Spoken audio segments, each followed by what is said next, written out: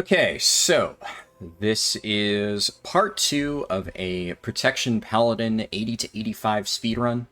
So, real quick, if you are watching the recording on YouTube on the second channel, then I have included a link to part 1 of this video or run in the description.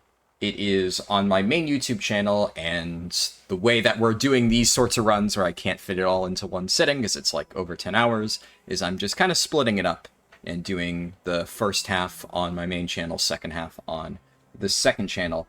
Really just because of weird YouTube algorithm reasons. Ideally, I'd like to keep both of them in the same place, but I can't really do that without sabotaging myself. But anyways, this is how it worked for the Blood DK speedrun, but I'm at least keeping you updated in case you're unfamiliar with how I've done that. Now, we're going to jump into it soon, shortly. This is where we left off. Basically got the second half of Uldum left, and then Twilight Highlands. I have like a little bit of rested experience here, but not enough to really make a huge difference. Deep Kick, can you drop a link for the second channel? I can do that. Yes, give me 1 second. I have it open on my second monitor. It shouldn't be too hard. There we go.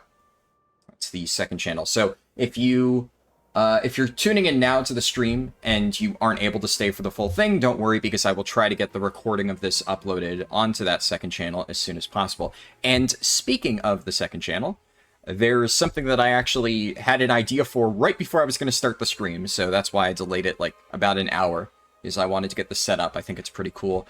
So I am now starting work, or I've been working on it a little bit, but I've like really started getting work done on my heroic Cataclysm dungeon guides. I did those for Wrath. Obviously, I know a lot of people have been asking me, am I going to do it again for Cataclysm? Absolutely, yes. And I was working on the thumbnails, because I like to have all that stuff done, you know, ahead of time. That way, when it like comes to the video editing, it's just boom, boom, just get all that stuff done. So I wasn't sure what format I wanted to go with for the thumbnails, because there's like a lot of different thumbnail styles that I've been playing around with, and I think there's pros and cons to each one. And I'll quickly, it's difficult to bring up the images themselves, but I guess if you're not in my Discord, I don't know if I've linked that, but here, I'll link that in case anybody watching this is not in the Discord, though I would imagine a lot of you are. But there you go. So in my main announcements channel, I've posted both of the thumbnails, but I've also posted, I'll link something else, a poll on the second channel. So there we go. So I thought, fun little thing that I could do is take both of the potential thumbnail designs that I've been working on and let you guys decide. Now, I can't necessarily guarantee that that's going to pick which thumbnail is going to win. Like, if it ends up being 45-55, then I might make a judgment call. But at the very least, this is a way for me to understand which one most people prefer. And ideally, I'm hoping that people will be able to give me insights into why they prefer a particular thumbnail. And then maybe I could tweak that design a little bit more. But the main thing is, the original design that I had for Wrath Classic, it's like, I can show it here. I can show the poll. Yep, that works. So I don't know if I will be able to, if I do open image in new tab. Yes, that works. So it's a little bit hard to see the way that YouTube kind of compresses the image for the poll, but this is the standard design that I had for the like Wrath dungeon guides, where I have the dungeon up top, normal heroic guide, you know, little Hearthstone art on the left, in this case Neptulon, right, because that's kind of the logical choice for Throne of the Tides. I was thinking either that or Azamat, but it's really hard to fit a gigantic Kraken into a small thumbnail, so I figured Neptulon just worked better. And then right side includes info on, and then all the stuff that's covered in the guide, because as anybody who's watched my dungeon guides know, I go for detail and quality over just generic, short, 1-minute boss guides, which is what a lot of people vomit out there, where it's like they're going to give you a half-assed explanation of the mechanic. I will give you a 3-minute explanation of a boss if that's what it takes to fully explain that boss. So I like having that little thing in the right side, because that makes it very clear that this is going to be a very detailed guide. This is not going to be one of those 1-minute click and get all the information in one sitting type of guides. However, there is a certain amount of information overload where, while that is the idea that I'm trying to convey, it can be a lot better sometimes to just have a very simple design. A lot of times simple is better. So the design that I've come up with for the second one, same general idea, right? But you have less text in the bottom right, and it's just big on one side, Throne of the Tides, normal and heroic, complete guide. And then still got Neptune on there because I do like having my little Hearthstone characters and stuff. But I think that both have strengths and weaknesses. I am very curious to see which one people prefer, because my gut really tells me that I should probably stick to what I know works, because this is what I used for the Wrath Guides, and the Wrath Guides did well. A lot of people like them. But at the same time, I never like to just do the same thing over and over and over. I do like to at least try to experiment if I think it's important. And I've also had other videos that are not dungeon guides with like a thumbnail style like this that have done well. So I'm like, maybe I should try that for dungeon guides as well. I don't know. I'm kind of pretty torn at the moment between which one I want to do, which is why I've put it up to a poll. So I will link that, or I've already linked that in my Discord. I linked it here on stream, and if you're watching the YouTube recording, you'll be able to find it on this channel that you're currently watching it on, but I will also include a link in the description so it is easier for you to find. But anyways, with that done, I think we should be ready to jump into the run. And Dig Doug said, "Hi, I've enjoyed your VODs. You're glad to see an actual stream. Awesome. Well, I'm glad to have you here at an actual stream." Also, one little final thing just before we start that I thought was interesting is you can see here that there's people on my friends list who are online, right? But these are actually people doing War Within Alpha. So for whatever reason, the testing servers for Cataclysm Beta and War Within Alpha are all on the same server infrastructure. So I can see them even though they're like technically playing a completely different game.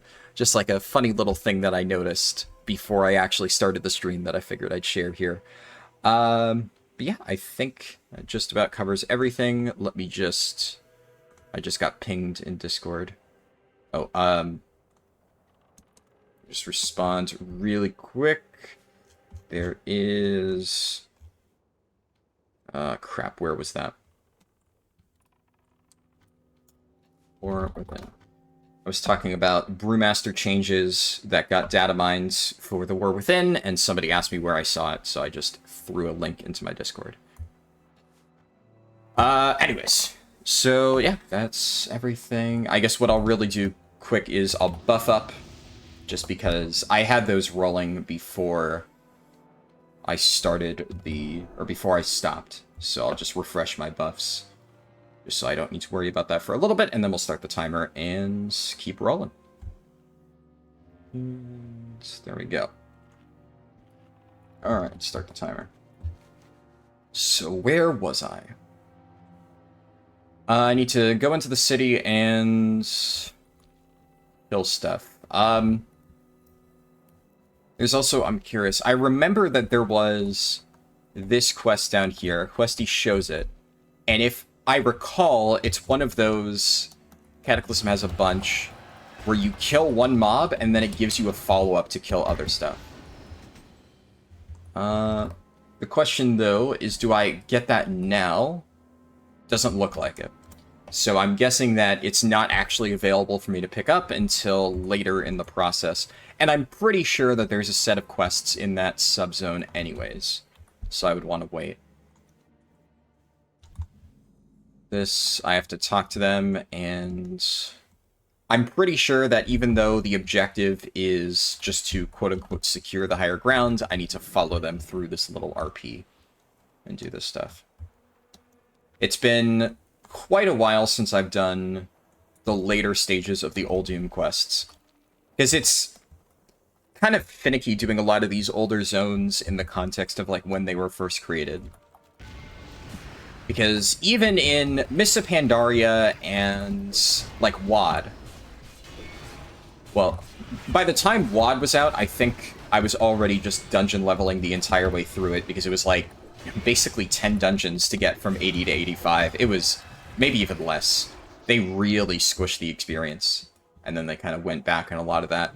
But I leveled a handful of characters in Mists. That's when I really first started getting alts up. Before then, I really only had my Hunter and my Death Knight. And I distinctly remember that by the time Mist was out, the general way that experience was squished made it so you didn't need to do the entirety of most zones. So I would do the very start of Mount Hyjal, like the first half, and then same later on with like Uldum and Deepalm and all that stuff. So I have really good memory of pretty much all of these quests, like the Ramkehen stuff, Orsis, Obelisk of the Stars.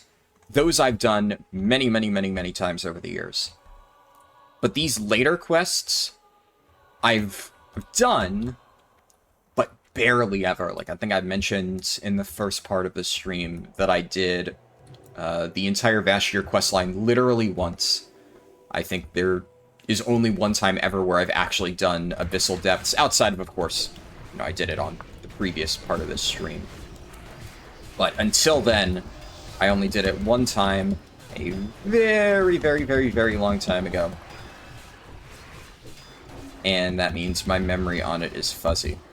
And I do believe that I've done the Uldum quests at least a little bit more. Like, I remember doing this section a handful of times, more than just once.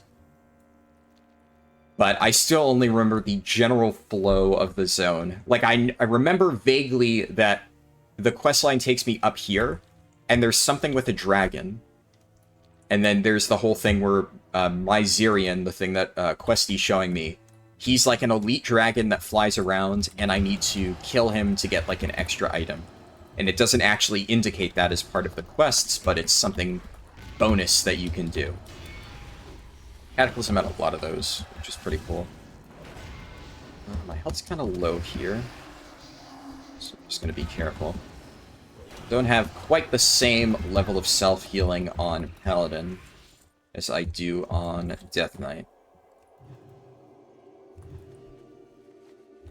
Okay, I need insignias, and I need Scorpion Lord dude. So I guess I'm going to do big AoE pulls on the mobs that I'm forced to kill. Yeah, these guys all drop insignias, so if I can tag you...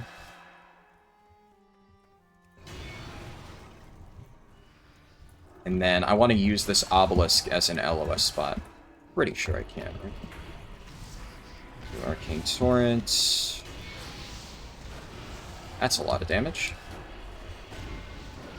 Oh my god.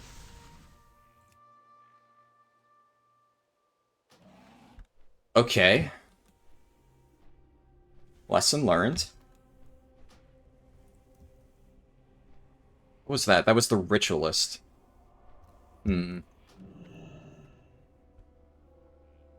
It's kind of tricky, actually.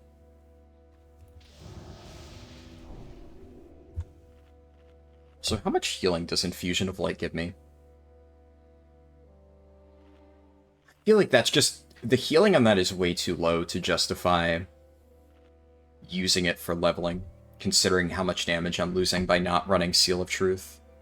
Because on like this pull, yeah, Seal of Truth, or Judgment of Truth, and the dot, which is part of Seal of Truth, is a really big part of my overall. I wonder, does this pillar not count as an LOS spot? It doesn't look like it does, which is... That, at the very least, explains why I was getting demolished as hard as I was. Because I was thinking, oh, I'm going to LOS around this little corner and round up all the casters, and that just didn't happen. And I wasn't able to actually cleave them down.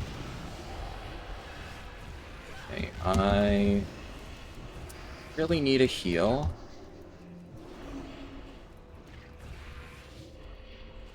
Oh, I accidentally bopped myself.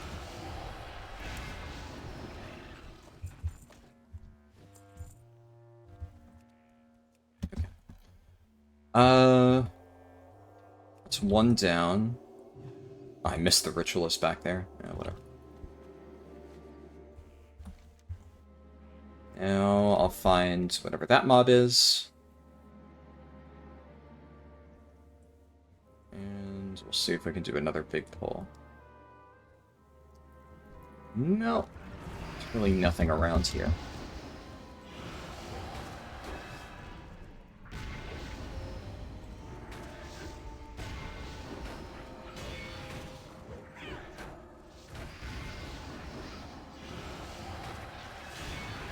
There we go.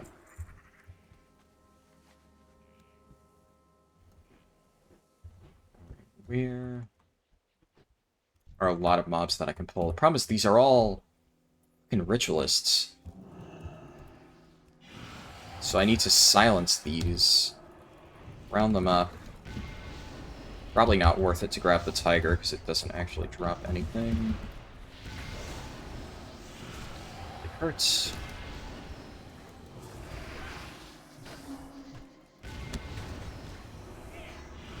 And... Jesus Christ.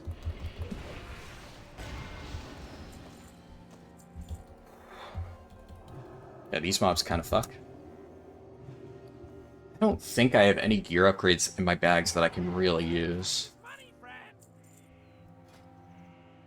Actually, yeah, this is a substantial upgrade even without enchants. Should be using that. This is one-handed strength mace. Yeah, this is probably just better.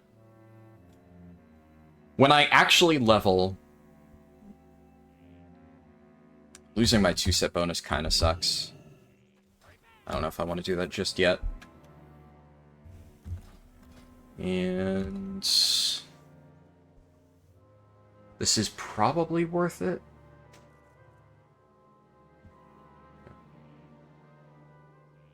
Yeah, when I actually level, I'm definitely going to bring along new enchants and stuff like that to replace my existing items. That'll make things a little bit better. And I'm just going to vendor all this stuff. It's the beta, so I don't really care about losing rare gear or whatever.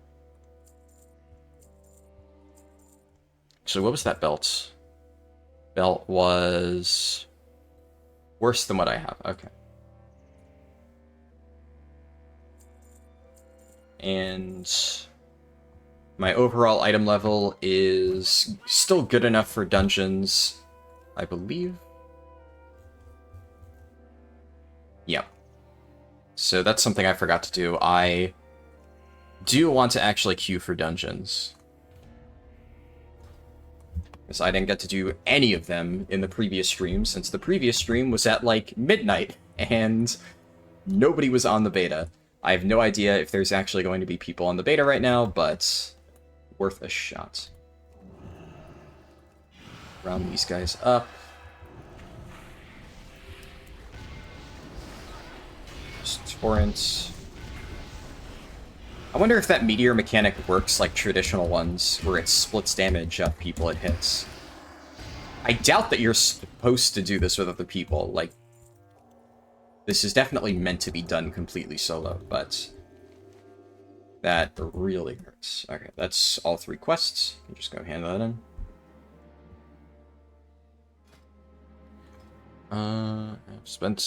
I have spent all my talent points. It's, yeah, just fucking... It's fucking rough.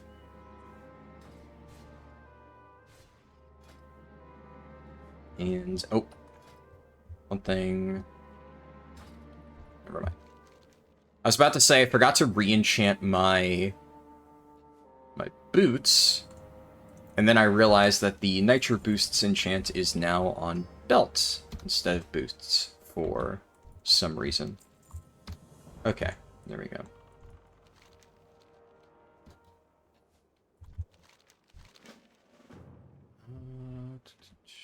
Where? There we go. Dark Pharaoh Takan. It's actually a Hearthstone character. Well, obviously, I guess it was a generic character in Cataclysm before it was a Hearthstone character, but Takan is one of the playable characters for the Dalaran Heist, which is actually like the best Hearthstone mode that Blizzard has ever made. It's kind of funny that they actually took some random no-name NPC from Cataclysm leveling and then expanded upon it.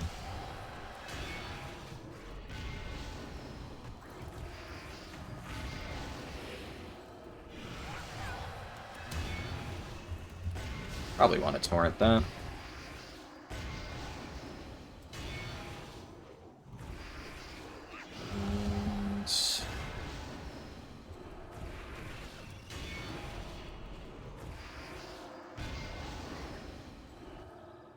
Oh, cutscene. Is this a skippable cutscene? Apparently it is, yes. Alright, back to Ramcan.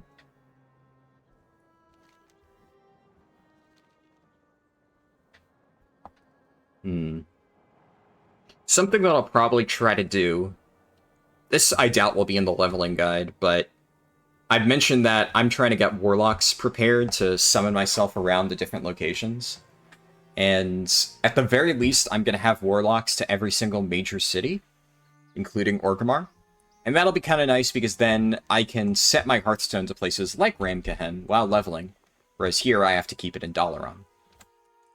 And that'll give me a little tiny bit of time save during the leveling process. Maybe I'll simulate that for the next testing run. I don't know. Actually, I'm not sure if my alt accounts have access to the beta. That could make it difficult to simulate something like that. That's in my bags over there. Alright. And this is the dungeon breadcrumb. But I'm like 99% sure there is more to the zone, especially because I haven't hit 84 yet. And I know for a fact that there's quests up here, but then did I miss something? Or is this going to then give me the breadcrumb to the other part? Because this is all the Indiana Jones quests. Harrison Jones, right? So I guess this might be the end of the Tol'vir part of the quest chain. But that wouldn't make sense. So I go into the dungeon, and I know that the quest is going to be right here.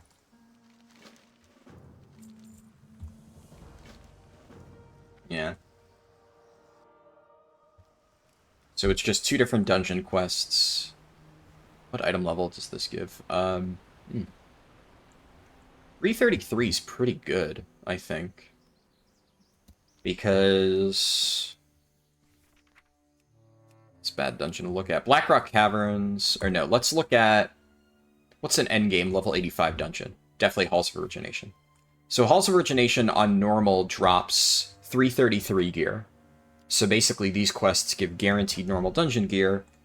And then heroic dungeons are bugged right now. Oh, okay. Well, we have at least one item that I can see. 346 item level. So a step up, but not by that much. And then Justice gear is around that level, I think. It's also 346. And Valor is normal raid level, basically what Zinrock is.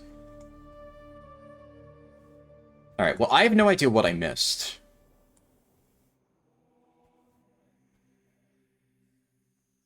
Huh.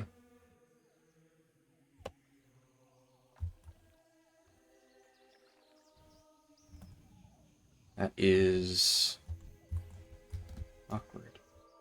Questy must be missing a breadcrumb or something. Because I definitely don't need to complete the dungeon quests to... Is Questy missing something? No, I just have all the dungeons. And I'm probably not going to be able to find any dungeon groups. I'm going to head here just on the off chance that this Questy breadcrumb is not lying to me. And maybe I did actually miss a quest here.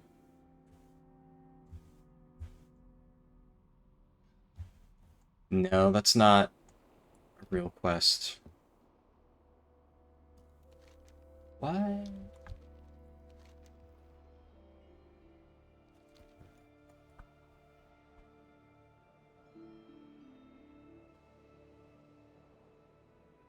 Where do I go? I must have missed something. Do I just need to fly directly to that little town over there?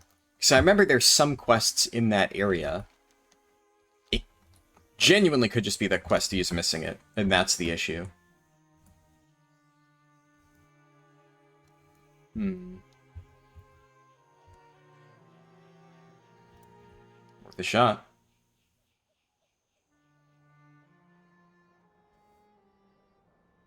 So I wonder if the rare elite in this area is up.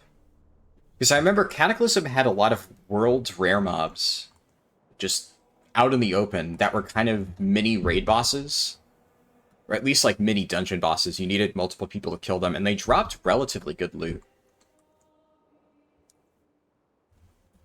I forget what they were. I'll have to look into that after the stream. It was like, I'm curious. Let me wowhead this. Jog my memory. Aeonax. There was one near Aeonax. It was like a big dragon. Okay, there is a quest here.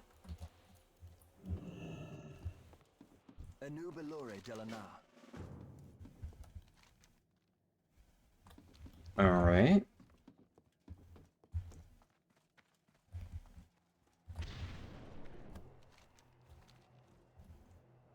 I guess Questy is just missing all of this stuff. Mingle with Ambassador Lawrence. They refined gentleman, a budding artist. The eternal sun guides us. We will have justice. Who else do I mingle with? A refined gentleman. Hey there. I don't remember these quests, like, at all. I'm assuming that these are the breadcrumbs for the stuff up here, because I know I've done those quests at least once. Where is... I guess the ambassador guy I need to talk to is... Yep, he's right here. See you around.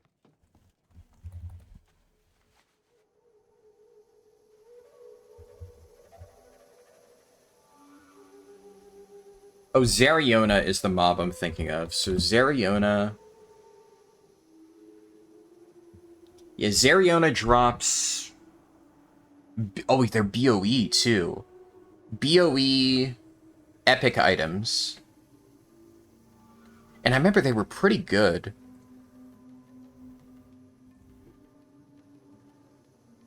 Yeah, so this comment says, there's 5 rare elite mobs added in Cataclysm. Gar, Mobis, Akamahat, that's the one that's over here that I'm thinking of. And then one in the Twilight Highlands.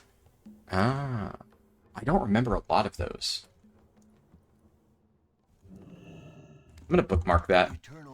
I want to remember to check it out after the stream, because I feel like that could be an interesting thing. Especially if you're, like, speed leveling, if they drop really good gear, being the first person to, let's say, loot one of those rare elites, that could be a really big thing. And...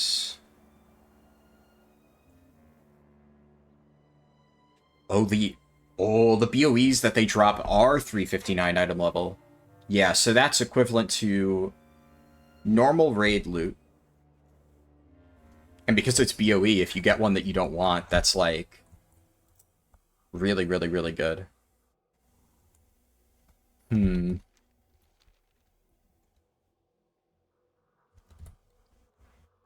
Oh crap. Have I been accidentally capturing the Wowhead page? Let me turn that off. I don't know how long I had that on. Hopefully not very long. I'm guessing it only happens... I think it only happened when I actually opened it up like a few minutes ago to check. But... yeah, that is interesting at least.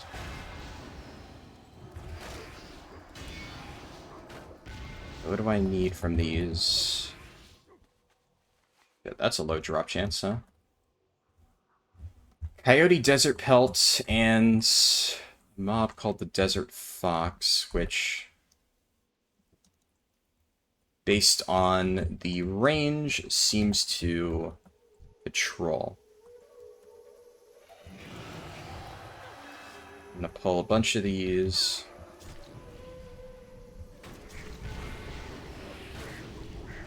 Holy shit. That Sapper Charge did a lot of damage. There we go. I got the Diseased Vultures quest. Is the drop chance on these really that bad? Oh, there's the fox. Nice. I believe that's all I need for the quest. Yeah, this is going to be a really annoying quest if all of the drop rates on these things are terrible. What? I've only gotten 1 out of 5 still? And they're all really spread out, so I can't even do, like, really big AoE pulls. I can't reach that vulture.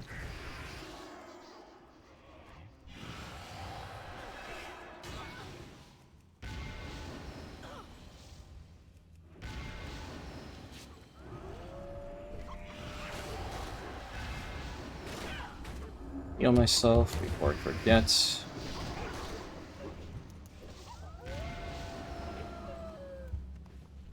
Okay, there's at least 2 out of 5.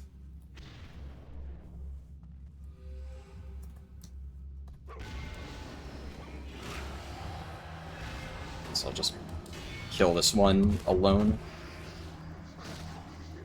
Miss. 3 out of 5, alright.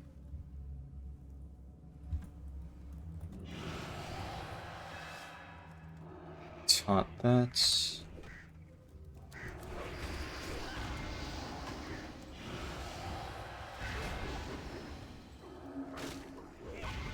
It is nice having Word of Glory as an option for healing. While Blood DK was honestly really good, I do think that if you're leveling a Paladin, it's probably still better to play Ret. Because Prot can at least kind of hold their own now, which wasn't really the case back in Wrath. But Ret is still much better for self-healing. They have a lot of really, really nice tools. And I've always done my leveling as Ret. Also, Divine Storm is just an infinitely stronger AoE ability compared to anything in Prot's toolkit. We just don't really have as many great options at the moment for, like, AoE leveling. And...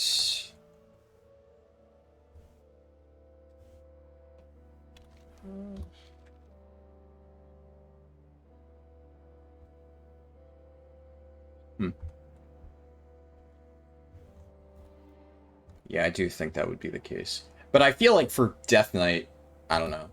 Blood seems like it's just by far the best option. I did so much damage on my Death Knight, and I was completely unkillable. Every single pull. Where do I go?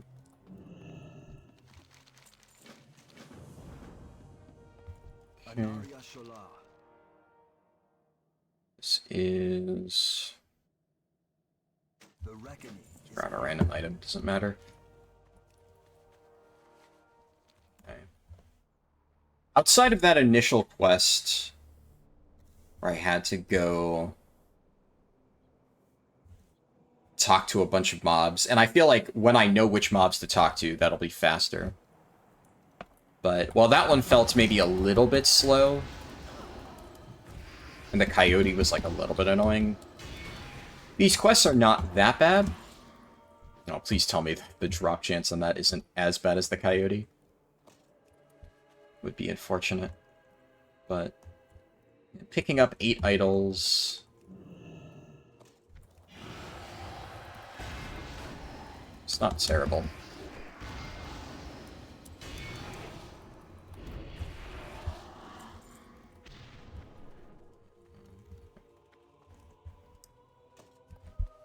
Where are... There's gotta be bigger pulls of Furious Spectres. Oh, please tell me the game does not expect me to kill these one by one with like a 30% drop chance of the actual quest item. Oh, I'm still not getting the quest item. Yep. Some of these quests definitely still feel kind of antiquated. I don't know. It's a shame because, like, the density here is honestly not bad.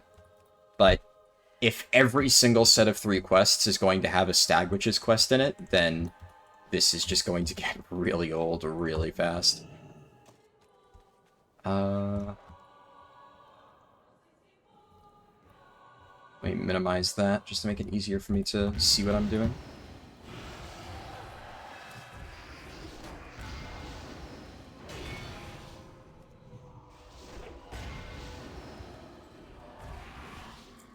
Jesus fucking Christ. Oh, I'm doing this wrong, aren't I? Yep. Yep. Okay. Never mind, this quest actually isn't that bad. I just can't read. That's my fault.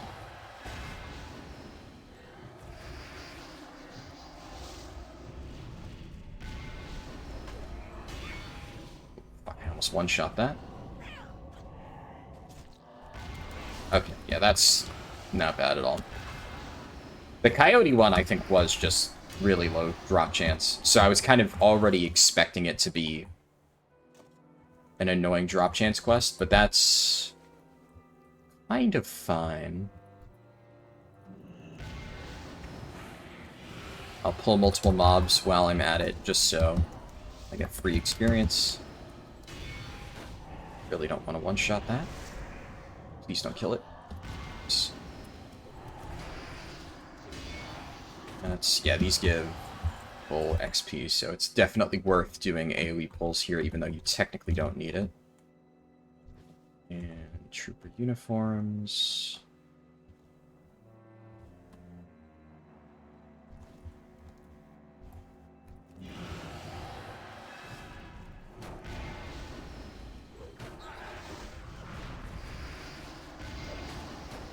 Let's assume that one's soul. Ooh.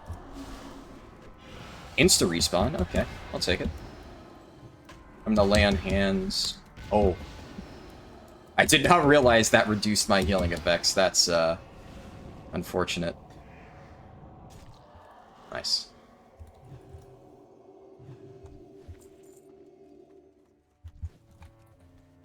One more trooper uniform, which I can just pick up there. Then one more spirit essence, and one more idol. Where's the closest idol?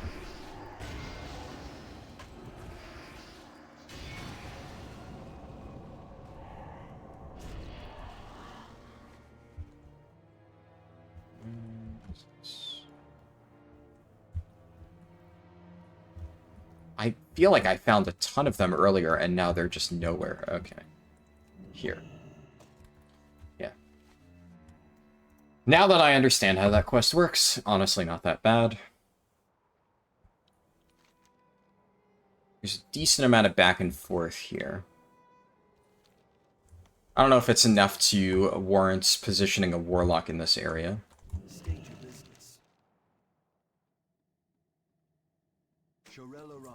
Perhaps.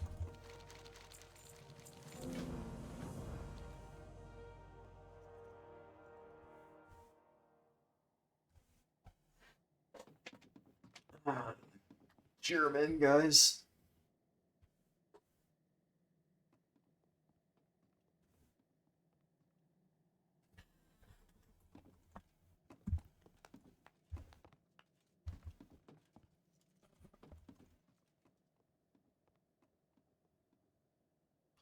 Really don't remember this at all.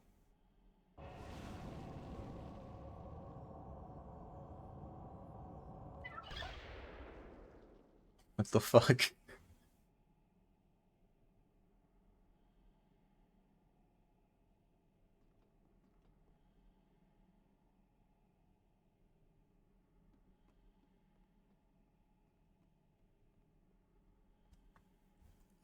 Is that the quest?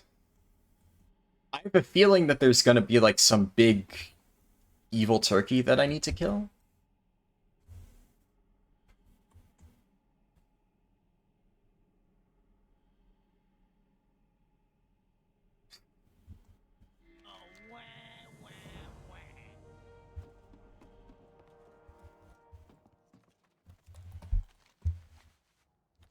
Blizzard taking every excuse to have a German guy yelling 999.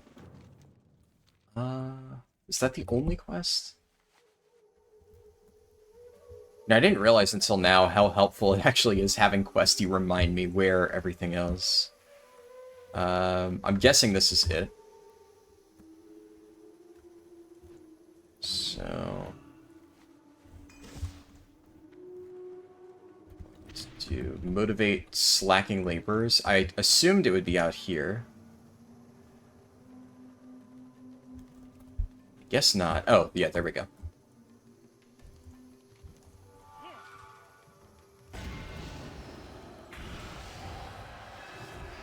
Then I assume this is one of those, DPS them down to 50%, and they're like, enough, I'll work, or something.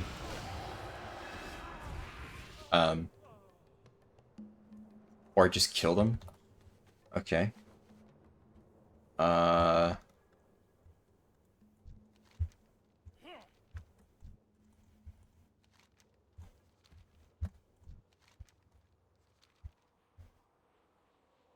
Okay, so I don't even need to fight them. In which case, I should just fly around, interact with all of them, and the ones that try to fight me, I ignore. The ones that give me insta-credit, I just... That's it. Okay, yeah. Just don't even bother with those. And there should be more down this way. Yep. That's 1, and that's 2. Perfect. Easy quest.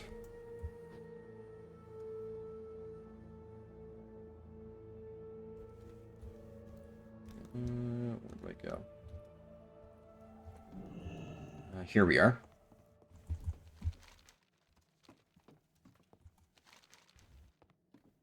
No, that's plate.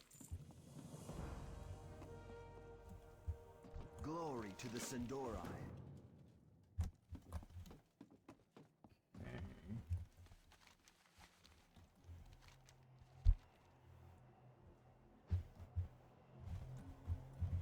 There's like nobody queuing dungeons right now.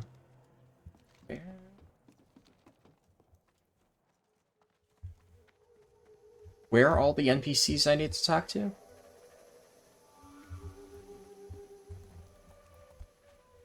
Huh?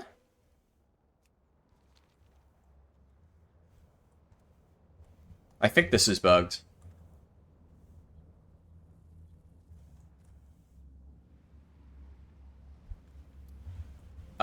Yeah, this looks like a phasing bug.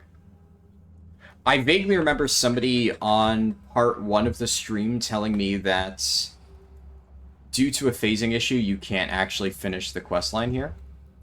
I'm assuming this is the quest they were referring to. Okay. Well, in that case...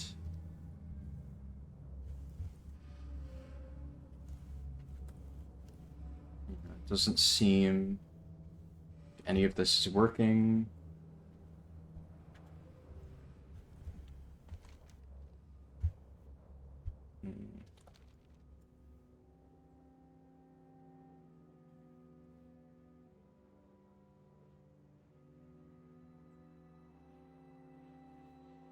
Alright,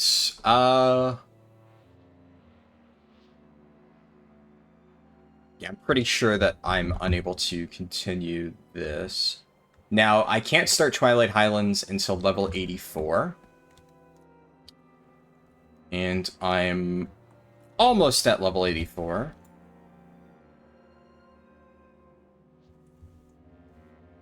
So I'm just going to fly around and just check to see if there's anything that I've missed.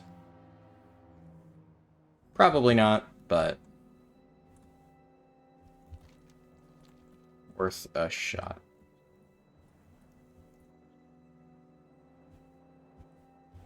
It's a little bit unfortunate, though. That does mean, realistically speaking...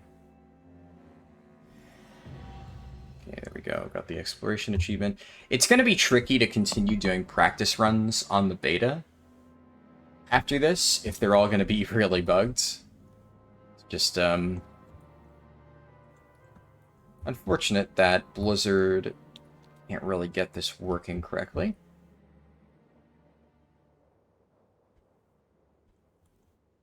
And one of the other things is I really want to test dungeon leveling for 80 to 82, but since it has been ludicrously difficult to actually find people for dungeons, what I will probably have to do is shortly before Cataclysm launch, which really is just...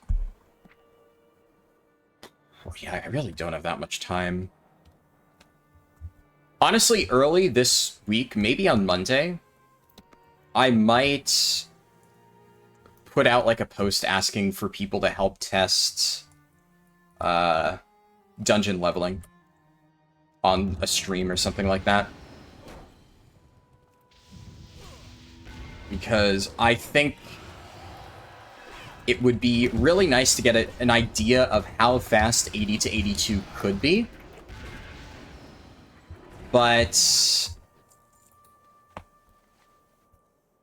the issue with doing dungeon spam is obviously there's going to be a million people running dungeons day one. So,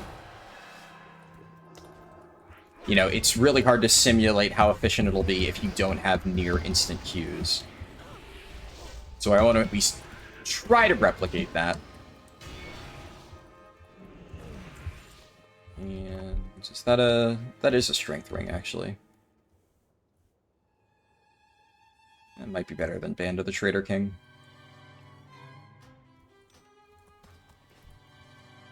I'll just kill random mobs until I hit 84.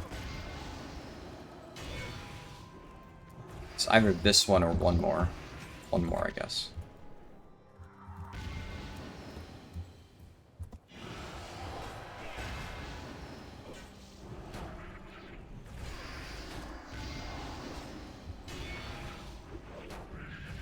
There we go.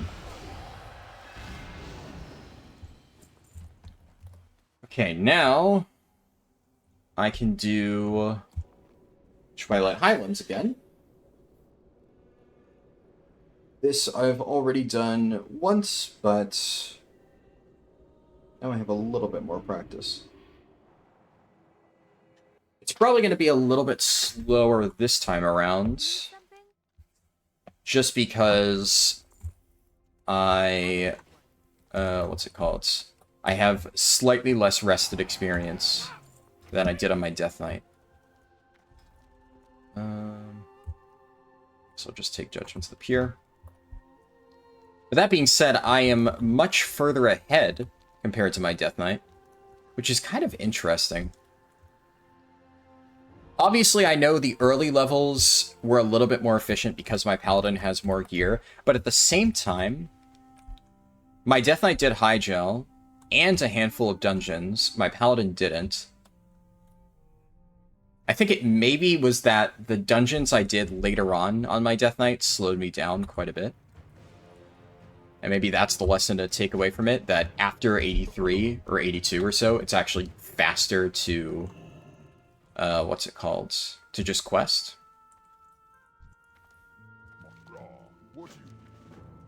Also, oh yeah. My Death Knight did all of Deep Home, and Deep Home felt really slow. Okay, right, I remember this now. So I think it's definitely safe to say that Deepholm is relatively inefficient as far as questing goes, outside of the early quests, which aren't too bad. And the early quests, the nice thing about them is they're all like just kill generic mobs spread out over a fairly wide area. So I think if you're waiting in between dungeon queues, which I suspect you'll have to do quite a bit, provided you aren't queuing with a 5-stack, then early Deepholm could actually be quite nice. Because... what's it called? The early parts are really not that bad. Oh, shit. There we go.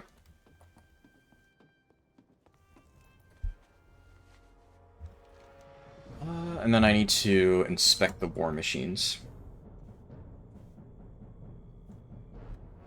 One summon location that I'm definitely going to have prepared is the Ashara port. There's going to be a point in time where it sends you out there, and that's going to... Let's see. Ah, yes. And then Discipline Chief Engineer.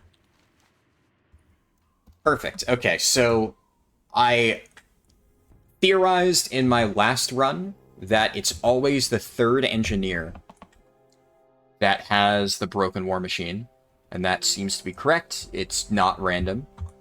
And since there is like a 2-minute respawn, that's going to be a major bottleneck. So, in theory, being one of the first people on your server to get to that quest is going to be good. As long as you get there before most people, and you're not sitting there waiting with like 100 other people on that one war machine to respawn, you should be fine. So, 318, that is, yep. Slight upgrade. This is where I go to Ashara, right? Yep.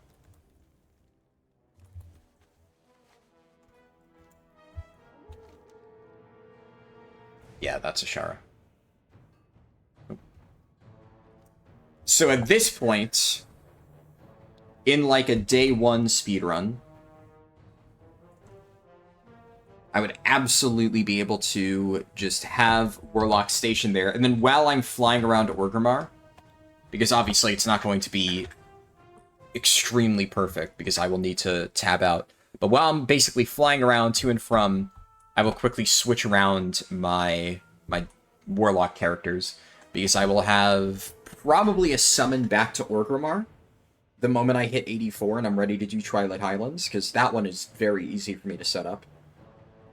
And then, the moment I get the summon back to Org, I start switching my Warlocks over to Ashara. Then as soon as I'm ready, I summon myself all the way over here. And that's like a moderate time save. The biggest one is having a summons straight to Uldum. Because the fastest way to get out here, is the Uldum intro, is still to go to Caverns of Time and then fly. So if you summon yourself directly here, you're saving yourself either a ridiculously long flight from Orgrimmar, or even a short flight over from Caverns of Time portal. Which will be very, very nice. I'm still debating what other ones I want to set up, because I only have a limited amount of time. And I have a lot of Warlocks that I could potentially level, but it's... I don't know, it's tricky to decide what's actually worth doing. Okay, AWOL, Grunts, Disciplines. I know there's a bunch in here.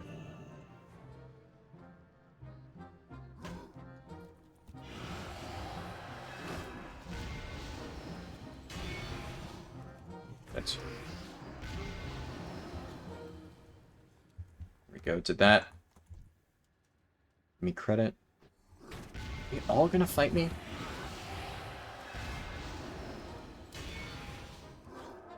There we go. I'm looking for clusters of 3 grunts. I also want to turn in these quests before I do. Because then I can look for that stuff while I'm disciplining the grunts.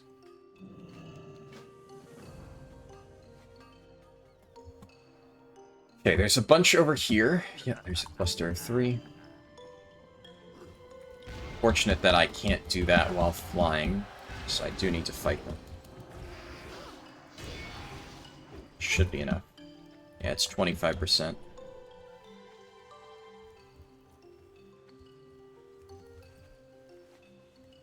Okay, there's the Samaflange guy that I need to keep an eye out for.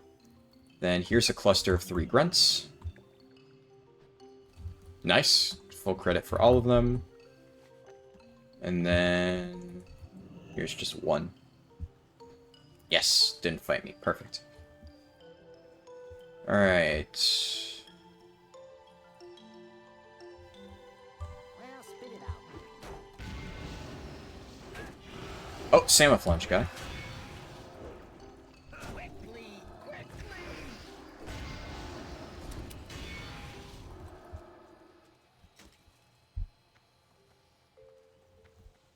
Come on.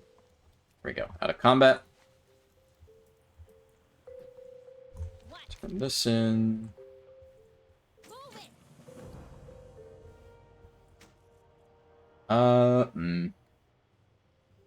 At this point, it's probably worth dropping my tier set bonus. And then, where are the shoulders that I had earlier? Did I vendor them? Oh, fuck me. Alright, I'll keep it for now. When I get a new pair of shoulders, then I'll drop it. Yo, can I help you with something? Go for it. It's my way or the highway, pal. Alright. Another thing that'll be interesting is this roleplay section here.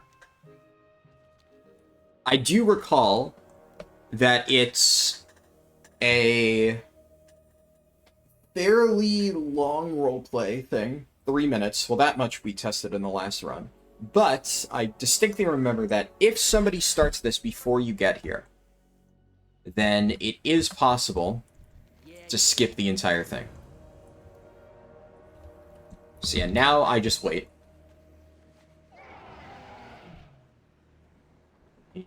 Oh! Instant. Okay. Did someone start this already?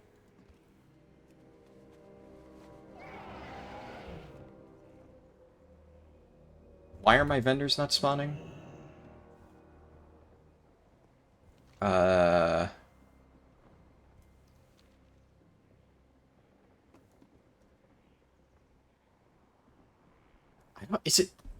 I don't think it's supposed to spawn instantly. Unless somebody activated this early. But there's nobody else here. So I don't know who activated it. Alright, I'm not gonna complain then. Chart course east with all possible speed. We'll rendezvous with the main fleet. Sure. Aye, aye, sir. So I really don't know why my Traveler's Tundra Mammoth vendors aren't working. I wanted to clear my bags a little bit. Maybe it'll be worth bringing along at least 1 or 2, like, repair bots or something, just in case I need to vendor, and my vendor NPCs are bugged out.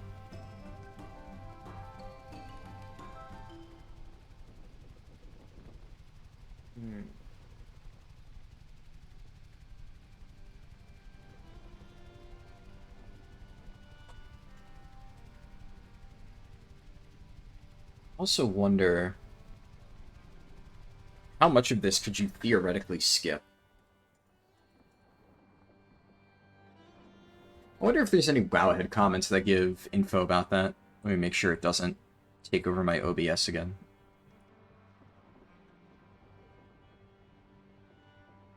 So, Twilight Skies.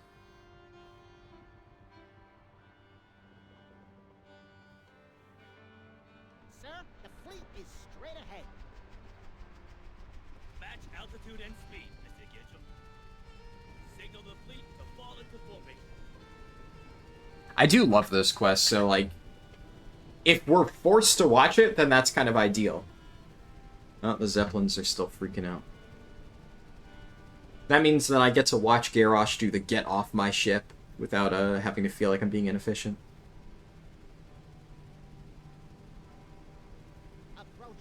understand all spans, sir.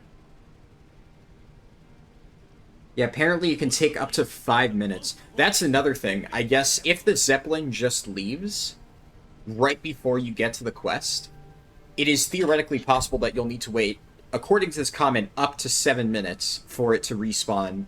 And then there's still the forced 3-minute wait, which somehow I skipped. You're coming in too low. Too low. Pull up. Pull down. Pull something.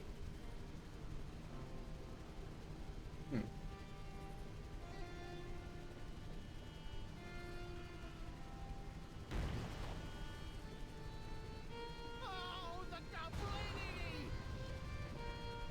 The valley should mask our movements. Stay low, stay close. I don't want to see any more mistakes. Fellow warriors of the Horde, hear me now! Ahead hides our foe, worshippers of chaos who seek to remake the world. A new world is coming, friend. But it Let's is see here. the world of their design. Together, we will crush the Twilight's hammer, raise their stronghold, soak the earth, and burn the bodies. War will tremble at our might. So, from what I'm reading, if you try to jump off the Zeppelin, the quest breaks and you have to restart it. So it doesn't seem like you'd be able to skip ahead. Today, we will remake the world, our world, for the Horde. Coming up on the Twilight Highlands, Captain. Look, dwarves. They sulk like prairie dogs in holes in the ground.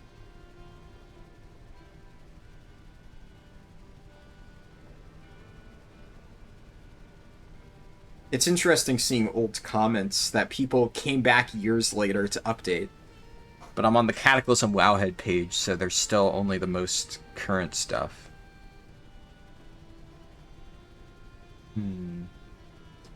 I wonder what the Alliance version of this is. I honestly do not think I have ever once in my life done the Alliance introduction to Twilight Highlands. You know, I think that my next speedrun is going to be an Alliance Worgen Druid speedrun. Deciding it here. That end orders away as close air support. That way I can, that way I can test the Alliance quest, which I need to do anyway. But I figure a full Alliance run, and also, if I'm gonna do an Alliance character, a Druid, that feels like the best way to do it. Yami the Abyss said that Zeppelin is dead as hell. Yes, it is. What the what? It's an attack. The guns! Man the guns! I think one thing that I'm gonna try this time is... Oh! Look, a bot message. I get to ban this guy. How do I ban? I forget moderation shit. Yeah. Oh, God.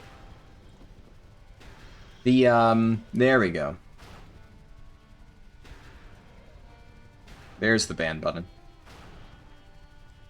Yeah, they pop up every now and then.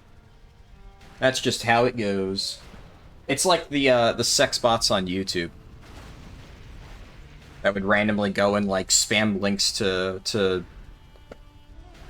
the sites that have the I don't know what I'm gonna get demonetized for saying. YouTube is like really finicky these days, but they you know, the bots that advertise the not great websites.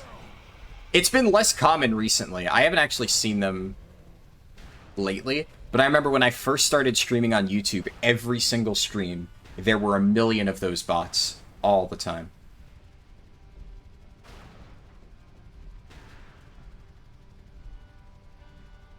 Yeah, okay, so this time I'm not actually going to fight this mob. I'm not going to do anything. All hands out! One I want to see shoot it! what happens if I just don't do anything. Do something! That's an order! I'm assuming it just keeps flying around, but I just want to make sure. Yep, okay. Because last time I fought the dragon, and I think right as I killed the dragon, the parachute spawned. And I thought at the time, oh, maybe I need to kill the kill the dragon to get the parachutes to spawn to finish the quest, but it looks like it was just good timing. And if you just wait long enough, the parachutes will spawn regardless of the dragon being dead or alive. And what that means, that's really nice. Assuming there is absolutely no way to skip that. Like, on one hand, it kind of sucks for speedruns, having completely unskippable stuff, and you'll see there that I got credit for the quest as soon as I parachuted off. So it doesn't look like summoning myself to this location would do anything. What do I do again for this? I vaguely remember there being like a boat that I need to ride, but I guess it's not mandatory. This is probably faster.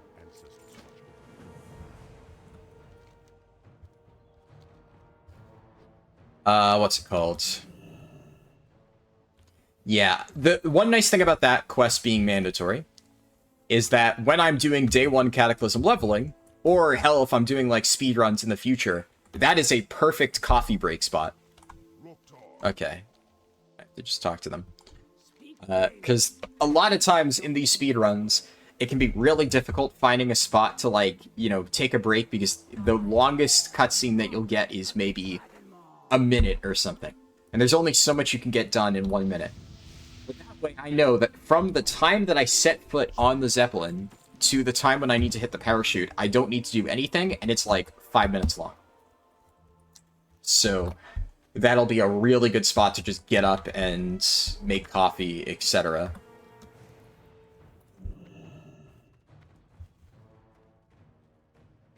Alright.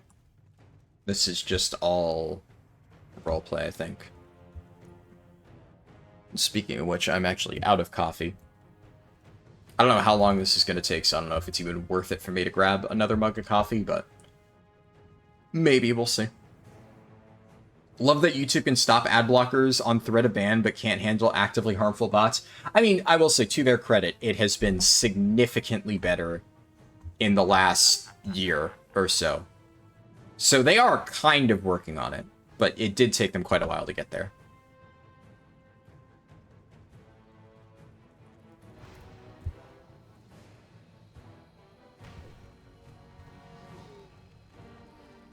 There's like a lot of new War Within news coming out, but no, there's like barely any actual tanking updates. The only tanking updates we've really gotten so far is they just posted a few minor changes to Blood DK and some decent changes to Brewmaster. I'm actually quite happy with the Brewmaster changes. I think Brewmaster still needs a little bit more. Honestly, very little. Because, what's it called? Brewmaster right now, the biggest issue is they have way too many maintenance buttons. And they removed Bone Dust Brew, and in an earlier build of War Within, they also removed White Tiger Statue. And they've changed a few of, like, the mechanics to make it so you get, like, some extra passive survivability. Like, there's a new talent that just got added in the latest War Within builds that gives Brewmaster overhealing protection that scales off their critical strike, which is actually kind of wild, in a good way. Because Brewmaster, we already want to stack crit. Crit is, like, ridiculously good for us. And the biggest issue with Brewmaster's crit is that because it's entirely based around our healing, like our current crit gives us Celestial Fortune, which makes it so we have a chance to get additional heals whenever we get healed, and that also includes like our self-heals and external heals, etc. And Brewmaster's Expel Harm, which is their main self-healing option, when you have a shit ton of healing spheres, a lot of times it's just a massive overheal. So it's a good healing button, but unless you time it when you're really low, which I usually do just to try and get max value out of it, but that can be really, really spooky if you're, like, getting demolished by a boss, and then you have to wait until the absolute last moment to press your Expel Harm. Sometimes if an instance of damage comes out that you aren't really prepared for, it can really fuck you over.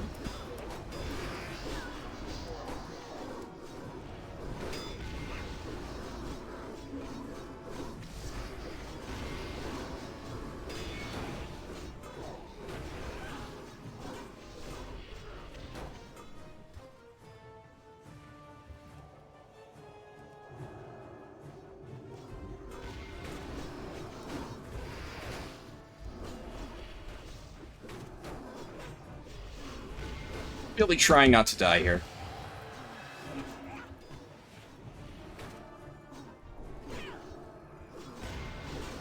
Oh my god, yeah.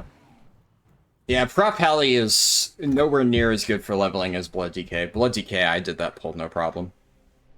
The main issue is, right now, Word of Glory having a cooldown is just really, really bad. It makes Prot Pally feel kind of awful to play, if I'm being honest. We have relatively limited AoE compared to some of the other tanks. Single target, they're like good, but then they maybe like if I had gotten a bunch of healers from this, it would have been easier. I don't know. I just think it's, yeah, Blood DK feels amazing for sure. It's almost like kind of hard to compare because Blood DK right now in Cataclysm feels like so fucking good. It's like playing a retail tank. Better than retail tank. I genuinely think Cataclysm Blood DK feels better than retail Blood DK. So I almost don't want to compare the two of them directly, but like I've been leveling my Prot Warrior, and Prot Warrior actually feels really good. I know that it struggles in endgame content from what I've heard, more so than some of the other tanks. And like Prot Pally, obviously in a dungeon setting, if our biggest issue is lack of great healing, well, we have a healer for that in most cases, and Prot Pally definitely has really good mitigation. The issue is that mitigation will only get you so far in a solo leveling context. You need self-healing to really survive, because you're just eventually going to get whittled down. Whereas one of the greatest strengths of a tank in like dungeons and raids is being able to, you know, damage smooth, right? It's why Brewmaster in retail, despite objectively taking the most damage out of any tank, if you look at like most Brewmaster's like damage intake, they're considered to be one of the better tanks for raids because Brewmaster takes that damage over a much longer period of time. So while some tanks may have really good cooldowns, and for like a period of time they will be taking basically no damage, and Brewmaster is getting constantly blasted, well, the difference is that Brewmaster will be constantly blasted significantly less than the average tank, and healers, if they are paying attention, can always keep them alive. But similarly, one of the reasons why Brewmaster is such a terrible spec for leveling in retail, terrible is relative, it's a better spec, but it is one of the worst tanks for leveling, is because it just doesn't have consistent healing. And you can survive a long pull, but eventually you're just going to run out of healing options and you'll just be getting chipped down, whereas Guardian Druid, they can drop down to 10% Frenzied Regen and they're back to full. And it's just night and day. And that's kind of why Blood DK right now in Cataclysm, having the most consistent self-healing out of any tank while leveling, just makes them really, really, really easy to play. And, well, strong. They're easy to play in a good way. Prot Paladin raid, yeah, that's another thing. Prot Paladin in pretty much all versions of WoW has amazing raid utility. And the thing is, though, Prot Paladin at the same time, right? Like, in retail World of Warcraft, all of these issues are fixed. Prot Paladin, I've gone on record saying I think it is one of the best retail leveling specs, even better, in my opinion, than Ret. But one of the reasons why retail Prot Paladin is so good is because of Word of Glory. It's because I think it's still called Word of Glory in retail, but you don't have a cooldown on Word of Glory, and you generate like a shit ton of holy power, especially when you get a bunch of hits on your Avenger Shield. So you also get like a bunch of free shielding. Whenever your Avenger Shield deals damage, it gives you a light amount of shielding. So you do these massive AoE pulls, you're proccing Avenger Shield, you're generating a ton of holy power. If you're ever in danger of dying, you just Word of Glory, and it does really good healing. It also, I don't think we have that yet. Maybe, is there a talent in Cataclysm that does that? Maybe you could argue that, like, dropping Vindication for Guarded by the Light would be better for leveling, but I still think that just wouldn't really be that good. Like, Eternal Glory wouldn't even really be that good. Yeah. Yeah, so like last word, basically this thing that H-Pals have, which obviously you wouldn't be able to, apparently, is WOG like a slur in a different language or something? Because Twitch actually gave me a warning on your message, Deep Kick. I know that it means Word of Glory, but there must be some language where WOG is a slur or something for Twitch to pick up on that. Glyph for the hot on Word of Glory. Oh, which one is that? Yeah, so there's increased healing. Yeah, but like increased healing done, and you're losing damage, 10% damage on either of these. I don't know if that's really worth it. What I should have done there is, the main mistake I made is instead of bubbling, I should have done Lay on Hands, which, yeah, that's my bad. Long word. Yeah. The main thing is, in retail, another change that prop helis have is the lower you are, the more your Word of Glory heals for. So, by timing it right, you can get basically near full heals with it. So, Protection Paladin has really, really, really good self-healing in retail, WoW. And I think we're getting there, but we're not quite there yet. And in situations like that, one of the things about, like, Protection Warrior is, in retail, Prot Warrior is... Their main issue for leveling is just that their damage doesn't scale quite as well in a leveling context. But survivability-wise, they have some of the issues with Brewmaster Monk, but at the same time, on a pull like that, where there's a bunch of mobs that you kill off one by one, like right here in what's it called? In Cataclysm Classic, a Prot Warrior would have smashed that pull.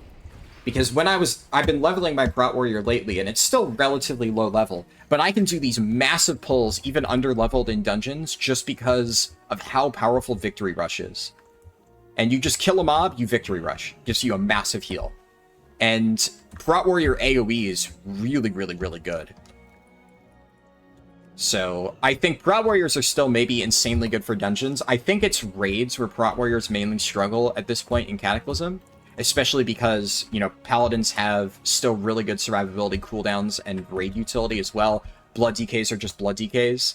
And Guardian Druids, I think, are considered to be one of the weaker tanks in a vacuum compared to Prot Paladin and Blood DK. However, I believe that really good Guardian Druids are, technically speaking, better than Prot Paladins because of their ability to shift into Cat and basically be a DPS.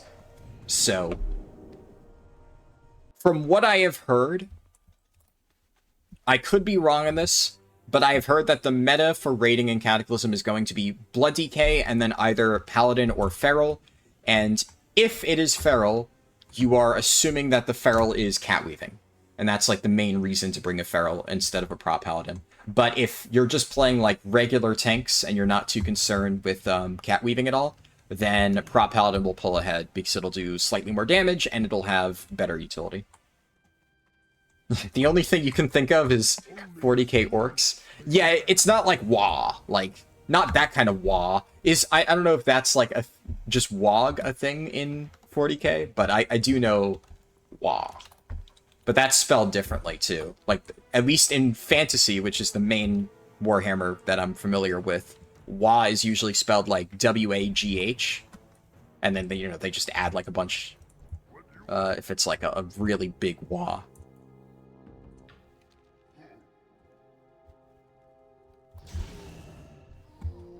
Yeah.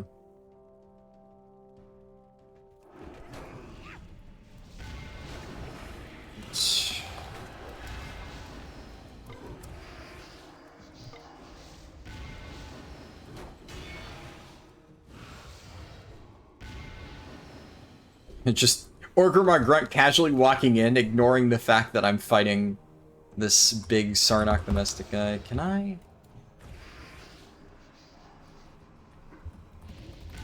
Yeah, I refreshed my debuff. Alright. He's still immune there, but that means that he'll die slightly faster when I'm back.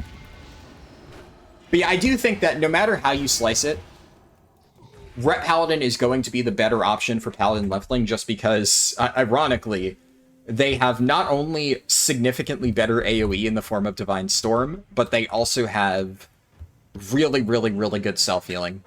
Like, insanely good self-healing while leveling. With, I'm pretty sure they still have Art of War, right? Ooh, that's... Victory or death. Yeah, that's definitely big.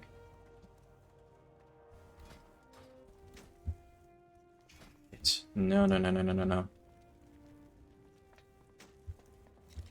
Let's switch that out. Google says it's a British slur. Huh. Interesting.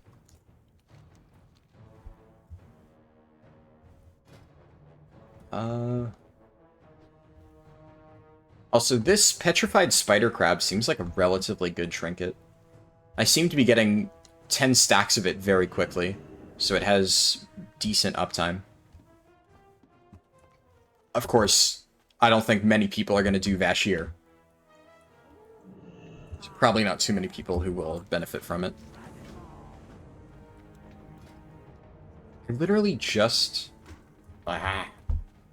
Just switched that out, and it did not update.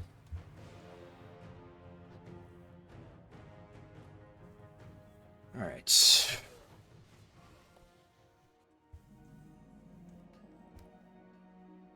Throw home. Straight. I seen you around here before. Okay, kill a bunch of Naga, pick up exploded mortar shells.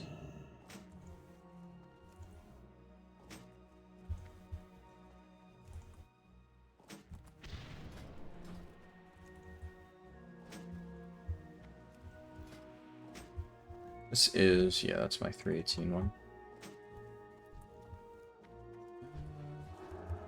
Oh, wow, the guards one-shot that. Yeah, I remember this quest being kind of annoying when I did it the other time. So the mobs respawn in bursts like this, so you need to catch them while they're on the shore.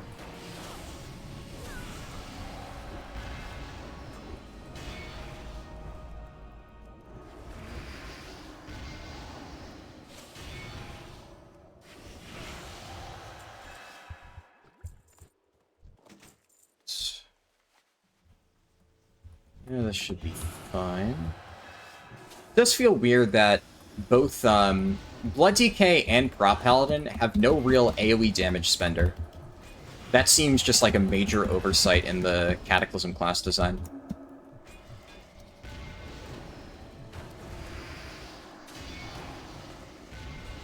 Shit, shit, shit. Oh my god.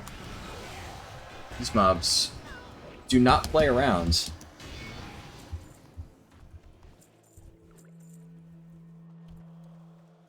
So many casters.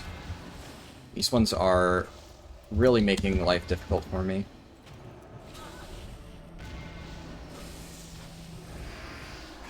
Silence is nice. I wish Avenger's Shield resets were a little bit more frequent. That would make this feel a hell of a lot better.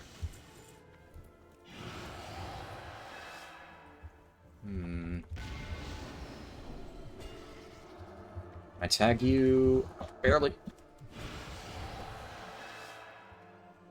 And then I guess I'm just gonna wait here for more of them to pop out.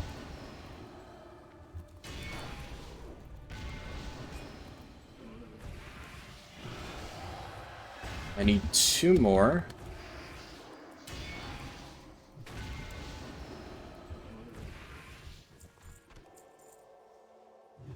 There's 2 more. Just ship myself over.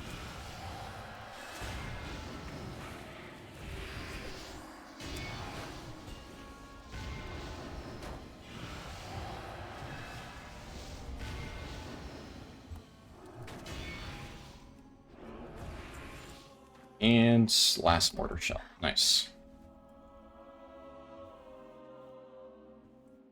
There is... See you around, friend. Don't be a stranger. Hey.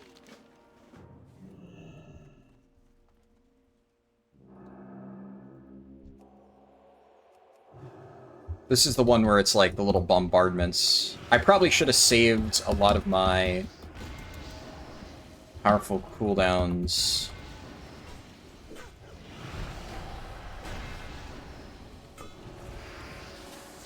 All the extra. Nice. Yeah, those mortars actually, they're no joke. That did a decent amount of damage. So that is definitely worth dragging him into. Yeah, okay, that's pretty good.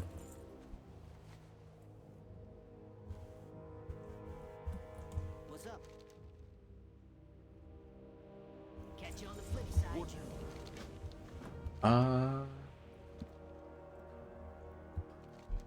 Yeah, so then I know it sends me over there to Blood Gulch, and Blood Gulch is relatively efficient.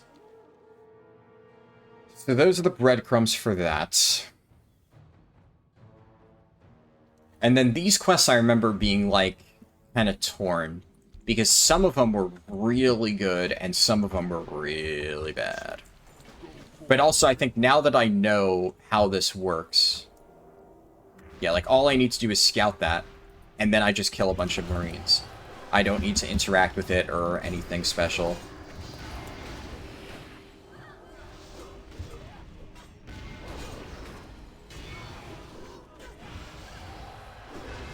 Definitely interested to see what the Alliance side of this questline is like, because the early parts are almost entirely Horde.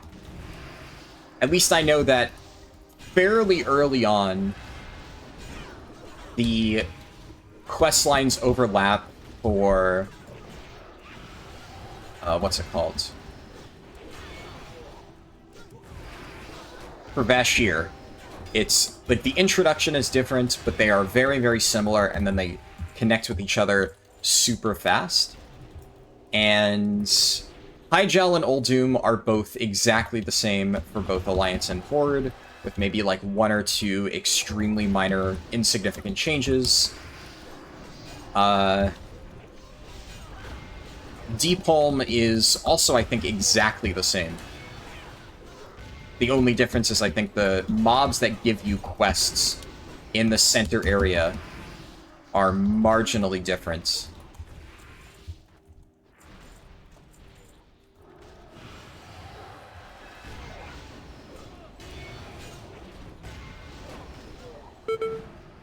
Oh, shit.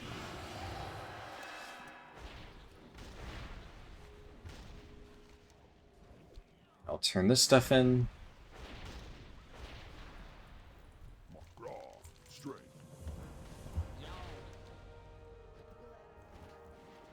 Yeah, what do you want? Salvageable Shredder. Oh yeah, this quest. I wonder if it's in the same spot every time. When I did this quest before, oh, slightly different location, but general area is the same.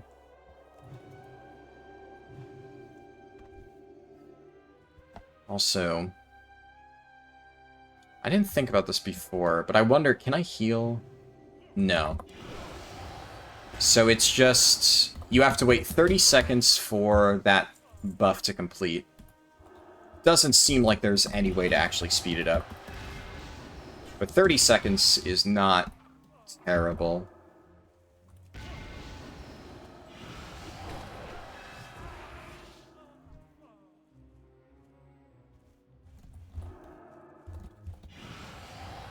And then this should be the last mob I need to kill. There might be more that spawn, so I'm going to just hop into the air. That way, the moment I get credit, I can leave.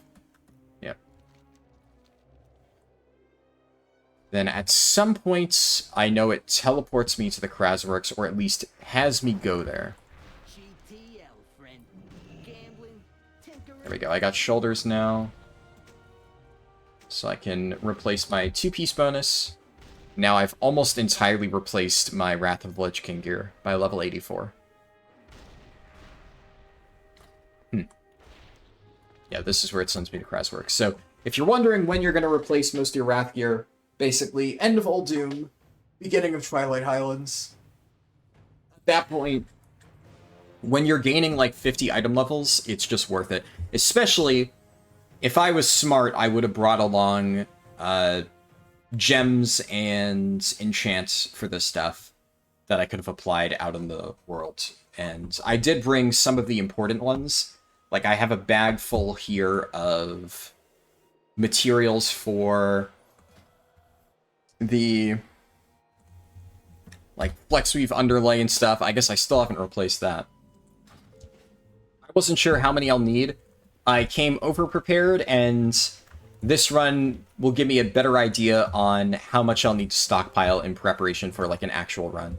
And it seems like I vastly overestimated how many new cloaks, especially, I'd get. So next time I won't need to prepare quite as much, and that means I'll have a bit more free bag space. So that was definitely clogging up my bags quite a lot throughout the course of this.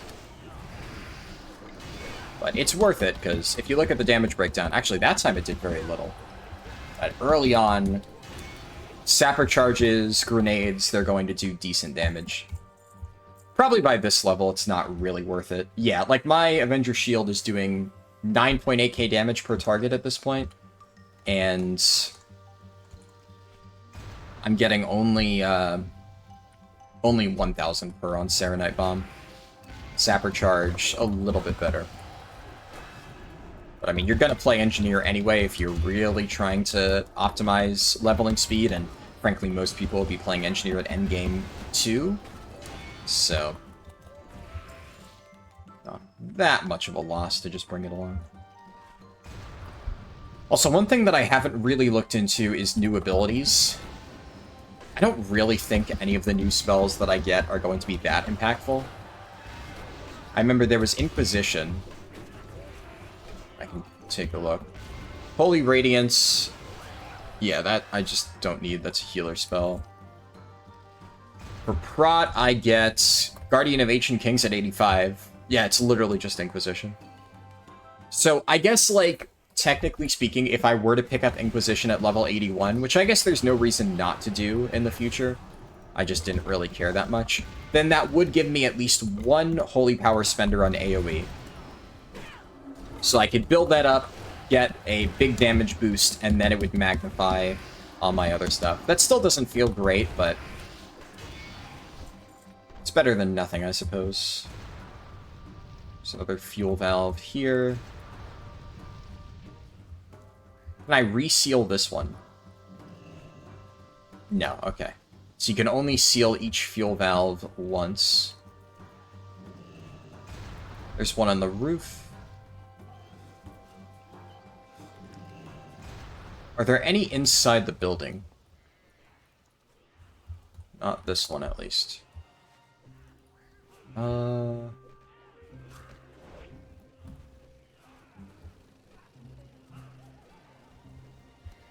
Where's a good location? Okay, there's one right up here. Fuel valve. I don't think there's any on the Zeppelin itself. Ideally, after I kill all the dwarves, I want to find a spot where I can get valves without being in combat. That one, if I go for it, the Wildhammer Raider will attack me. This one I should be able to get on the roof without being attacked by the Griffins. Perfect. Okay. And this type of quest... shit. Let me just actually, yeah, put this...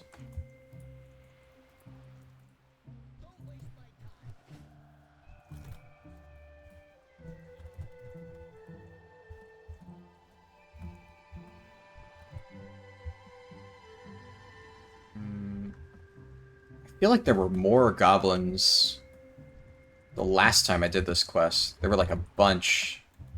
And now they're just so spread out.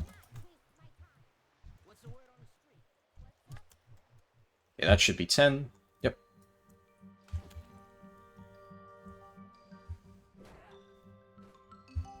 Alright. Go! Go! Makes sense. I get no respect around here. Quickly, quickly! Move it! Big shot, huh? I ain't getting paid to chat. Alright, this was the fucking quest. This one was really annoying. Is this... I'm gonna try out a different spot this time. There's like barely any Griffin Riders here, though. Oh, I can actually get full control over the cannon. Oh. Why don't all of them work like that? Yeah, because the last time I could only go left and right, it locked my ability to aim up. And that made this quest nearly impossible. That could have just been a bug. But okay, if I can aim in any direction, this is actually not bad.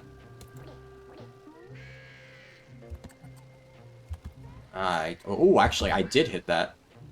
Nice.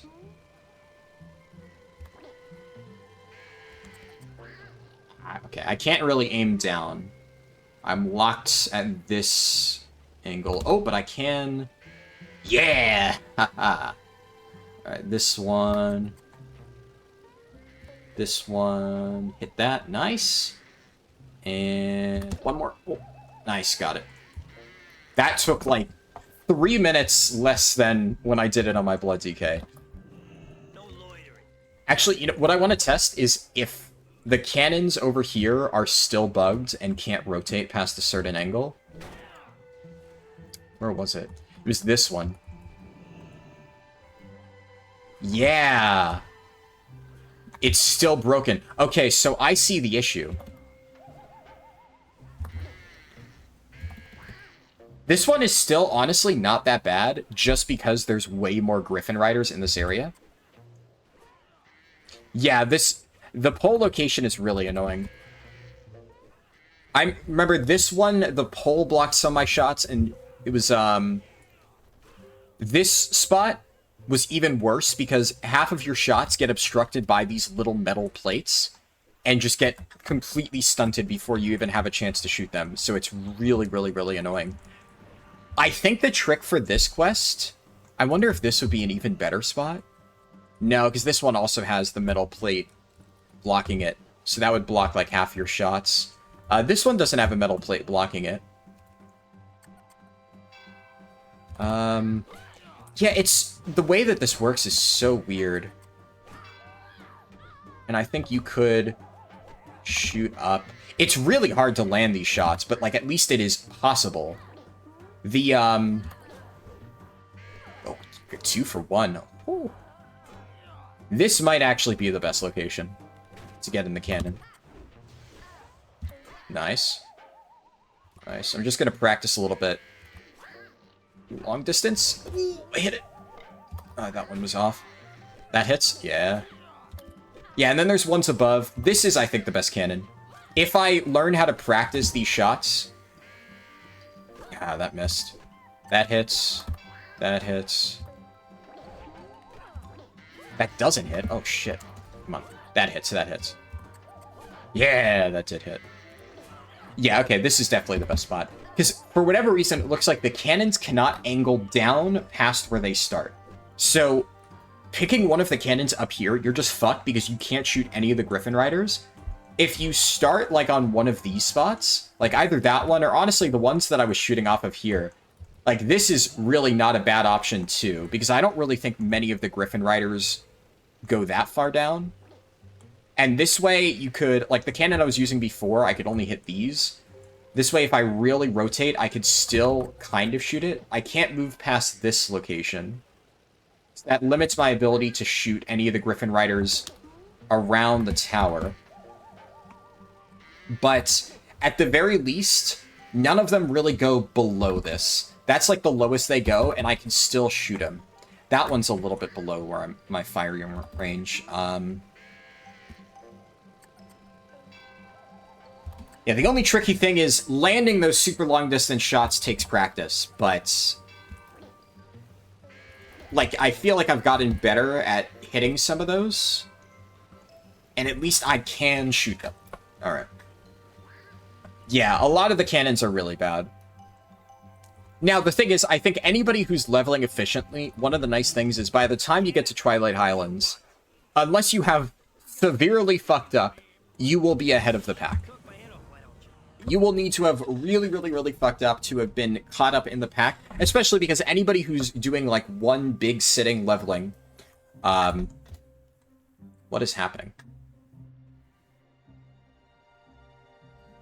Alright.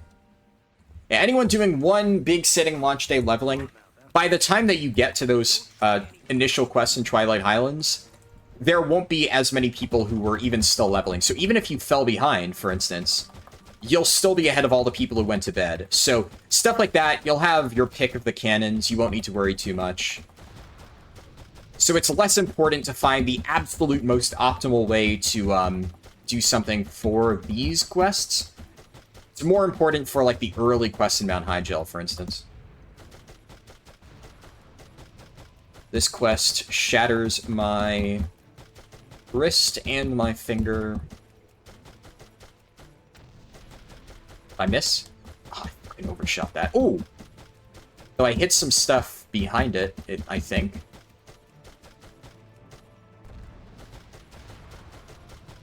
What am I missing? What am I missing? I need just marksman, so it's just these. And that's it. Nice. Okay, I did that way faster this time than before. What do you want? Don't waste my time. Nice, and then I jump off and just go in. Alright, the main thing that took me time when I did this before is figuring out where the hell it wants me to drop the bombs. And now we know...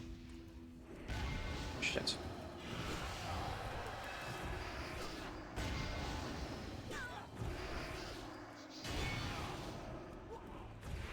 So this one you put in the tower. I saw a nice clump of mobs here. I really want to fight. Especially because if I round them all up underneath this, LOS around the little wood pile.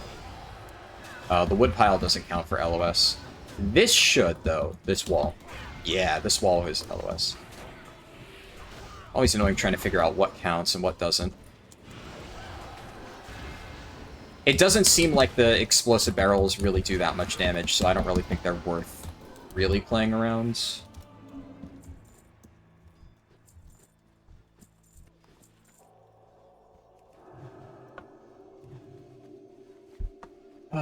One thing I might do on the second channel is make mini leveling guides for 80 to 85 for each tank class, at the very least. Because I plan on testing all 4 of them by the time Cataclysm launches. Obviously, we've already tested 2. I said the next run is going to be, it'll be Feral Druid specifically. And I really want to test Prot Warrior at some point. One thing that I'll probably do in my Prot Warrior is, since I'm currently leveling 1, I'll get that up to 80, and then basically I will take my fresh 80 Prot Warrior immediately into Cataclysm leveling. Where's the boat? Boat bomb is right in the center. I'll take it immediately into Cataclysm leveling from hitting 80 on live servers, and that way we'll be able to get a good idea of what the experience is like if you're just getting out of Wrath leveling, and you haven't farmed, like, Prebis and all that other fun stuff.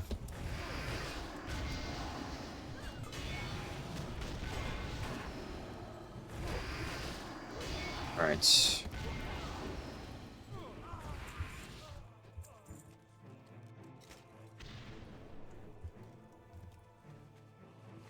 And then, I don't really want to make main channel videos about that, because it's like, it's not super applicable to everybody.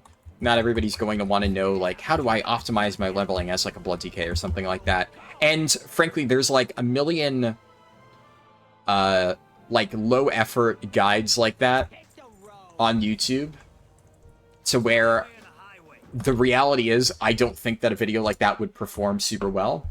But I think at least enough people would find it interesting that if I threw that together for, like, a second channel video where I don't need to do a ton of editing, that could be kind of nice.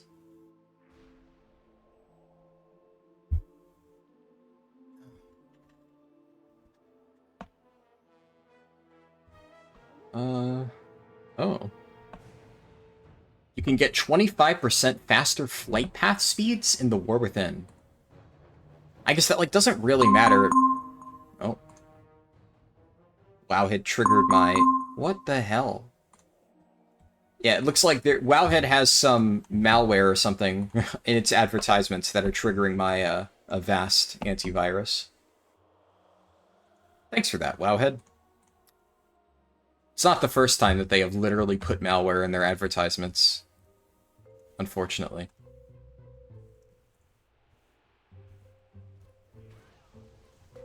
Smart mount, huh? Yeah, that's an upgrade. This gig ain't so bad.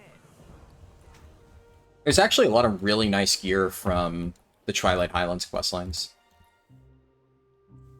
I do wonder, I think Krasworks might be a good candidate for a Warlock summon. Because there are 2 points in the questline where I need to travel a long distance to get there. One is, like, Dragonmaw Port, and the other is, like, right after that. I have to go all the way over there, and it's, like, a decent flight.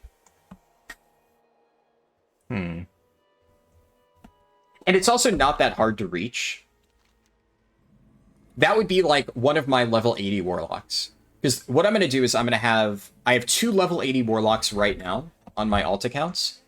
And I have a bunch of Warlocks that I'm going to power level up to 40.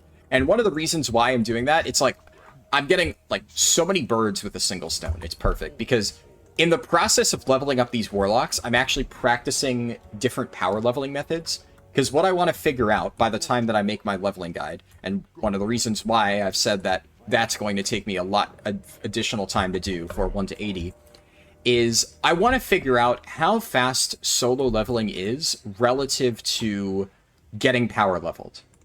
Because obviously, in retail WoW, we understand that yes, you can get yourself power leveled, but it's honestly not even that much faster relative to leveling on your own.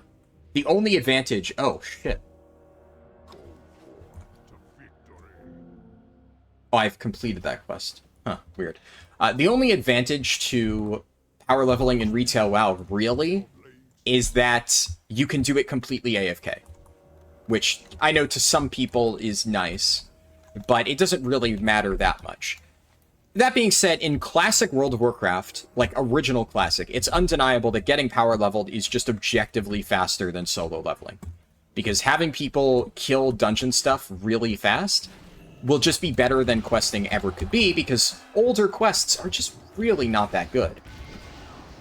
And that's why, in order to accurately make a leveling guide for, 1 to 80, I think it would be important to establish how much faster is it. And the other thing that I've realized is that boosting is significantly nerfed in Cataclysm relative to other forms of classic WoW. What I'm unsure of is if the Season of Discovery changes, or it was originally Season of Mastery when they did that, where they nerfed the experience you get when there's a higher level in your dungeon. I don't know if that's present right now in Cataclysm, but it feels like it is, because whenever you have somebody higher level in your group, you get ridiculously low experience. That being said, I've also done a bit of research into really old forum posts and tried to see like what people were saying at the time, and there seems to be enough general consensus that back in Cataclysm, the way it worked was if somebody in your group is fighting a gray mob, like, the mob is gray for them, then nobody in your party will gain XP. And based on my testing so far in Cataclassic, that is how it seems to work. Because even if I am killing mobs on like a level 6, if I'm killing level 1s on a level 6, which level 1s are gray when you hit 6, then I stop getting XP on any of the other characters in my party, if my level 6 did any damage to it whatsoever. So that seems to confirm that theory of making boosting inefficient, which means that boosting as a whole in the current version, or in this version of WoW, loses a shit ton of value. Because now, suddenly, you're not able to boost on a max level. So the only way to reliably boost people would be to actually have multiple characters at different brackets, effectively twinked out, And you would have to boost, let's say, level 40 characters on a level 49 that has like heirlooms and enchanted gear and stuff like that. And then the moment that they hit level 49, you would have to switch to a level 59 character because it's like higher levels, the gap is wider. So where is the Griffin Rider? There's one over here. So at low levels, like I said, mobs turn gray. Level 1 mobs turn gray when you hit level 6. But there are certain thresholds where mobs will stay green for much longer. And by the time you get to like the 40s, I think there's like a 11 level gap where up to 11 levels or something difference, I forget exactly when that kicks in, you'll still get experience. So in theory, somebody could boost you from 11 levels ahead, which does make it a little bit easier, because at that point, if you're 11 levels above the content, it's trivial. And you can still kill it much faster, but it would be better than if you were to do it on your own. But it's also really weird doing that on, let's say, a level 6, because how do you get a level 6 twink? I know it is, or it would have to be a level 5 twink, actually. Because if you're doing it on 6, you wouldn't get experience, so you would need to have a level 5 twink in order to really make leveling efficient, or power leveling efficient. And I know vaguely... Oh, I'm gonna hit the tree. I slid past it. Nice. Oh, cross the cliff. Oh, that's perfect. That is perfect. That was so clean. Alright, I want to get all this stuff without getting in combat. So yeah, in theory, what I need to do in order to test this is I need to get a level 5 twink. I need to get a level, I believe 11 twink is the next threshold where it becomes efficient to boost people. Because then the moment they would hit 5, you would need to move them to a new XP farming spot, and you would need a character that's higher. And then it's like, what would the next most efficient be? Also, oh, there are kegs down here. Oh, this is... Oh, shit.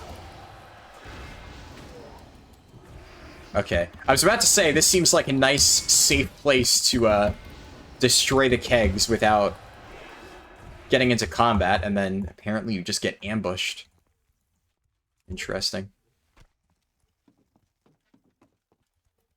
I remember there being a lot of kegs further along. I've gotten all the food stores, so now I just need kegs. Also, I'm pretty sure that interact in flight form is already a thing. Why am I still in combat? I flew up into the air. Fucking hell. There's... Are there kegs in here? No.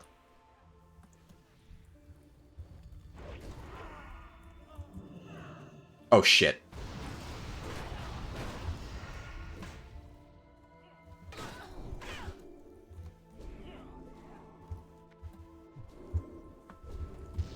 I can't interact with stuff. Oh, this is tragic.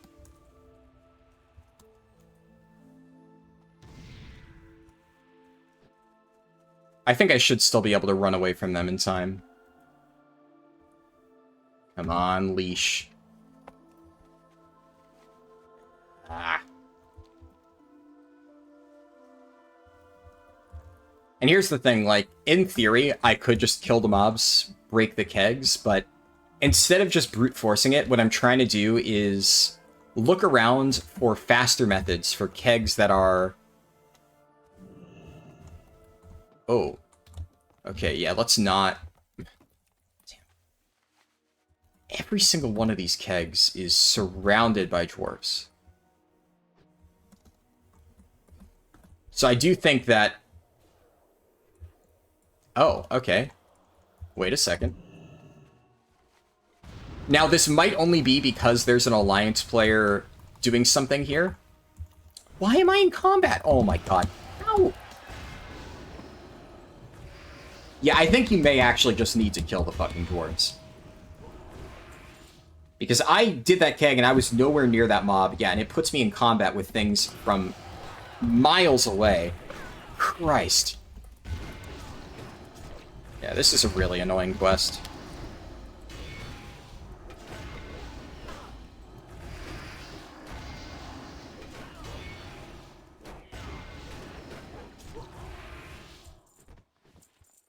Please tell me this doesn't aggro anything. Thank God. They're really pushing these achievement alt speed increases? Yeah.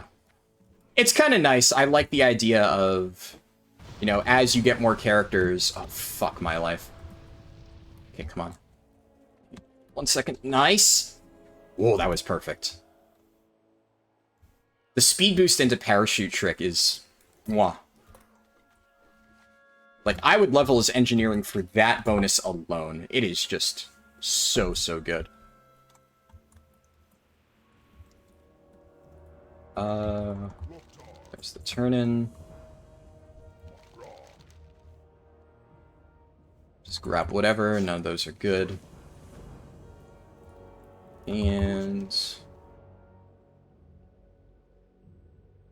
grab whatever again.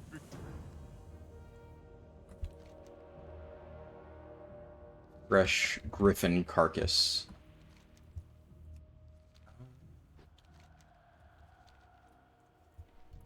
Also, there's Ring of Blood again. Ring of Blood is another interesting one where it's obviously really good. Like, if you have a group, there's no denying that you should be doing Ring of Blood. But you really cannot solo it.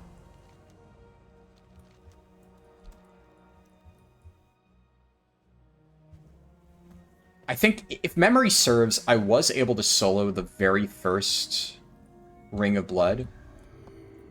Hey, how you doing? Yo, have a good one.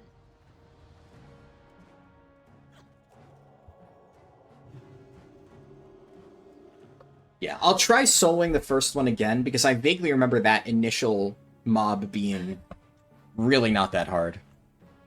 But beyond that, I was getting kind of smacked even on my Death Knight.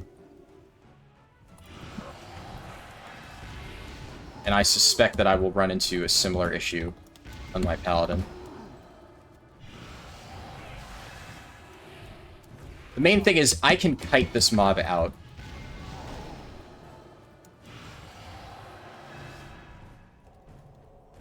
And I can Flash of Light in the downtime. Overhead smash I can outrange. Yeah, this is very easily soloable. Everything else, not really. Yeah, overhead smash, the initial hit is nasty.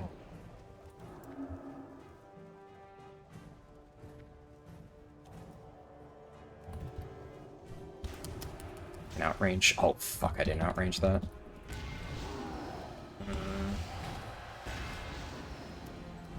A little bit spooky.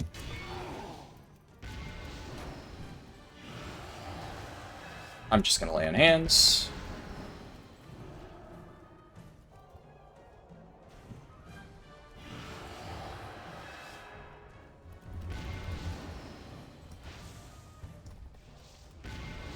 It's a little bit tricky.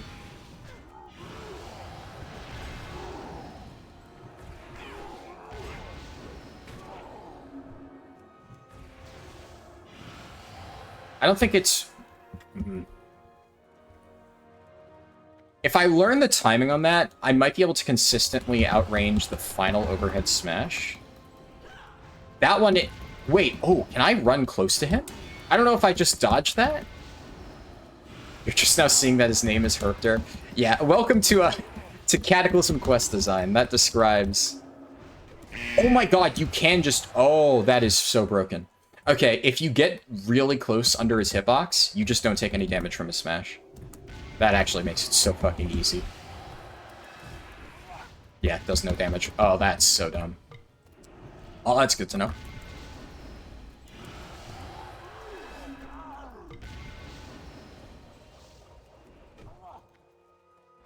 Oh, what was that? He started spinning, then did an overhead smash. I have not seen that one yet. That was a little bit... That combo seems nasty, but, like, if you're a tank spec, yeah, this is chill.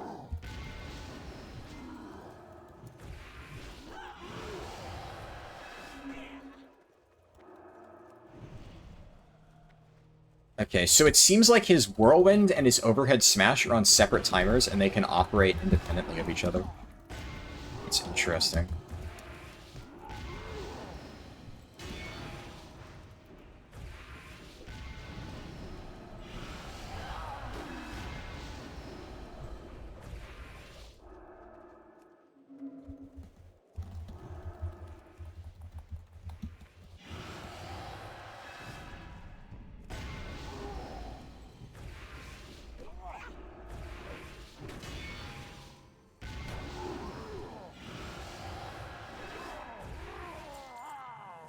That gave... Yeah, that's a lot of experience.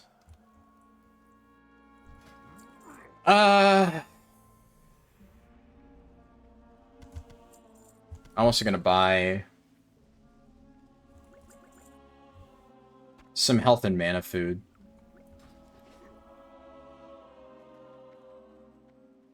The Wild Hammer one, yeah, that's the second mob. I was already getting thrashed by that on my Blood DK. I do think that I might be able to solo that on my Blood DK, given enough time.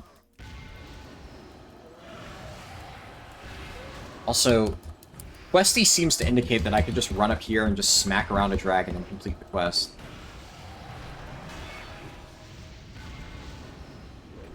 Which would be nice if I don't need to actually do the roleplay. No, okay. Doesn't work like that. So, I do actually need to...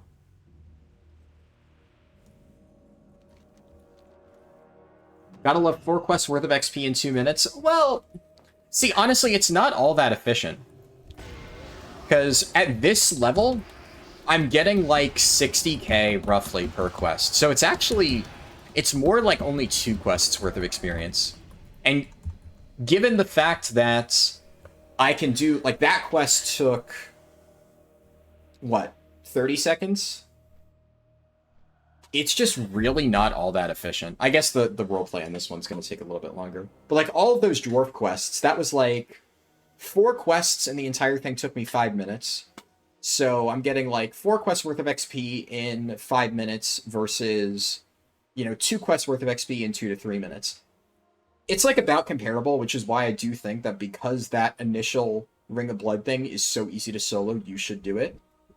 But obviously, the thing with Ring of Blood is that if you have a 5-man group, it gets massively sped up. Whereas having to hunt down all of those kegs, that's, like, not really that much faster with 5 people. But elite quests like that, if the only objective is just kill the mob... Oh, shit, that...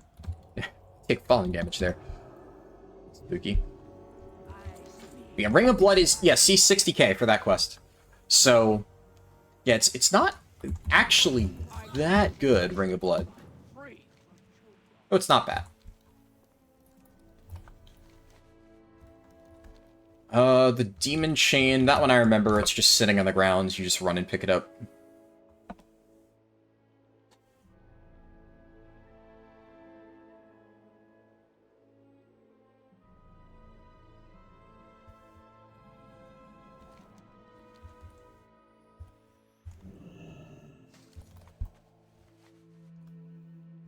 Nice.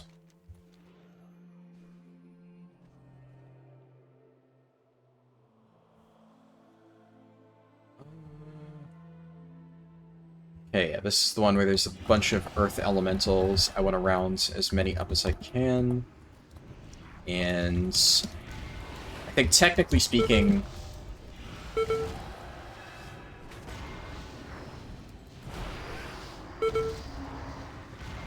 I can get the quest in only one...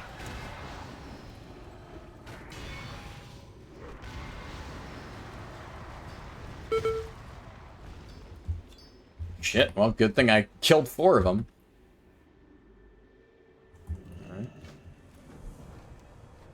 Alright. Shaman of the Black. Okay, this one I remember being a massive pain.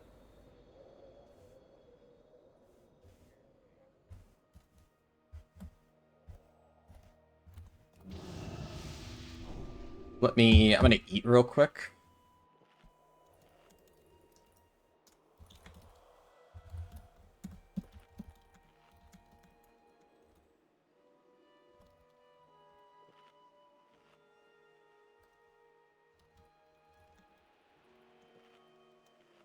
Let me just respond to something real quick.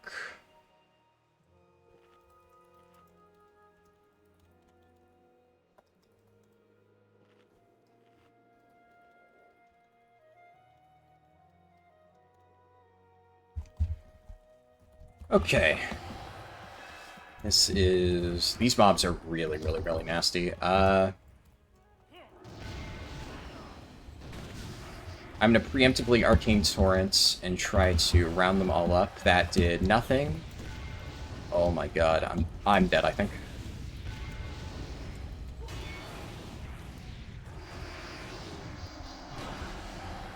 Why did my Does Arcane Torrent not silence them? Only two... Oh, it's a really short silence. Oh. That's rough. Yeah, that was... I was banking on them all following me. I should have not immediately torrented. I just thought I would have one more second to get them into position.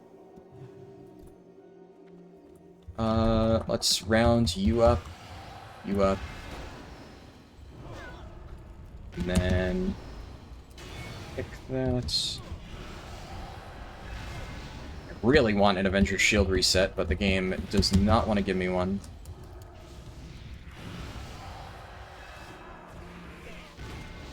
Works.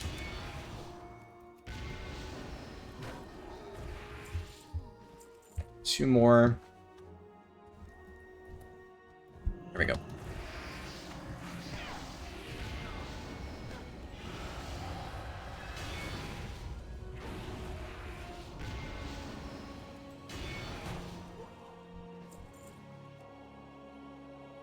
How much does... Yeah, Trinket gives me 170 strength. Honestly, not terrible. But it takes a while to ramp up, and at this point, I'm sure there's better options.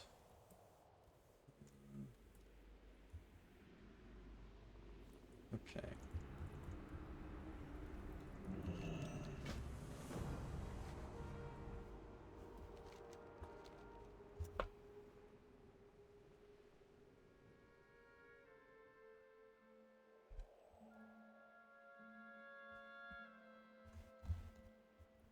Where's the turn-in point? Oh, they're inside. I'm stupid. Okay. That is... worse. Nice. That's just a cutscene skip quest. Love to see it. That is an upgrade over... I guess I replaced my Ashen Band of Endless Courage, yeah.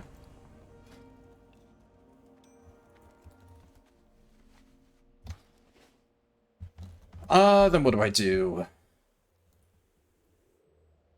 Right, there's... this stuff. I feel like I'm gonna run out of experience at this rate.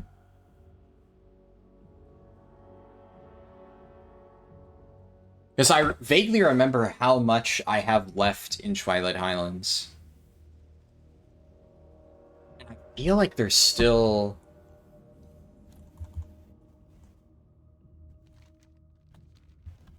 Where's the mob I'm supposed to kill? Is this a facing bug?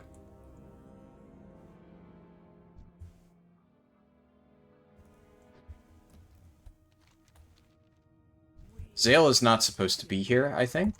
Or do I... Okay, yeah, I talked to her and... Right. Never mind. Not a facing bug, just a brain bug.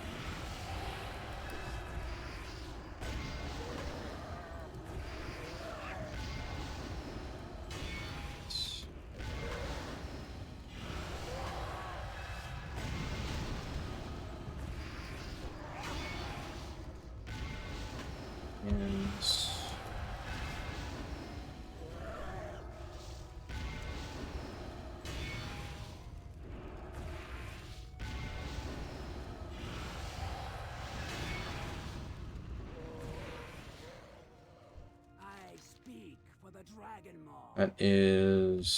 That is a strength mace.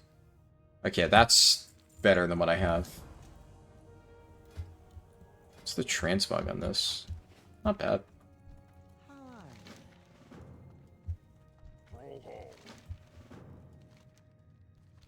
What's this one? I remember there's a quest where I have to go into that cave for something, and then at a certain point, it's gonna send me into the ogre area. I just don't remember when all of that takes place.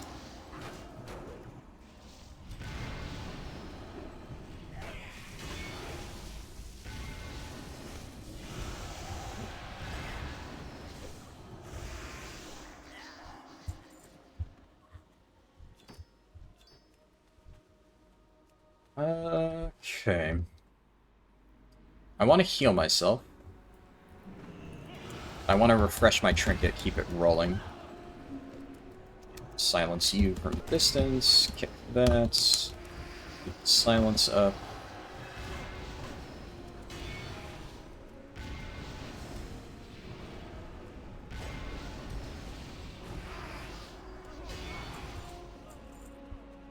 Okay,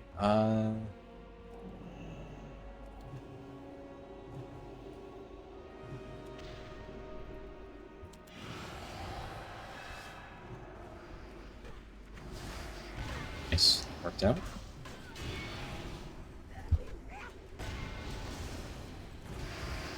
Will that hit all of them? Love to see it. This mob is evade bugging into the floor. Oh, this game. This game. Please. Please.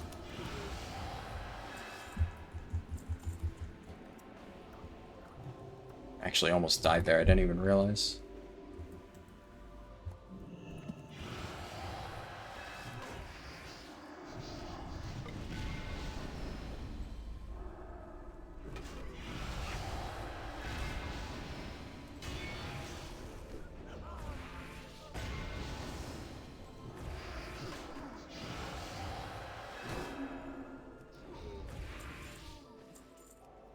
Fine.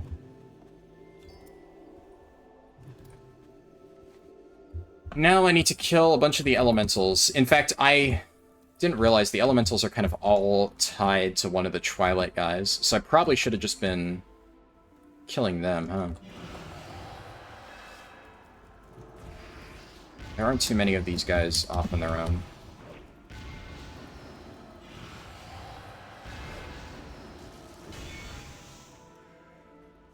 Okay. There's some this way. Tag that. Then there's a guy over there that I want to pick up. His elemental doesn't come with him.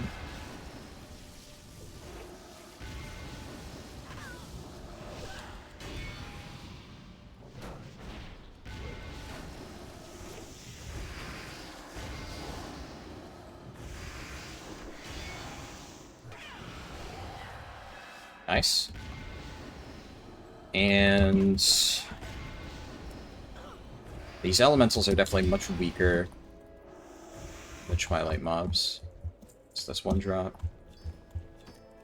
Not many Breath of the Vortex from those guys. There's another Storm Vortex, another one over here. And I Venture Shield that one so it runs down.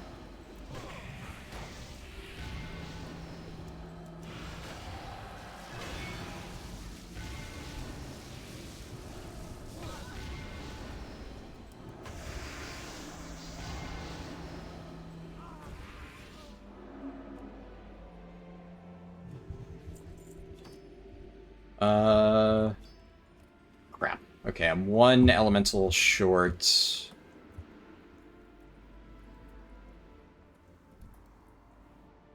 I think if I kill two of them, then one of them is bound to have it, most likely.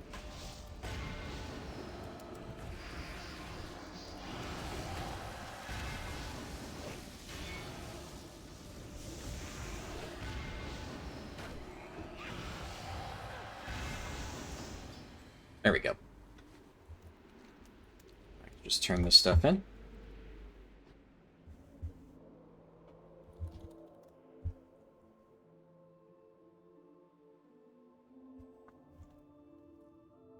Talk to me. What you...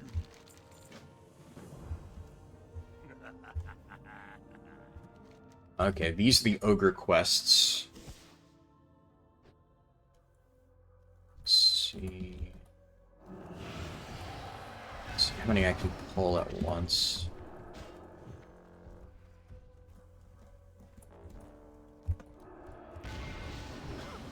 To make sure I don't get out range. I thought I told you that I streamed on Twitch sometimes. I guess, though, considering this is the first time you message, because Twitch notifies me. Didn't I? I did tell you that. Oh, you subscribed. Thank you, Kelly. I appreciate it. But yeah, I like streaming on Twitch for, like, more miscellaneous stuff. And also, this is, like, part 2 of that, that YouTube speedrun that I did earlier this week. And what's it called?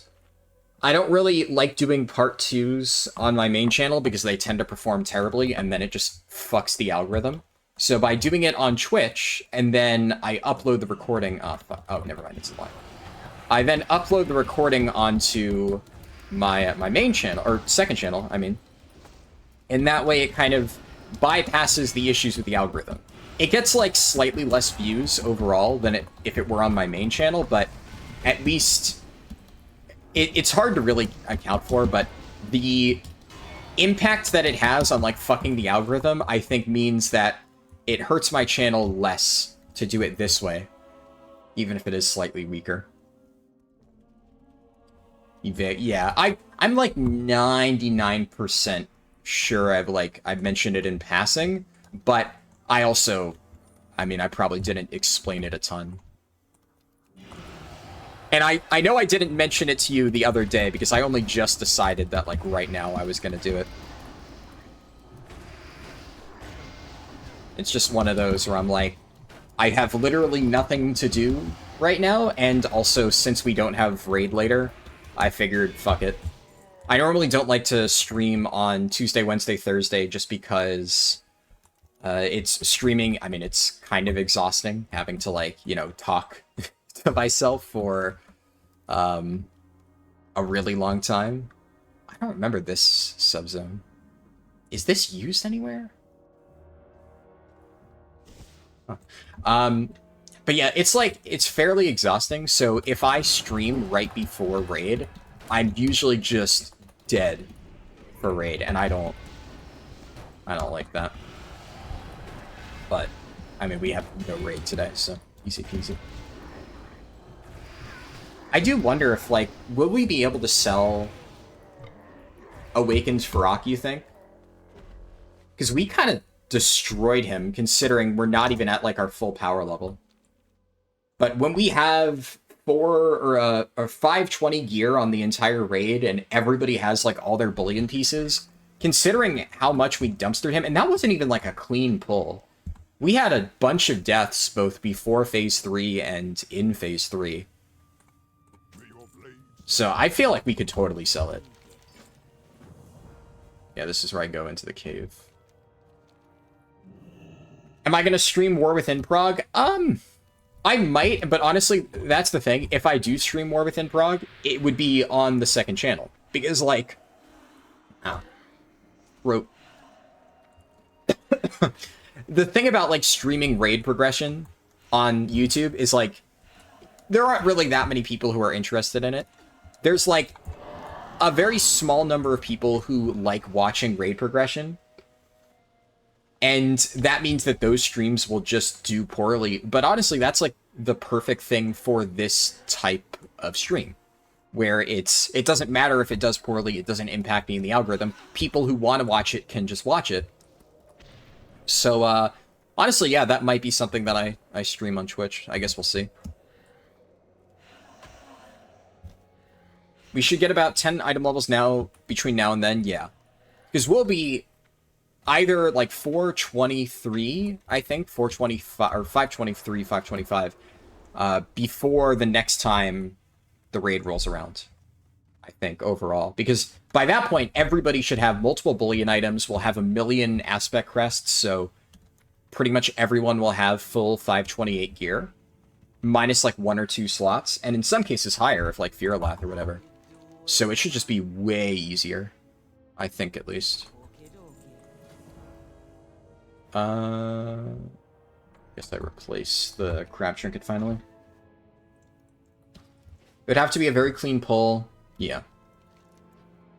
I mean, that being said, I think if we, like that pull, if we didn't have people dying early, we would have destroyed him. So, and then especially with more gear, I don't know. Also, oh, I just realized, if we're selling bosses, then that's like a free Grief Torch reset. We just, like, we get Grief Torch on pull, right when the buyer dies, we just get a free use of Grief Torch. Easy peasy. So it's like actually a damage increase if we do sales. Alright, I have to kill the stupid tentacles.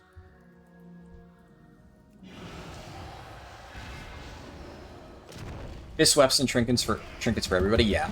Like, because on Smolderon, that's what I was telling you about last night after, like, I looked at parses. I got insane Grief Torch value on Smolderon, and I still, oh, fucking, I still lost to somebody else because my Rage Heart, which isn't even, like, wasn't really that insane before anyways, but it's especially weak now because they nerfed it. And it did, like, less than, or the other person's trinket did over 3 times as much damage as my Rage Heart did across the entirety of Smolderon. So when I finally replace the stupid Rage Heart, it's going to be a massive damage increase even beyond what I'm already doing. And I haven't spent any of my bullion yet, because I'm going to wait until the vaults. And, what were the 3 items I needed again?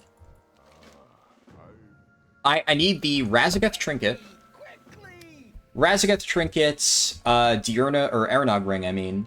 And then there was, like, one other thing that I kind of wanted. I really want Volcaros Neck just because it's best in slot stats, even though the, what's it called? The effect on it is, it's good, but it's not, like, mandatory. But having Bis stats on my neck would be a huge replacement, and I haven't even replaced my current Volcaros neck just because none of the necks I've gotten have been better. Though, I technically would replace it if I got something that's, like, marginally an improvement. It hasn't happened. Yeah. Yeah, I mean, Volcaros neck dropped on Mythic when we killed him, and it went to a DPS. I'm not upset about that, though. Like, it makes sense. While, like, the effect is good for me, it is still a really good statted neck for a lot of people, and I don't expect to get priority for that. And, like, I don't need it. I already have a Season 3 one. It is unfortunate that I did... You know what? I haven't done normal Amir Drasil on my Brewmaster. I should probably do that just in case, or at least for the bosses that, drop the stuff I need, like Volcaros Neck. Just on the off chance I happen to get it. Let me see what else you said. It sounds disgusting, yeah. Unless there are nerfs, we'd have to play till 4th Roar. We could have killed around 3rd. Yeah, I mean, but that's the thing. We played nearly to 4th Roar. We didn't make it all the way there, but also we did kill on 4th Roar that one time, like however long ago it was. But we did have a kill where we made it that far, and we were fine, so... Like, we know that it's possible. Also, I don't think I need to kill this guy. Yeah. I think it's definitely something that we could consider, but... At this point, I feel like Awakened should be pretty easy. Like, aside from the first week where we were really low in gear, I kind of thought that a Mirjusel would be a little harder than it ended up feeling. And we almost killed, or we almost full cleared Aberrus. Like, Sarkareth, obviously, I think a lot of people aren't familiar with the positioning, and if you have people fucking up phase 1, it just really makes it harder. And, you know, Sponsored wasn't familiar with it, which, you know, it happens. But I feel like we definitely kill Razageth next week. The only thing is, people will have to learn some of the mechanics, I would expect, but the annoying thing about certain parts of Razageth was the damage check. And that just won't be an issue, I don't think. You're not sure what we'd have healing-wise going into 4th Roar? They were pretty dry. Yeah, true.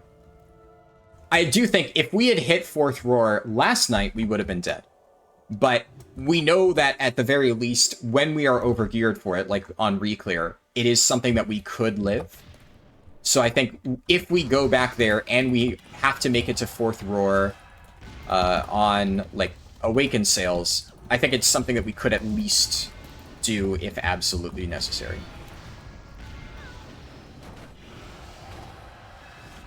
Let me...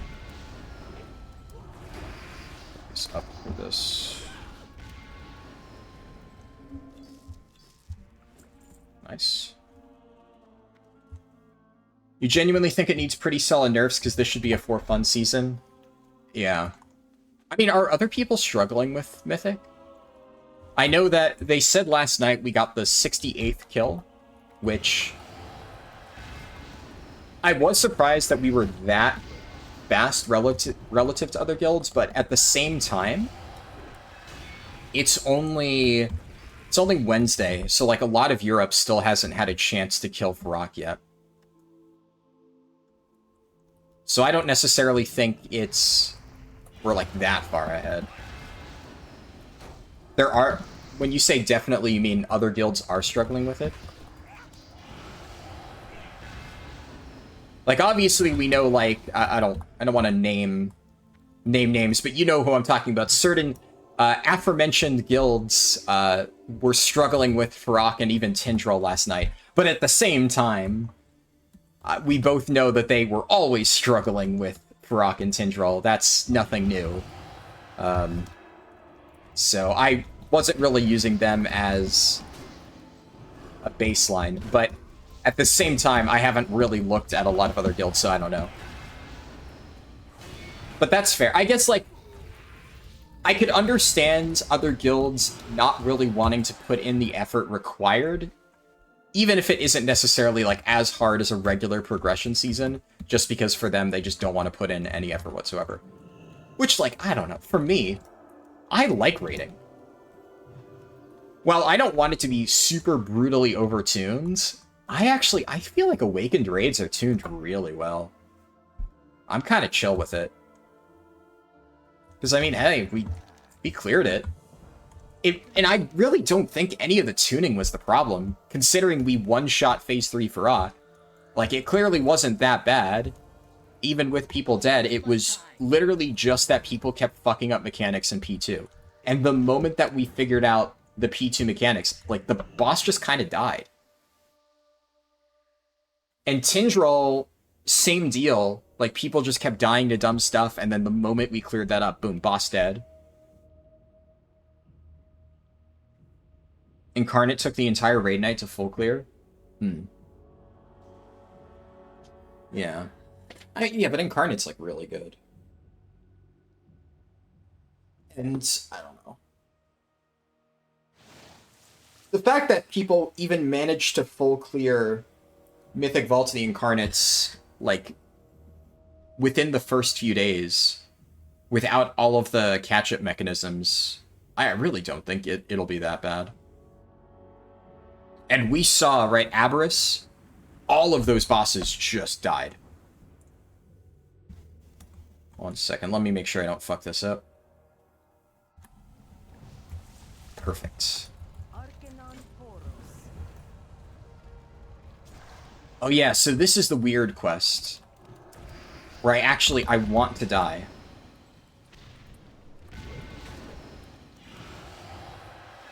I wonder if I could take off my gear.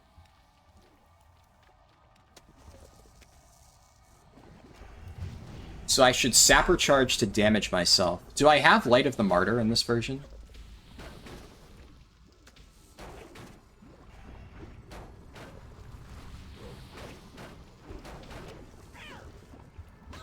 I definitely don't want to be blocking their attacks.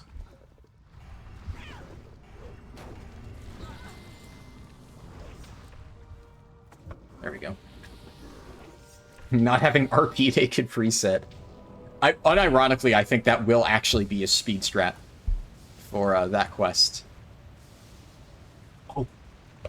I didn't even remember. If this is still bugged, then I will probably need to Hearth out of this quest. In fact, actually... Am I... Is this already complete? It says quest complete, but I don't think it is. So, yeah, true. I could spam /set, yeah. You know what?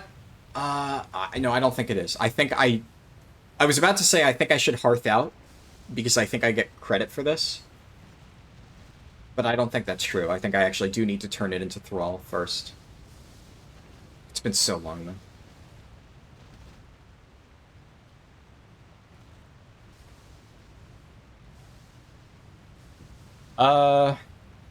Since there's a little bit of roleplay here, and I know it's at least 2 more minutes, I'm gonna grab more coffee real quick, because I desperately need coffee. That way there's no time lost.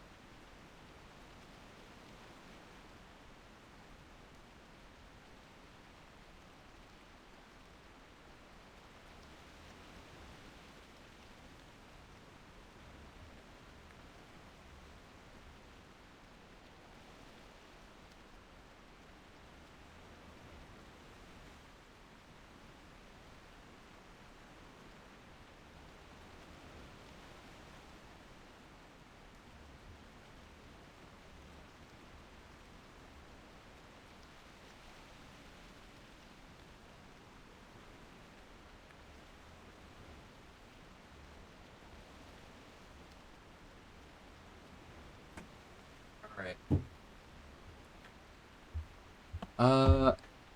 Doesn't look like... Yeah, so it's still bugged, so I will need to Hearth. Doesn't look like I missed too much. I think I was like 1 minute late. Founder badge just had to reload.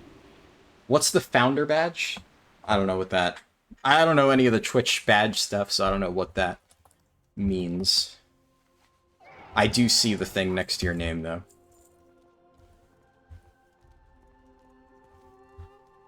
About 1 minute, gotcha. Yeah, that's not too bad, man. First 10 subs? Ah. Makes sense. Yeah, I have... You were the 3rd subscriber I think I've gotten? Actually, the funny thing is, I don't remember getting a 2nd subscriber. So... unless my memory is really bad, if so, I apologize to whoever was the 2nd subscriber. But I want to say that somebody subscribed while I wasn't actively streaming. Because I definitely remember somebody subscribing early into the last stream. And then it was either right at the end and I'm just forgetting it. If so, I really am sorry. But yeah, either way, it shows me a little tracker. I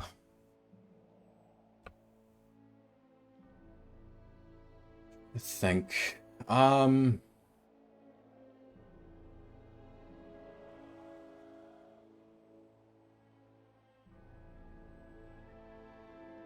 guess maybe the quests at the end of Twilight Highlands are supposed to be completed for experience, and it just so happens that I outleveled them.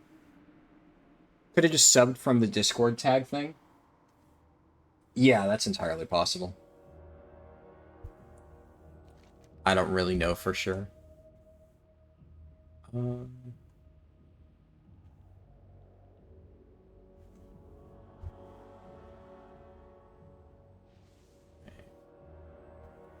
The one thing is, I'm pretty sure that, unfortunately, these quests are mandatory for actually making progress in the zone.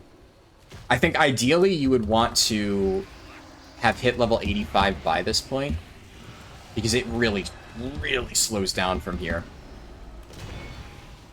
And that's kind of what I was hoping to do this run.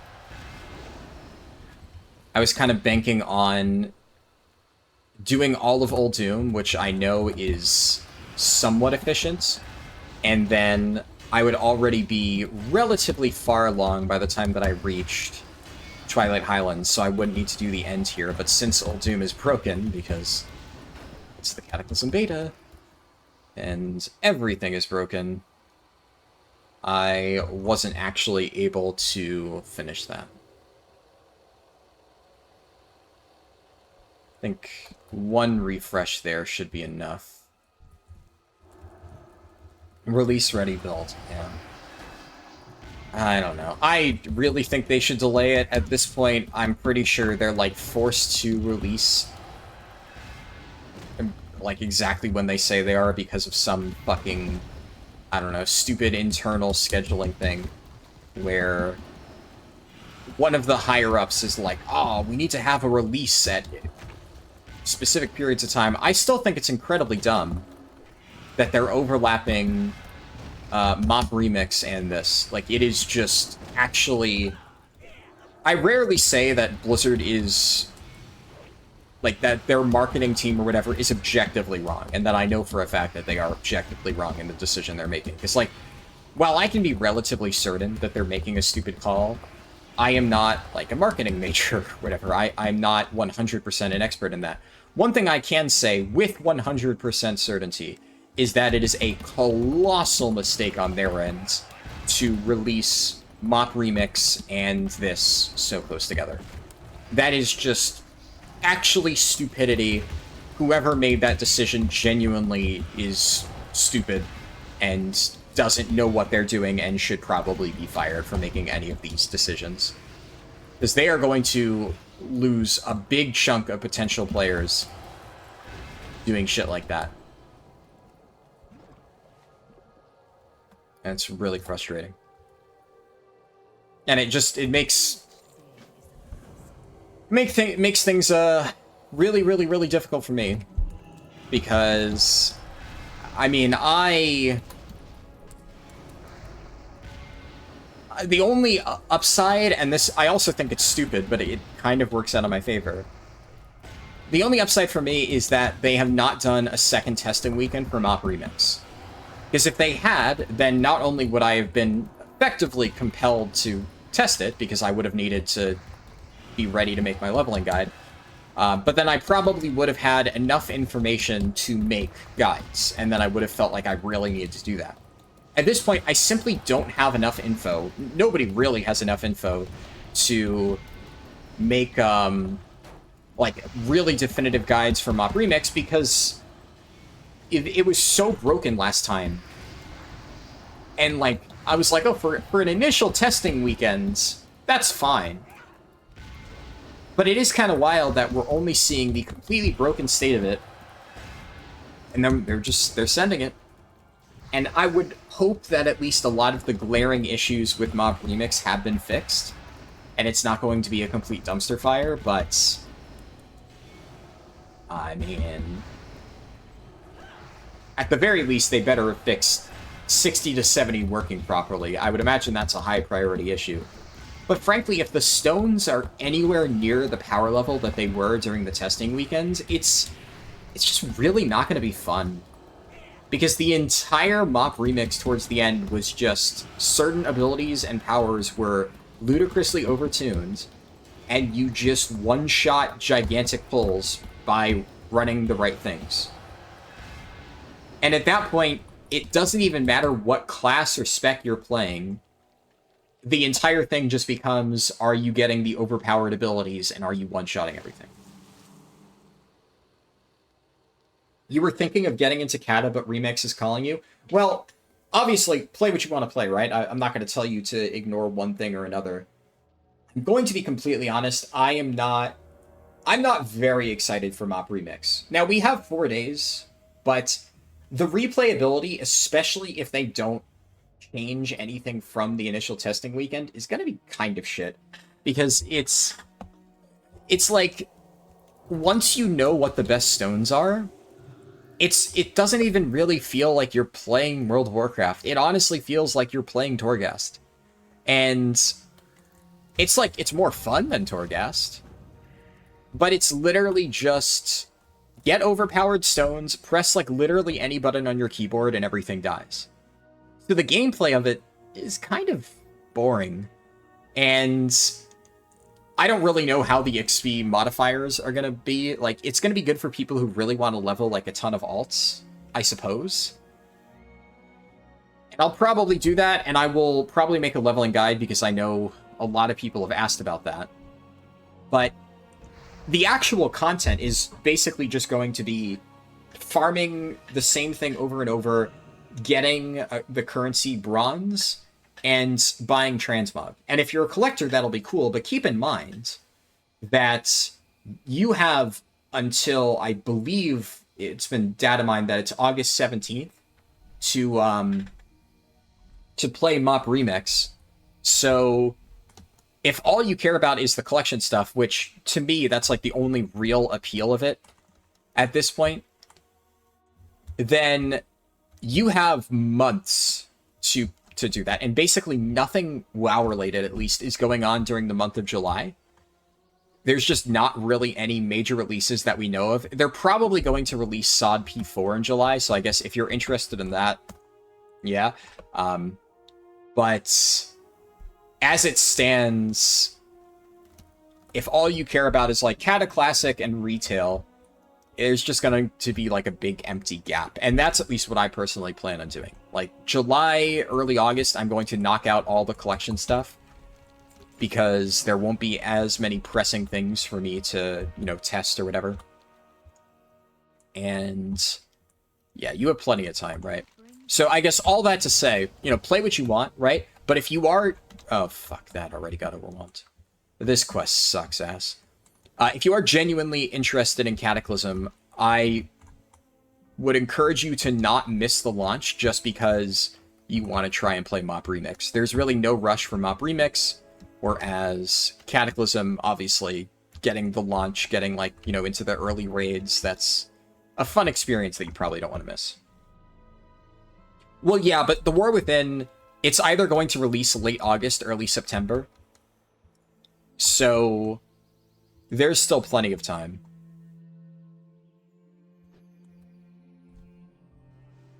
God, this quest is so bad. If you ever end up in a position where you're forced to do this quest for, like, actual launch day leveling, you've made a mistake, because, oh my god.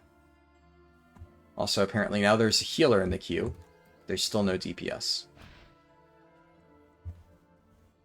It's more about getting the collectibles. You love getting all the mounts you can. Yeah, so if all you care about is the collectibles, then that's why, like, you have so much time. The only thing that's kind of a bummer for me with Mop Remix is the one thing I was kind of looking forward to, because I didn't get to do it during the testing weekend, is doing the raids with all my friends. I think that would be a lot of fun. Unfortunately, I do not see myself having the time to do that with Cattle Launch. Blizzard just kind of fucked me there, which is a little bit of a bummer.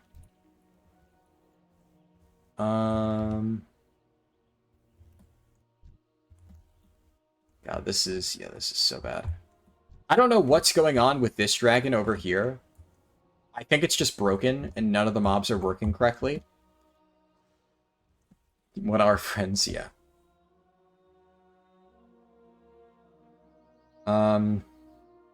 You're using it to level all the allied races for mounts? Yeah. It'll be good for that, don't get me wrong. And I'm obviously stressed because right around the time when I should be releasing Mop Remix videos, it's going to be Cattle Launch, and I won't be able to do that at all.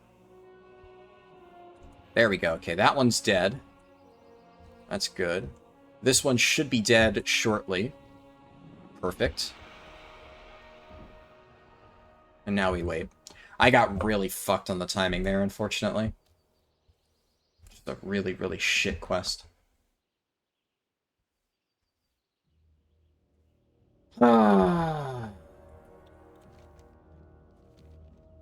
Just hire Bernie as an editor. Yeah. It's not, yeah. All joking aside, it's not even just the editing, right? It's just, it's everything.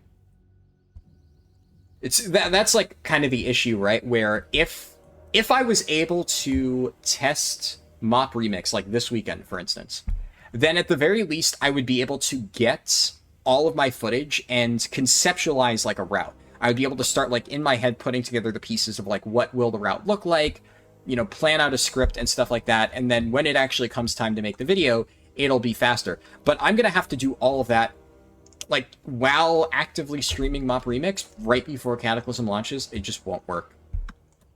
I just won't have time. So I'm still debating what I want to do. Because on one hand, it's like, I feel like if I don't have a Mop leveling guide out when it launches, I'm just going to be kind of screwing myself. And yeah, but like, it's just, I don't know. It's the eternal problem because Blizzard has refused to let us do any further testing. I am now in the unfortunate position of there is not enough good information out there. We do not have enough information for me to make an accurate leveling guide for Mop Remix. However, we have just enough information for all of the like low bottom barrel content creators to put together a half-assed leveling guide that doesn't actually help you whatsoever, but will directly compete with me. And it's like, it's the absolute worst position for me to be in. Because no matter what, if I make a video on like Mop Remix, like the fastest way to level in it, it's going to be an objectively bad video compared to the quality that I normally like to put in, because we simply don't have enough information. And if I don't, then I'm going to be putting myself days behind everybody else, and by the time that I actually release a really good, well-researched Mop Remix leveling guide, absolutely nobody will give a shit. So that is a problem. It really sucks. And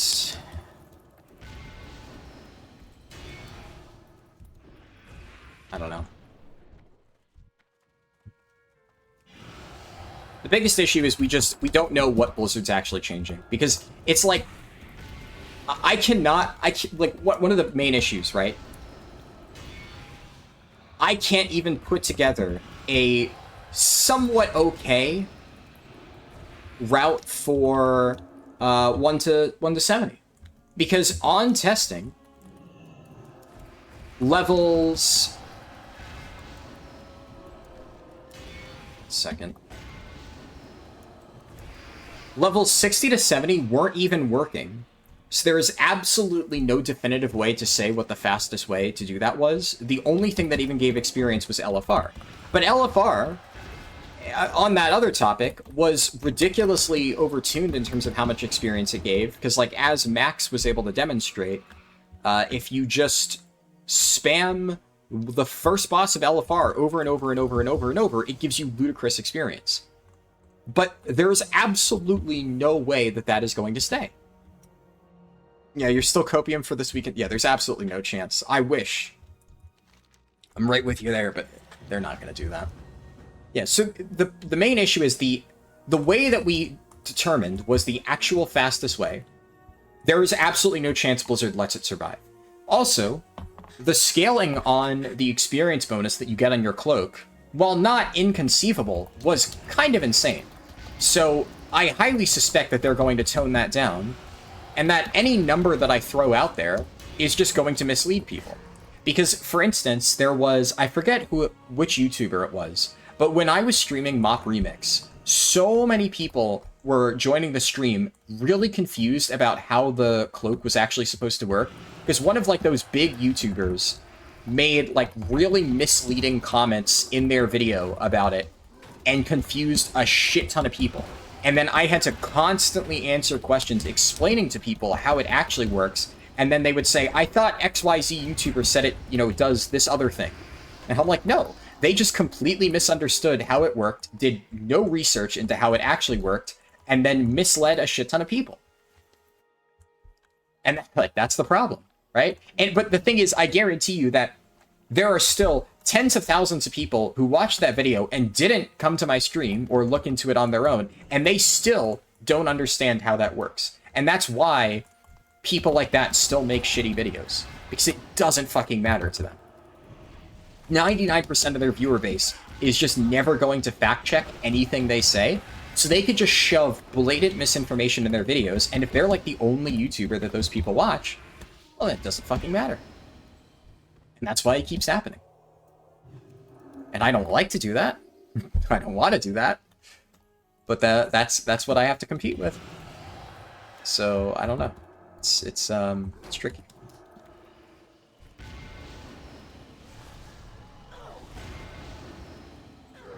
You hope they don't cap the cloak. It is infinite potential. I mean, they have to cap the cloak. There is a certain level of... I think people have some unrealistic expectations of how it's going to work.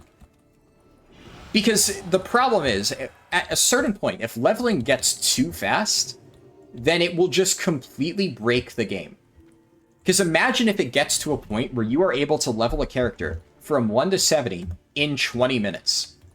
Suddenly, in an afternoon, every single person in the entire game will be able to have a maxed account of all max level characters. And what that will effectively do is, for the rest of time in World of Warcraft, nobody will ever want to level alts again. Because they will just know that there is going to be an event where leveling is so ridiculously trivial, 500% faster than all other methods. Why would I ever waste my time leveling an alt right now when I can just wait for Blizzard to potentially do an event like that again? It was already kind of insane that on my second character, the Paladin, that I tested, I was already getting a character in 3 hours, which is... I don't know if this mob's bugged or not. In 3 hours is, like, equivalent to my actual speedrun time. That is nuts. That, frankly, shouldn't be a thing. I think that if you have leveled many, many, many, many characters and gotten the cloak up to that point, that, you know, okay, it's reasonable if somebody's able to level that efficiently, but 3 hours? 10 to 60 in, on your second character? At that point, and the XP bonus kept going higher, it would have gone down to, like, 1 hour by my, like, fourth character, if I kept going, which I didn't, because I assumed there would be another weekend for me to test that stuff. Yeah, that's how you feel right now? You don't want to level anything until next week? Yeah, which also is yet another problem with, I don't know. I'm debating whether I even want to make my Dragonflight 60 to 70 guide. Because that's kind of one of the other issues that I'm facing right now. Where, now that Mop Remix has been released, it's like, if I make that video, who the fuck's gonna care? Who's going to level a character through Dragonflight 60 to 70 Dream Surges? I don't think they will.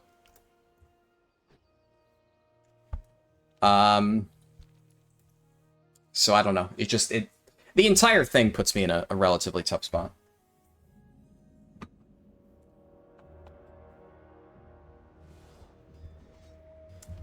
I need to go up here. I get no respect around here. Security, enforcement, we do it all. Yo, can I help you? You also hate they're going to be stuck until August? Yeah. That is like the one saving grace. Well, I guess it's bad for some people, saving grace for others. Of anybody who still wants to play Dragonflight does need to actually level a character normally. But it's still, stuck or not, you only really need one character to play Dragonflight. I think anybody whose only long-term goal is to have other characters to, like, farm mounts with, I think they'll be more than happy to level all of those characters in Mop Remix.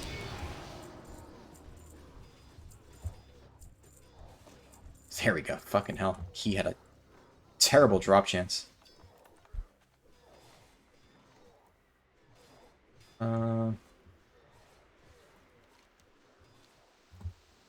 We'll see. You'd imagine the only way to get a close guide would be doing 1 to 60 Chromie time mop zones, but no, that would not even remotely take it into account, because that's the thing. It's Mop Remix is nothing like Chromie time. It's not comparable. I get where you're coming from, and that is a good suggestion, because I did consider it. Like, my guide is only barely going to be about the zones themselves. Because, like, dungeons are just so fundamentally different the way that they work, and especially LFR experience, which is the biggest issue, right? If there was no LFR XP from Mop Remix, and it was just Mop Zones with dungeons, then I honestly might be able to do that. I might be able to just make a general efficient leveling guide through Mop Zones using Chromie time, and be like, yeah, this is the fastest way. And there's, might be some difference, etc., etc. But the problem is, LFR XP is just fundamentally not a thing in Chromie time at all. And if it was dog shit in the first version and not worth considering, then that would make my life a lot easier, right? Unfortunately, it was quite literally the fastest way to level in the original Mop Remix beta weekend. Which now puts me in a weird position, because, like I said, I know for a fact it's not going to be like that. I suspect that it's going to be turned into a once-per-week thing, or at least once-per-day thing, where, like, you want to do it while leveling in between quests. But how can I say that? I don't know. And then what if they don't change it? What if I go out of my way to make, like, a really detailed leveling guide on, like, the most efficient way to level through Mop Zones, and then Blizzard just didn't give a shit, and they made it so spamming LFR is literally the fastest way to level characters? Now suddenly I've worked all this time in a guide that is fundamentally worthless. And that would honestly be even worse. So, because while there's one side of things, it would suck if I don't make a guide and then I'm missing out on potential views, but missing out on potential views is just actually better than releasing a guide that performs poorly because all of the information is now completely irrelevant, and now the guide bombs. And now I have a dead video on my channel that, as I've mentioned before, the way the algorithm works would completely fuck me over.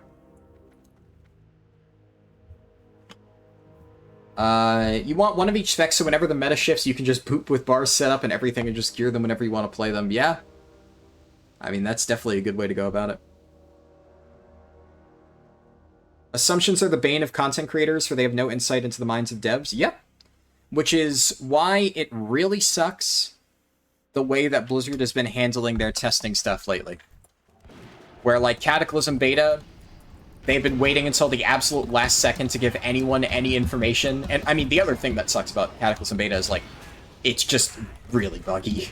That has nothing to do with being a content creator. That just sucks in general. But it has kind of unintentionally made it really difficult to have any way of knowing what to cover, because I have no idea what's going to be fixed, what isn't. And it also just makes it harder for me to get testing done.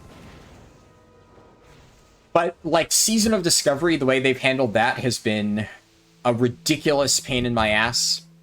The way that they handled Plunderstorm was also a massive pain in my ass.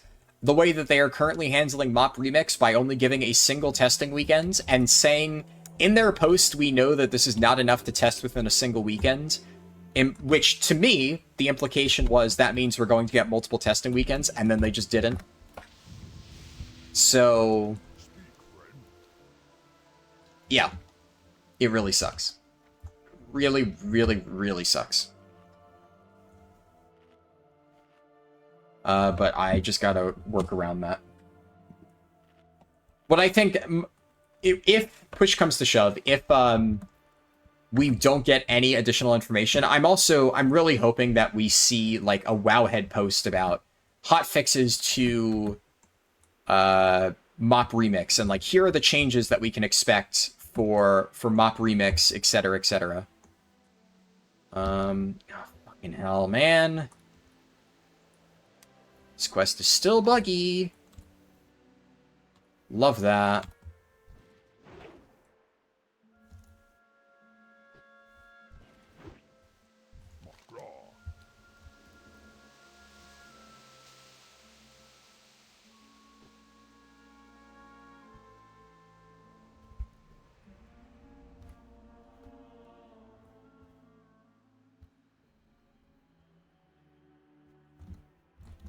Come on, man. Fucking piece of shit quest.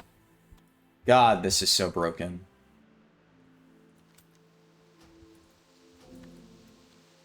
This was ridiculously buggy the last time I did it. It's still ridiculously buggy now.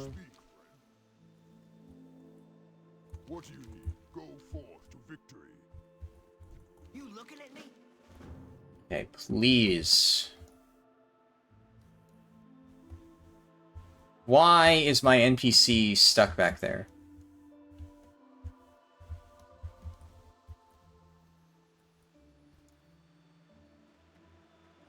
Please. There we go. Finally. That's not an upgrade.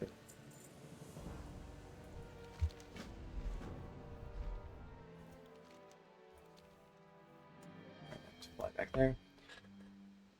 What was I saying? Yeah, I'm really hoping that there's like a Wowhead post with clarification on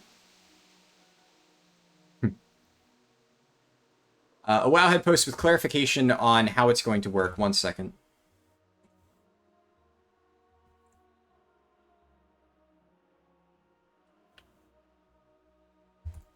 On how it's going to work. I keep getting distracted by Discord pings as I'm trying to talk.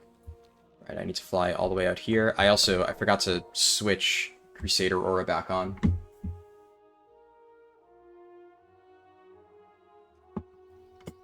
If push comes to shove, if we get absolutely no additional clarity on Mop Remix, I will make a second channel video about both the stones and the most efficient ways of leveling.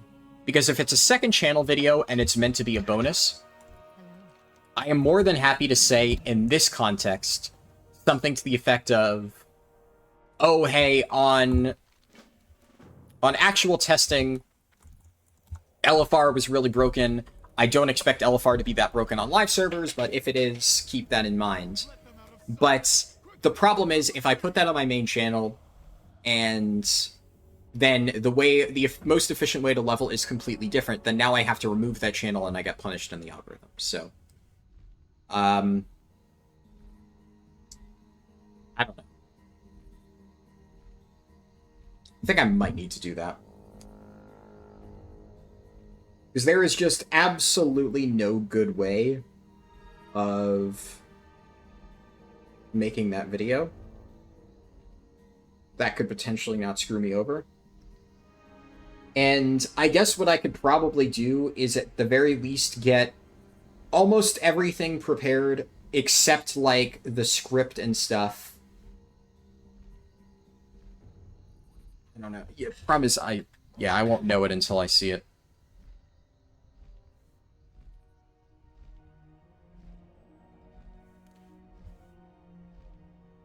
It looks like somebody else is doing this quest because there's a bunch of dead dragons.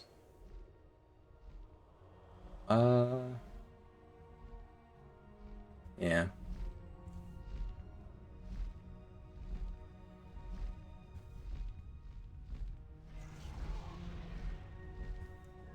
What is that nameplate?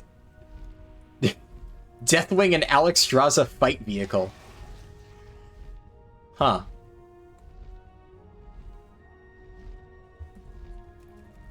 I don't think that's supposed to be there. Also, I absolutely despise the controls in this quest. It's really hard to tell just by watching. But for whatever reason, this dragon in particular has terrible handling. It is like... the moving through the air is just so janky with this thing. I've kind of got it figured out after the last time I did this, but it's... really, really annoying. One more. Your favorite NPC. Yeah. Alright, I can skip that cutscene. Nice. I guess that's a little bit of time that I lost, quote-unquote, lost the last time that I did these quests. Because I did technically watch that entire cutscene just for fun. Also, it is ridiculous how there is just absolutely nobody doing leveling dungeons on the beta right now. I'm definitely going to need to put out like a call for help for the next testing session if I want to actually do dungeons. I wasn't too concerned about this one because this is... frankly, I don't even really care much about the Twilight Highlands stuff here. I guess one of the nice things is we're going to get some extra testing done because I didn't continue doing these quests at the end of the Blood DK run. So... I guess I will end up fully completing the Twilight Highlands quest thing. It's unfortunate that I couldn't do Uldum, but it seems the quest line is just broken. Wow, this NPC is really taking a detour, huh? It's taking me all the way along the scenic route.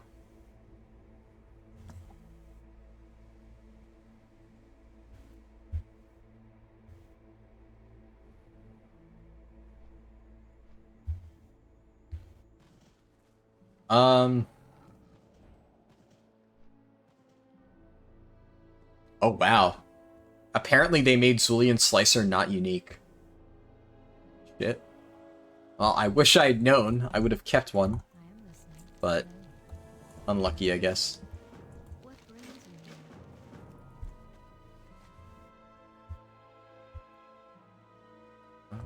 Okay.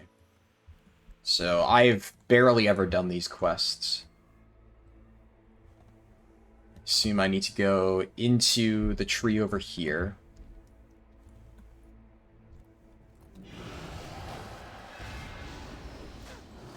I need to kill 10 black dragons.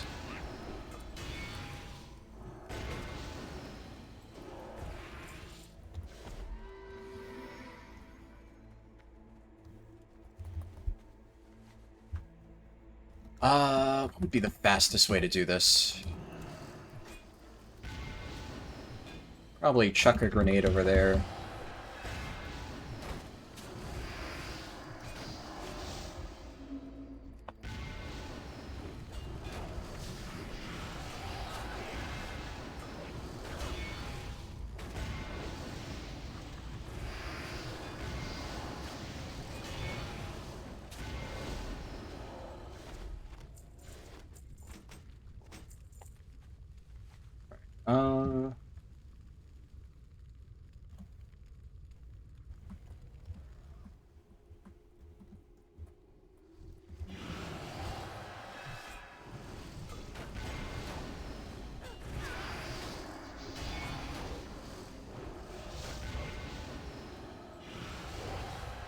to figure out is can also be used on friendly drakes, much to their displeasure.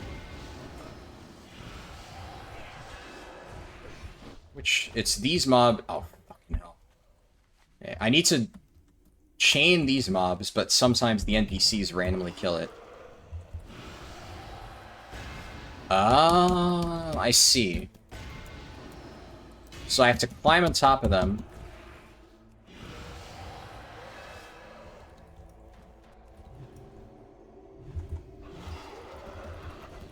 Do these count as Obsidian Dragonkin? No, they count as different types of mobs.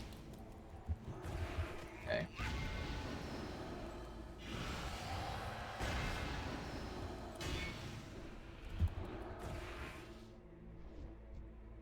So let me switch. Switch, nice. Okay, this is kind of a cool quest. I do not remember this one. And I can quickly switch dragons to this one right here. Oh, there's a bunch in this direction. That'll be nice. My holy power tracker is not working correctly. There's no nearby dragons, so I'm just gonna let this one die.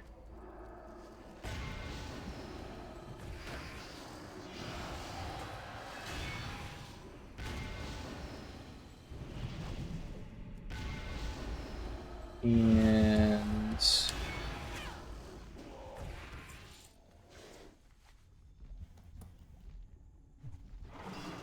that. Yeah, you can only attack the dragon that you're actually riding on, it seems, unless I was just really far away. And that fucked it.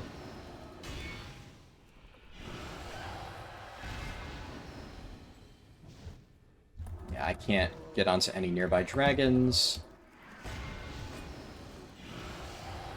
Quickly knock this guy out.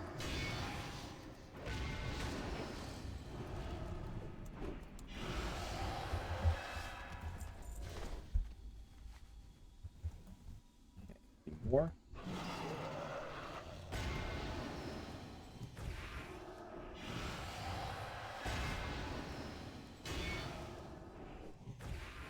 There is... Ah, there's that dragon. Nice. And I got credit.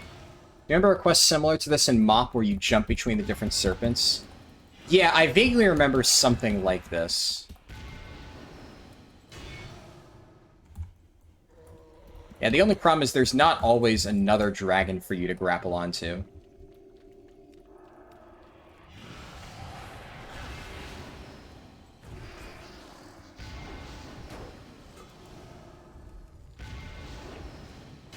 But I think it kind of worked out, because a lot of the times, right as I landed, I got another one of those Black Dragonkin guys. Also, yeah, Consecration. Not the best for this type of thing.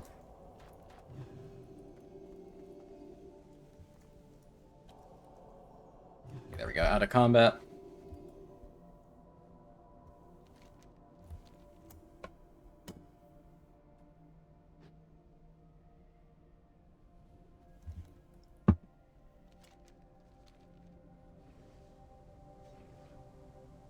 Not the worst set of quests ever, but that Black Dragon one does take quite a while. I mean, realistically speaking, you never get here in actual normal leveling. You literally would only get here if you finished Oldham at exactly 84, and you had no rested experience, and you did 0 dungeons. That's, pretty much it.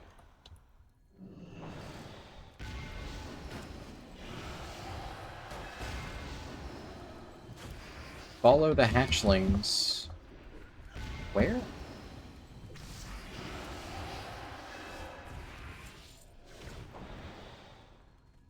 Oh, there goes one of the hatchlings. Okay, they're not gonna attack me.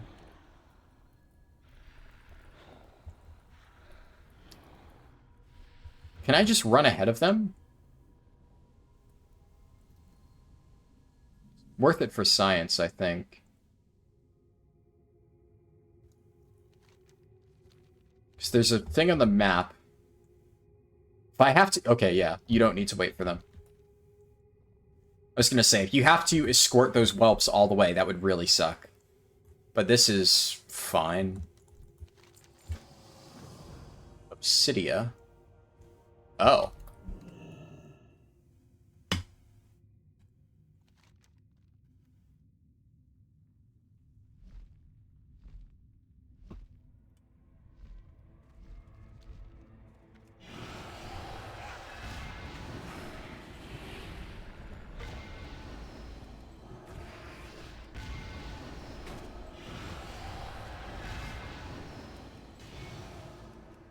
Do I get... You gonna help me out here, Baleflame? Are you just gonna sit there? Okay. Oh, now he's helping. There we go.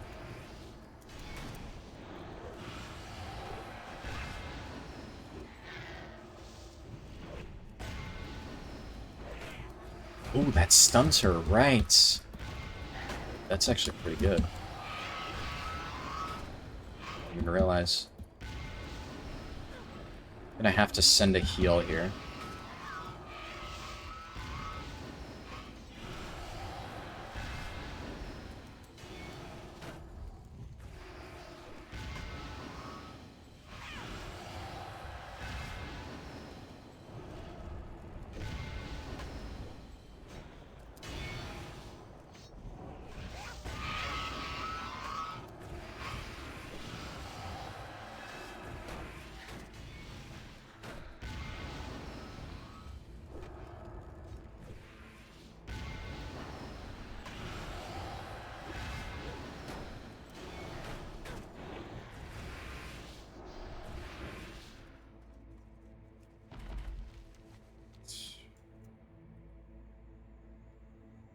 How much XP does this give? 86,000?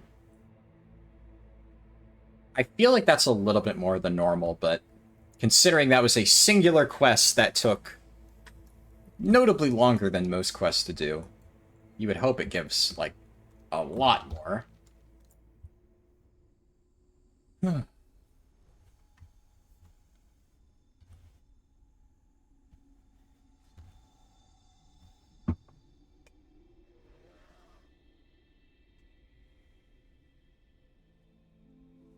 What brings you here? Anything...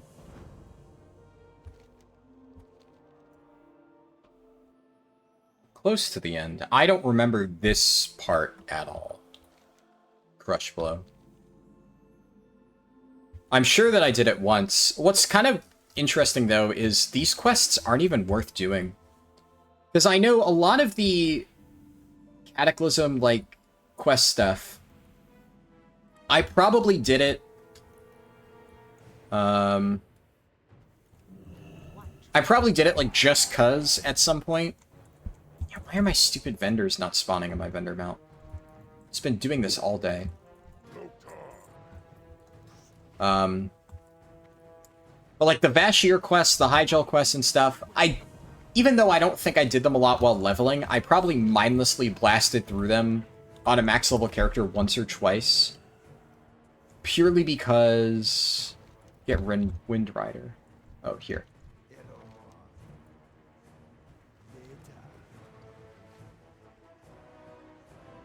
Okay, this is interesting. But yeah, purely because they gave reputation.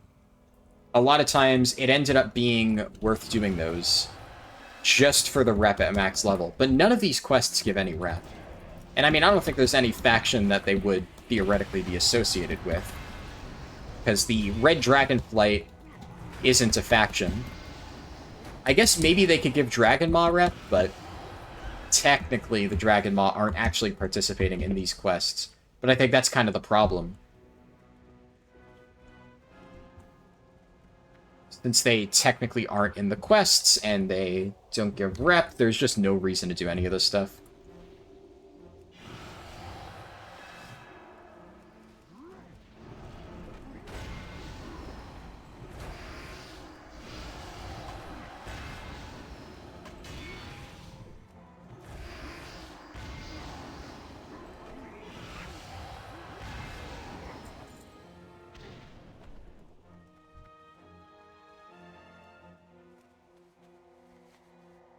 Where do I bomb?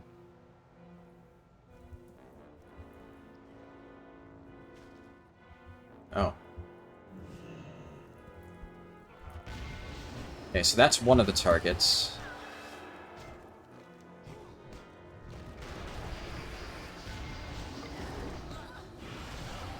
I think I failed the Corcoran quest.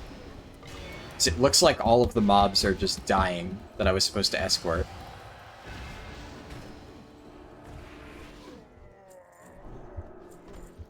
Unless this final guy counts.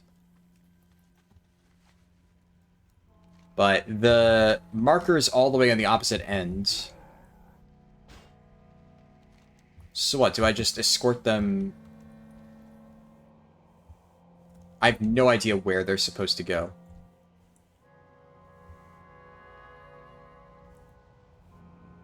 Oh, is it right there? What a weird quest.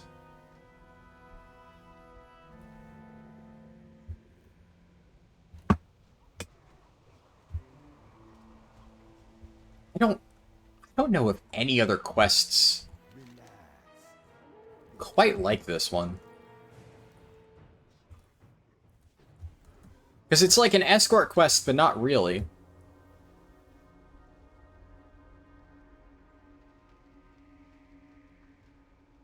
So if the only point is to just... Yeah, that's the quest. It's a really stupid quest. Okay. At least now I know. I thought I had to, like, keep them along with me. I thought they were the ones doing the bombing. As part of that other one. But I guess it's just completely unrelated. So, okay.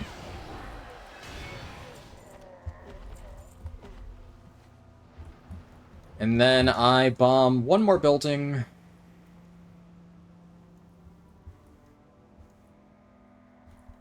Is it this one? I believe it is this one. Can I stand on the roof?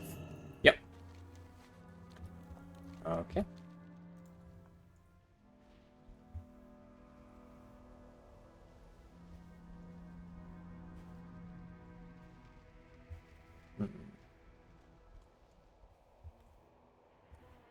All right.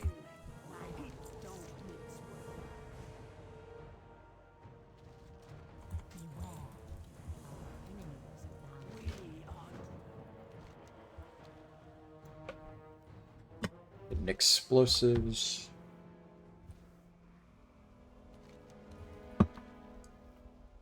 Yeah, it's funny because I don't recall this quest at all, but I do remember some of the stuff up above. Like, I vaguely remember the final few quests up here, and there's like a bunch of elemental ascendants that you need to fight, and there's some quests around the lake area that I vaguely remember. There's like a little mine that you have to go into.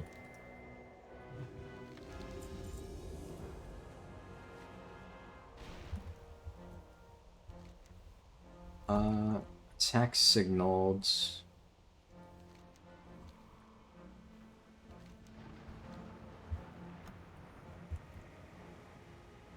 The top of one of the towers.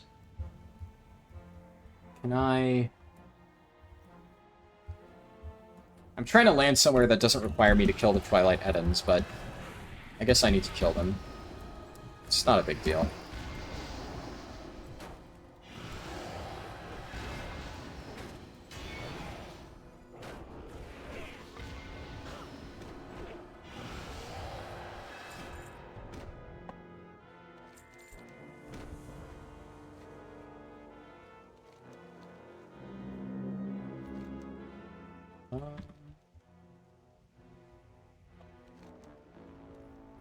Where is this?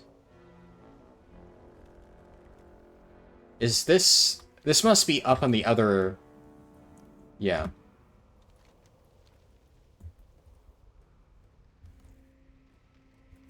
Huh?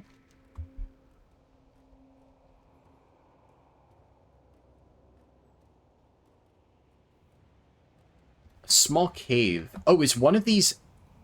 Actually... Oh, that's a cave entrance. Oh, okay.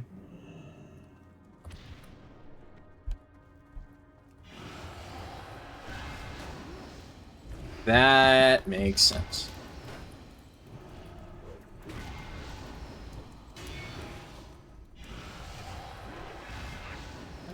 This guy's looking for Blackwing Descent 10-man? Raid testing isn't open, right? I guess, yeah, you guys can't see chat, but someone just posted, looking for more Blackwing Descent 10-man. Raid testing's not fucking open, man. Let me just double check, because I was gonna try raid testing the second time it was around. I didn't think it was this weekend. If it is, fuck. Cataclysm beta test weekends. It's not the post I was looking for. Let me just double check that.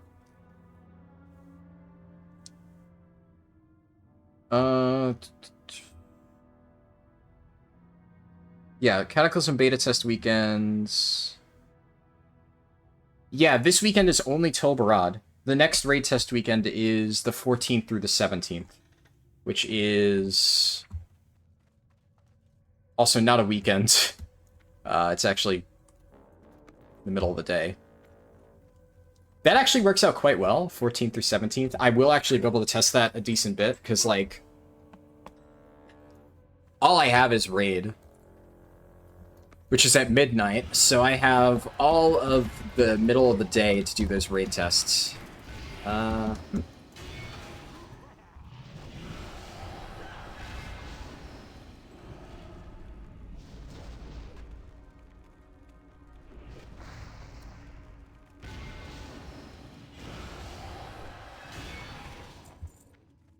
Okay.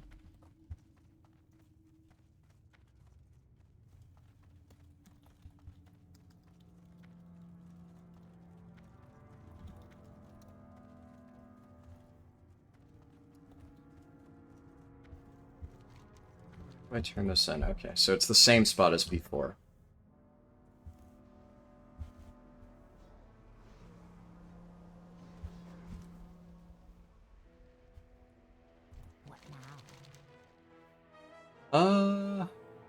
I don't really want any of this stuff. Speak to the squad commander. Oh, is this the same type of quest as before? God.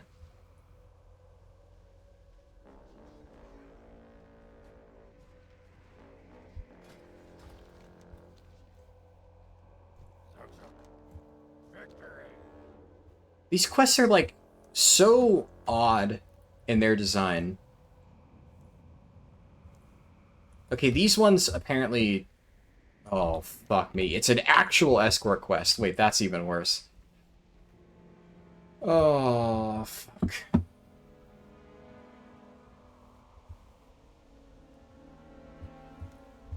least the other one I could just fly.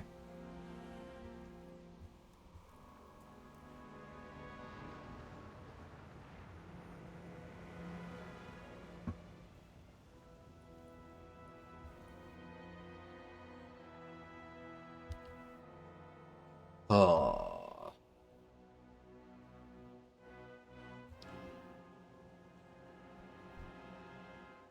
Oh.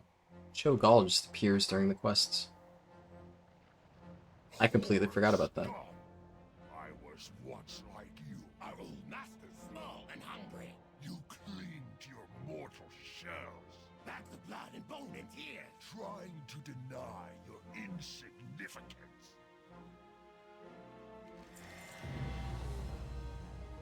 Finish it! Finish them all!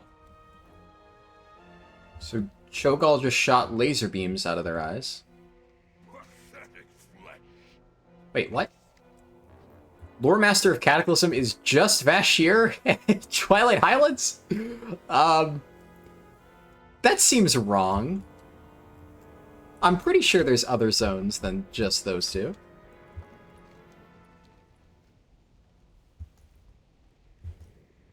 I'm here to hunt, not to chat. Who I am is important. Okay, so there's... have a feeling there's got to be a chest somewhere around here. Unless somebody else just quested through here and picked up a chest. This is like prime chest real estate. Little camps like this. That said, I haven't done this enough to know where any of the potential chest spawn locations might be. So it's hard to say. Truly, you know it all now, yeah. Okay, so I remember the quest where you kill those guys, but I'm not on that yet. It looks like I just need to kill mobs. Like, just in general. I'm gonna go down here and turn in the one to speak to the other lady.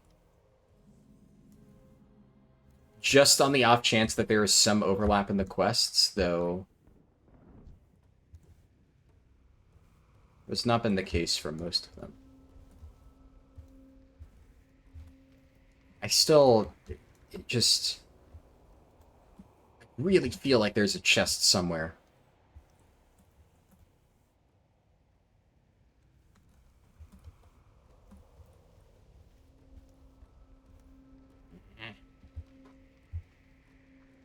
Guess not.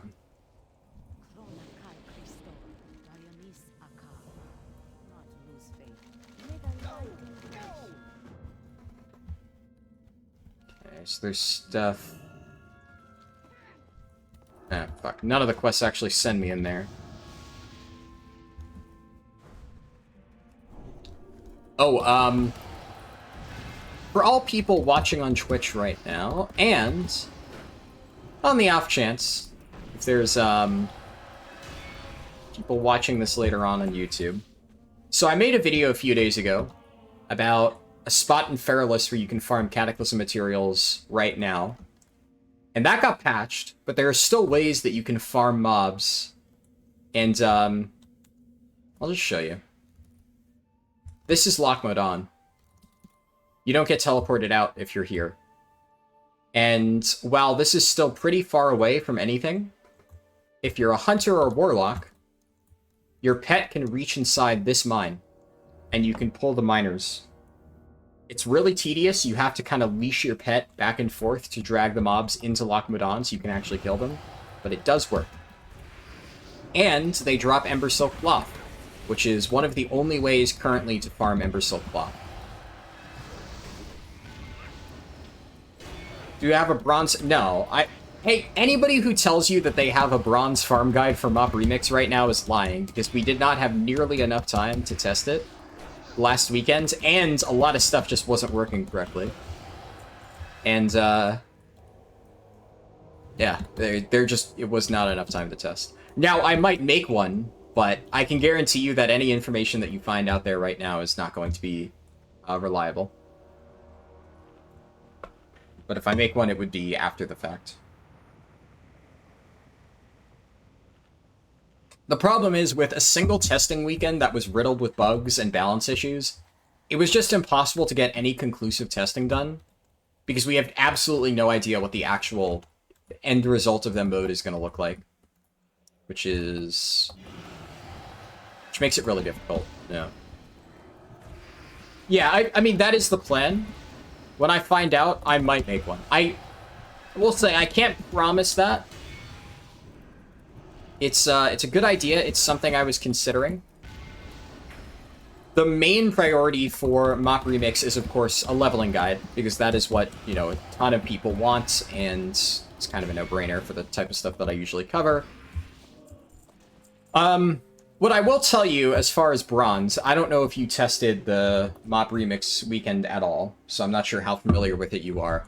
The reality of bronze is that it just kind of comes from everything. So,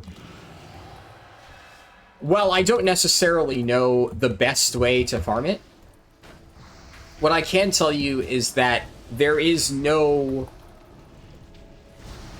Shit. These mobs are really hurt.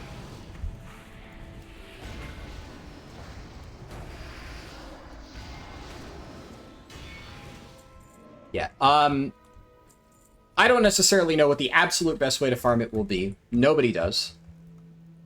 But it's really fine to just do whatever the hell you feel like. You get a decent amount just leveling up characters, and the other thing is that you get significantly more bronze at high levels than you do at low levels. So, I don't know. It's like, you could kind of just do whatever.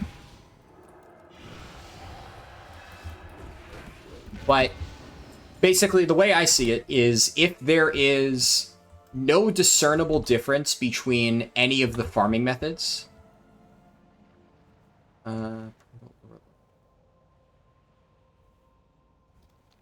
controllers to overwhelm. How does this work? Oh, I see. I do that first. Yeah, so let's say I start testing Mop Remix, and there is really no difference in just doing generic activities or like hard grinding for bronze. It's all roughly comparable. In that case, I'm not going to make a guide because the guide would be literally do anything.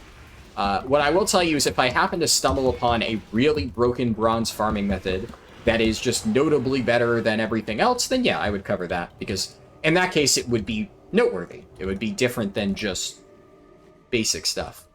But I don't really think people, assuming, right, that there is no special method, I don't really think anybody needs me to tell them that doing literally any activity gives you bronze. You don't really need a guide for that, so it really depends.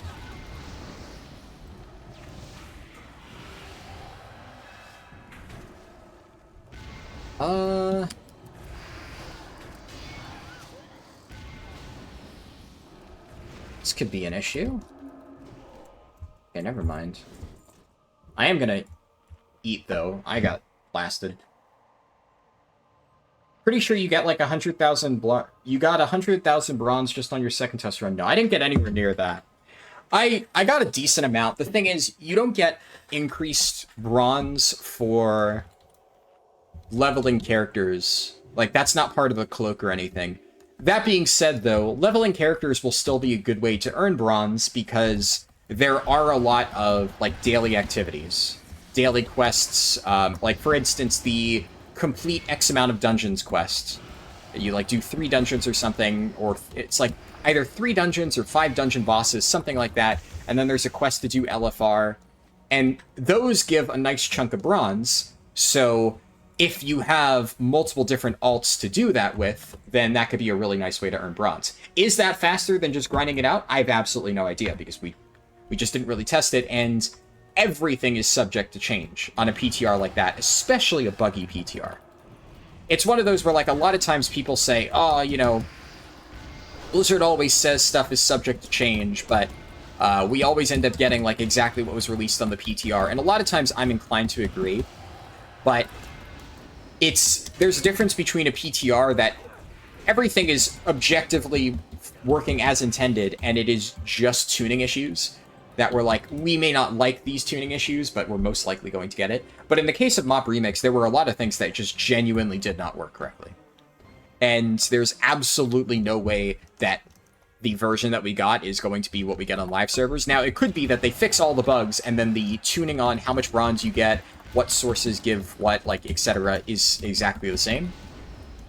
But I know for a fact that major changes are required from the original version we got, so it stands to reason that they might change certain acquisition methods as well.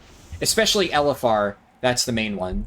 Because, like, LFR bosses gave a good amount of bronze, sure. But LFR in general was ludicrously overtuned as to how much of everything that you got from it. XP, gear, stones, etc. So right now, the way that the tuning is set up, you would basically just spam LFR and do nothing else. But I don't think Blizzard wants to do that, considering that's, like, ignoring 99% of the gameplay.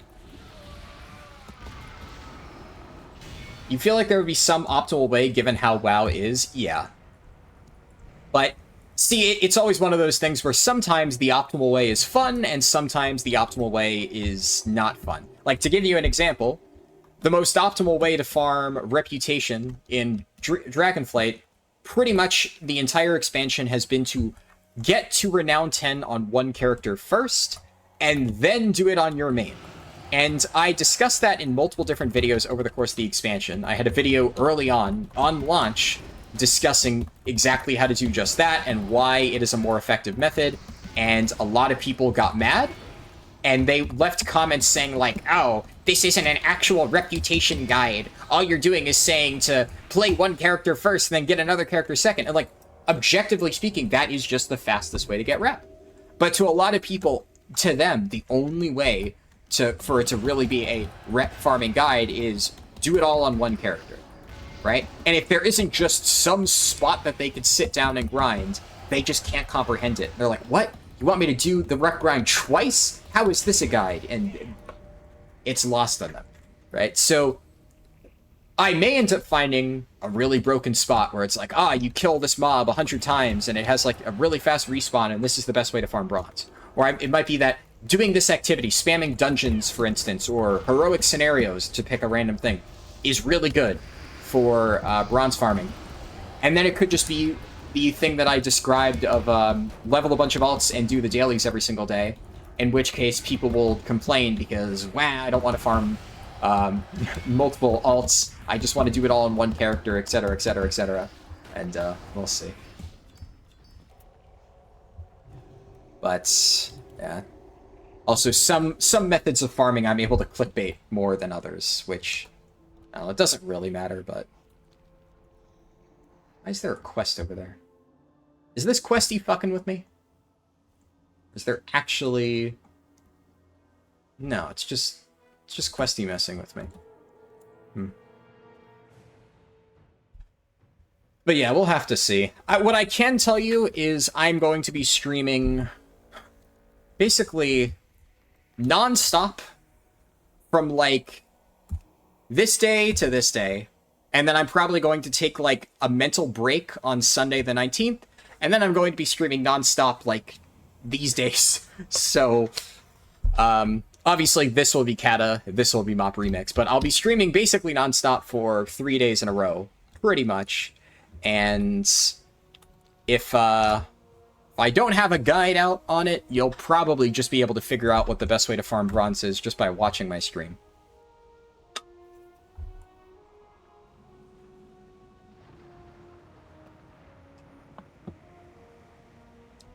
That actually really puts it in perspective.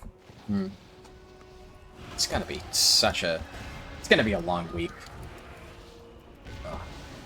It also means I basically need to do... I'm going to have, like, literally no time from this day to, like, I don't even know. It's gonna be a week of just non-stop wake up, work on videos or streams or something, then sleep. Was that? Yeah, that was the quest. I don't know why questy... there we go. What server do I play on for retail? Right now I play on Zul'jin.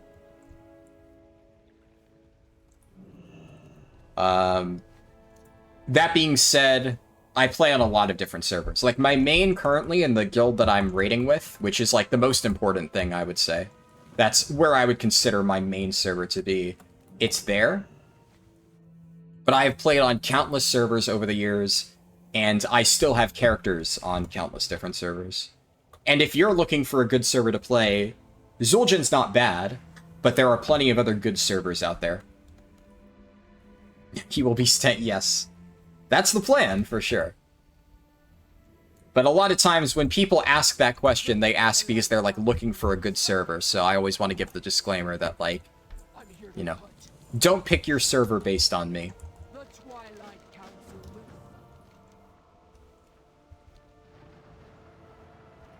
Okay, that's one of the mobs I need. Now, is this one of those quests where I need to weaken them? Oh, shit. I just do. Okay, no. There's no weaken the enemy before you attack them. It's just kill the guy. Oh, but Garona sneaks up and does... Ah. Yeah, that makes it a lot easier. Thank you, Garona.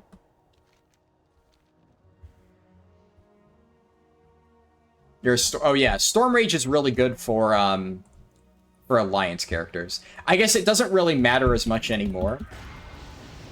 Now that everything is cross-faction. But yeah. I mean, I've basically, over the years, I've played almost everywhere. You name, like, a semi-high pop server, including Storm Rage, for the record, and I have probably played there on my, at the time, main character at one point in history. Storm Rage, for instance, I mained a Lightforged Prot Paladin on Storm Rage during Battle of Dazar'alor. It is probably one of the servers that I've mained a character on for the least amount of time, because I normally play Horde, but technically speaking, there was a point in time where my main character was on Storm Rage.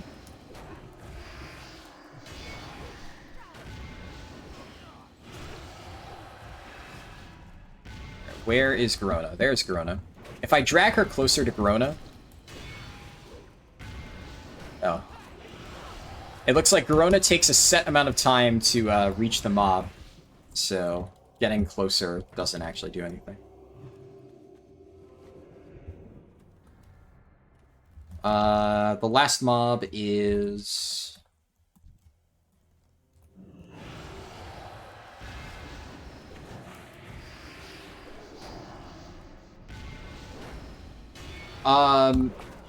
It is 60 characters per account.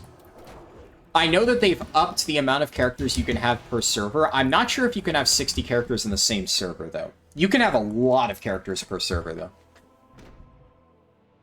It might honestly be that if you wanted to, you could have all 60 on the same. That might have been something they changed. But don't quote me on that.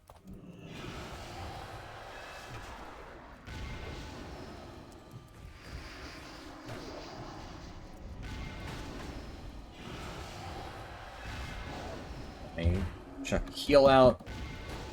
Alright, Garona, where are you? Come on.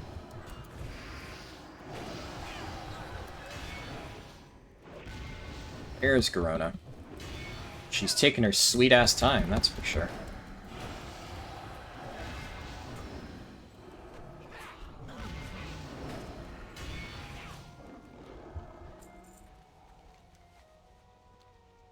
Alright.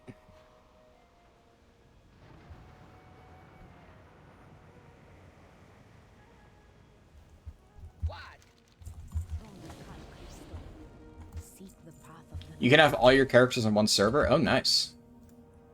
Yeah, I thought I remembered hearing that they changed that, but I wasn't 100% sure, so I didn't want to say it, like, definitively, and then have people tell me that I was wrong.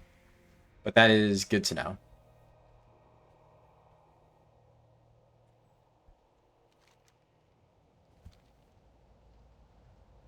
There should be enough slots for one character per spec per alliance. Sucks you can't make one of everything, yeah. One character per spec is definitely tough.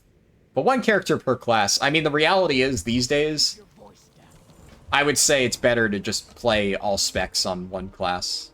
Or, like, all specs of your class on the same character. Because most gear transitions over. So the only difference is, like, unless there's a system like Bullion, for instance, and the items that you want as a tank and as a DPS are different or something like that, or especially as a healer, then it might be a little bit tricky. But look at, like, Death Knight, for instance. DPS, Frost or Unholy, and, like, Tank Blood pretty much, like, all use the same stuff, with, like, some minor differences. But especially, like, Bullion choice, it's almost always going to be the same. So it really is not a big deal. Oh, that's the quest. Nice. Where do I go to extract artifact information? Oh. Alright, that's interesting.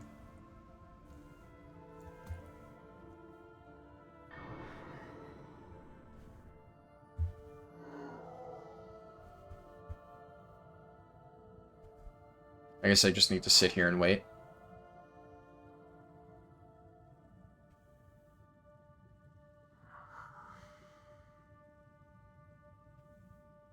39 specs, so we just need to wait until we have an 80 character limit. Yeah.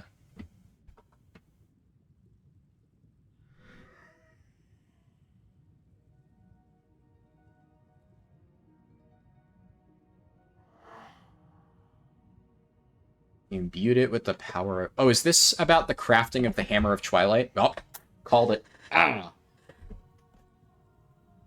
I mean, I've technically done these before, but, like, I don't remember them. So I'm still happy that I managed to remember vaguely what it was talking about. Now, the real thing is, do I remember the stats on it? I want to say Hammer of Twilight was 5 mana 4/2 weapon that summons a 4/2 elemental on, like, when it breaks. I could be misremembering that. Coup de... what? Deliver a coup de grace on 5 Twilight Dragons. What?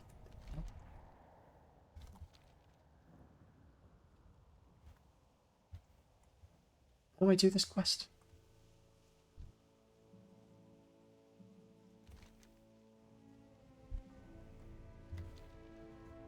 Or do I follow around... Ah, I see.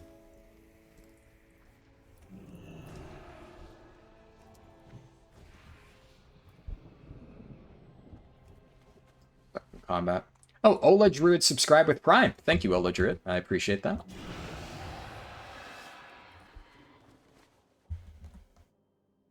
I should probably... I'm not used to doing the what's it called? Like, the whole Twitch Prime thing. Because, like, I always see people who stream on Twitch all the time. They do the whole thing about, if you didn't know, you could subscribe with Twitch Prime, blah, blah, blah, blah, blah, blah, blah. And, yeah. There's no YouTube equivalent for that, so I'm not used to having to do that, you know, whole song and dance. You bet, man, really enjoy the content? Awesome. I'm glad to hear that. I don't... Does this level me? I don't think so. 890... Yeah, the notification stuff, I don't care that much. Like, maybe... So many people have told me that I should do that, but it's like, I hate the idea of, like, fancy stream overlays. Maybe. Like, maybe a basic, like, follower count or something. But then it's like, if I had to update that, unless it was a dynamic overlay that just updated automatically, like, some people have all their fancy overlay stuff, and I can't fucking be bothered to do that. It's like, any time that I spend doing fancy stream things is time that I'm not, like, doing testing or making a video or whatever.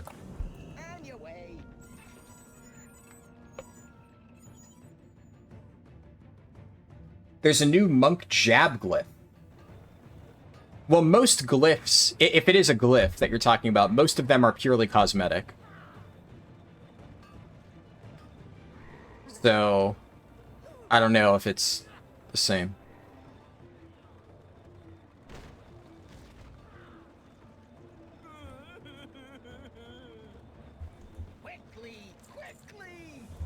This is yet another set of quests that I do not remember at all. Wait, oh, these quests actually give Earthen Ring rep. Ah, okay. Well, that's good to know. So these are actually worth doing. There we go.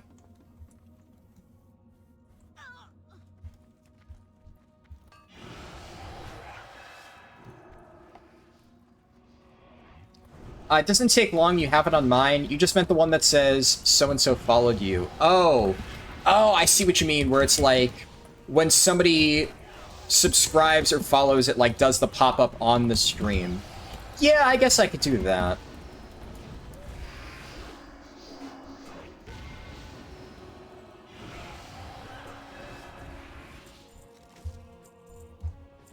Don't waste my time. Yeah, I mean, if you happen to know how to set it up, just like, let me know and I can look into that later, but it's one of those things where, like, I just never want to do a ton of research into it. Like, I'll give you an example. I have been debating making, like, little... what's it called? Like, emotes for, like, YouTube chat. Because it's something I can technically do. You can make, stream emotes just like you can on Twitch. Shit. Getting clobbered by these mobs. But I've just never done it because, well, like, first off, I'm never going to, like, pay somebody to do that kind of thing. If I were to make, like, emotes on YouTube, it would just be, like, I don't know, pictures of Tucker or Finn or something like that, and then I would edit it into, like, a PNG so that it works as, like, a little emoji thing in chat. Because I know that some people care about that, but I'm going to be completely honest. That is one thing about, like, streaming culture I have just never understood. Like, I basically never, ever, ever, ever use stream emotes. Like, I just don't get it. I really don't understand the appeal of, like, you know, just spamming an emote in chat or something like it. Literally has never made any sense to me whatsoever.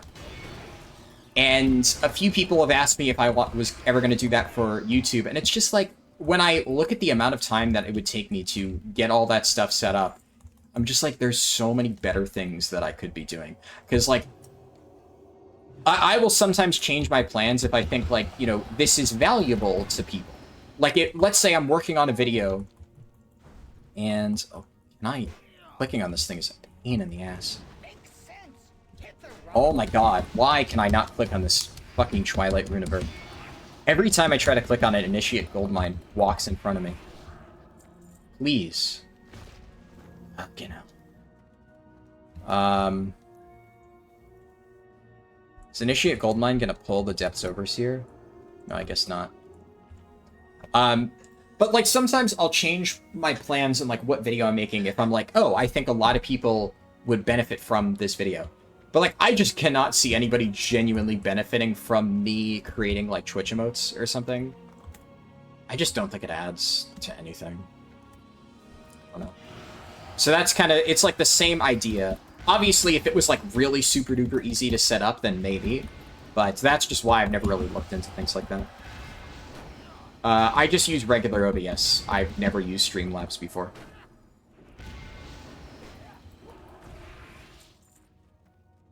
I mean, because, like, I do most of my stuff recording and whatnot for videos. And, by and large, streaming is just kind of an afterthought. On your way. There we go. There's level 85. I'm going to keep doing the quests here just because I haven't done this stuff. And I'm really close to the end of the Twilight Highlands campaign. Now, there is absolutely no way that you will ever do anything from this point on while leveling. Never. Because I entered Twilight Highlands exactly at level 84, which is the lowest possible level that you could enter it. You cannot start these quests any earlier. I had 0 rested experience. I think I maybe had 1 or 2 bars tops of rested experience. But I think most of it was already cleared by the time we left Uldum. And I did no dungeons, no nothing. So there is, like, pretty much no way anyone ever will have not reached level 85 by this point. But I figure, fuck it. We're, like, a handful of quests away from the very end of all of the Cataclysm quests.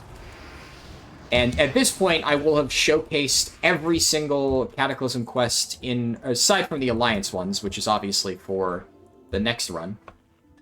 But aside from the Alliance quests, every single Cataclysm quest will have been done at some point on these runs. And obviously we're missing the end of Uldum, but, like, yeah. It's cosmetic now that you're fully reading instead of skimming. Gotcha.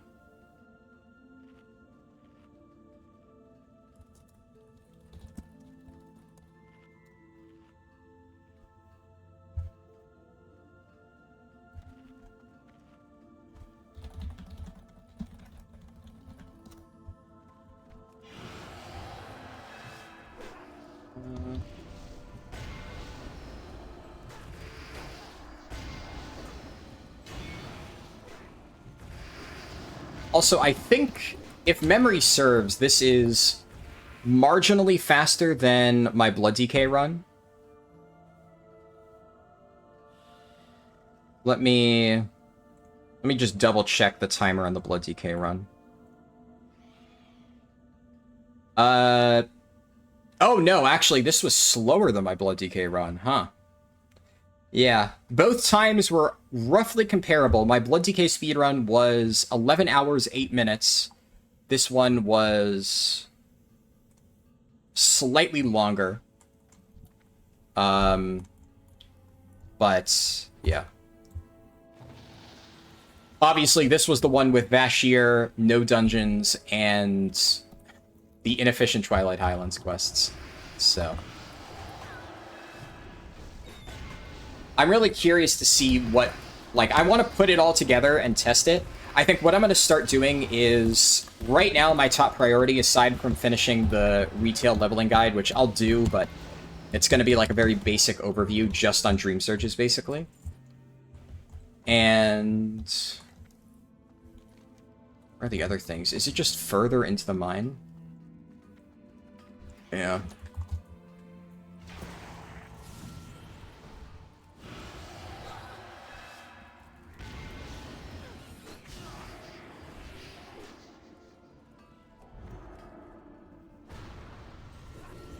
Okay, I'll talk to Initiate Goldmine. Makes sense. Why?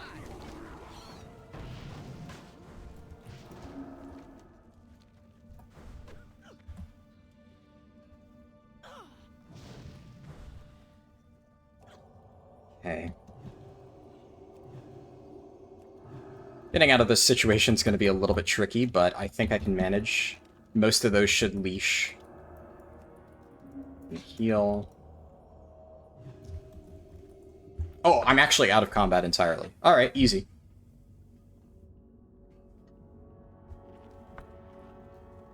Use the fiery portal controller.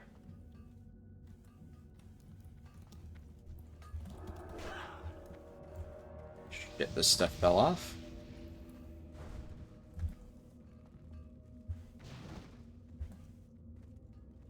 I feel like if I had my parachute, I could jump that gap, make it a little bit faster, but it's like a minuscule time save. Doesn't really matter.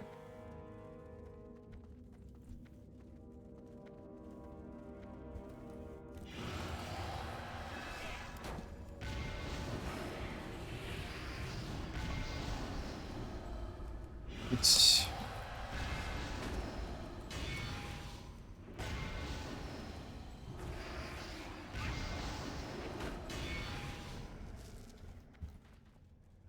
and then I have to use the item in my bags.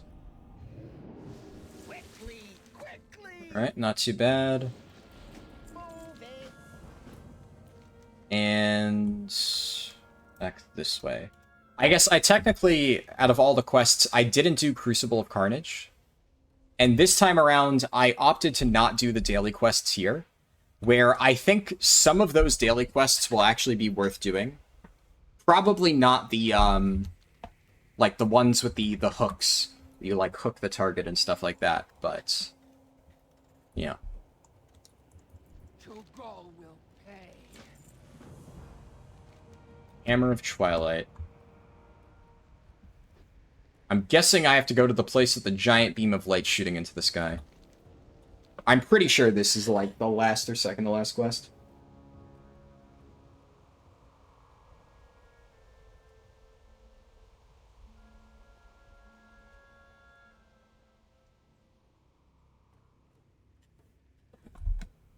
Alright.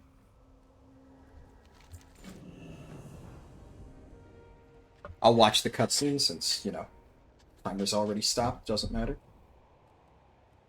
Back, vermin! Insects, weak and small. I love Cho'Gall's voice. I also just really liked playing Cho'Gall in Heroes of the Storm. Your undoing, A hammer.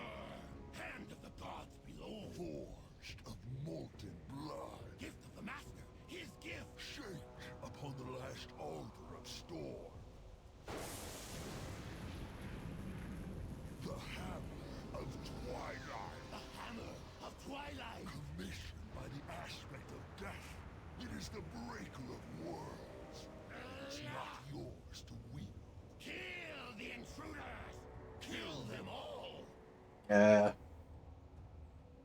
Honestly, What Deathwing has that's like one of the things I miss the most about Heroes of the Storm. Cho'Gall was so much fun to play.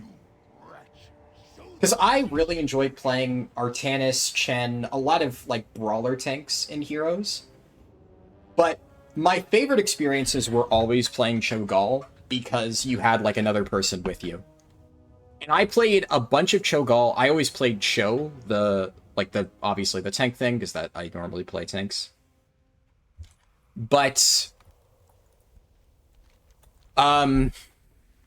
while I generally speaking just enjoyed Cho's playstyle of, you would like knock people around, and like his Hammer of Twilight ultimate, where like the ultimate only had like a 15-second cooldown, and it was like more just like a mini cooldown that we'd use, and not something that was like a traditional MOBA ult where it's like, you use it very frequently.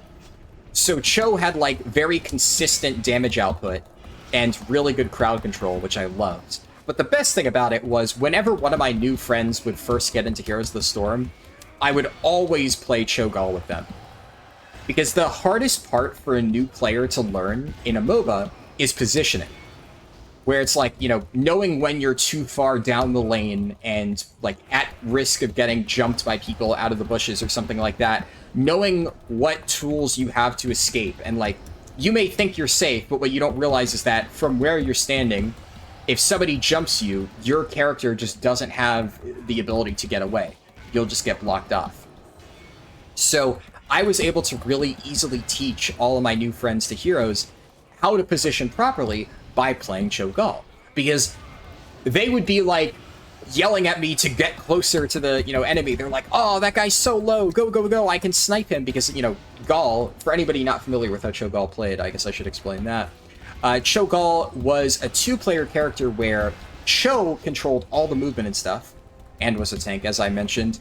Gall was DPS, and they were like a mage assassin, but they were tied to Cho's location. They had no ability to move. So you were both one character, but the person controlling Gall had no movement abilities. So in order for them to actually do any damage or get near other people, the player controlling Cho had to walk closer to the enemy. And that makes it really easy for a new player to get in, because all they need to learn how to do is aim skill shots, which a lot of people kind of know how to do at a basic level. Like, I have a line AoE, I aim it at the enemy. I have, avoid the deadly shadow altar.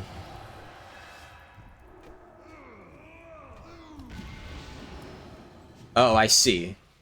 So the altar of shadow...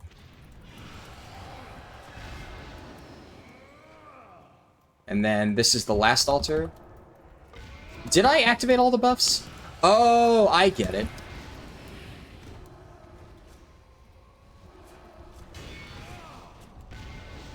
I activate these buffs, and it makes me more powerful. But then whenever the altar gets corrupted by shadow, then I lose the buff. So I have to, I have to keep going back. I have to revive Zayla. Okay.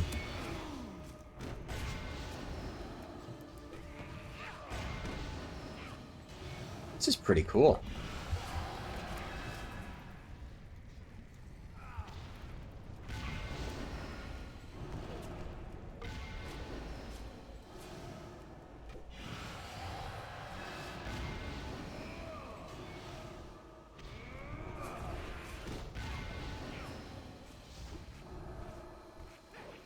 Oh, come on, I totally finished that.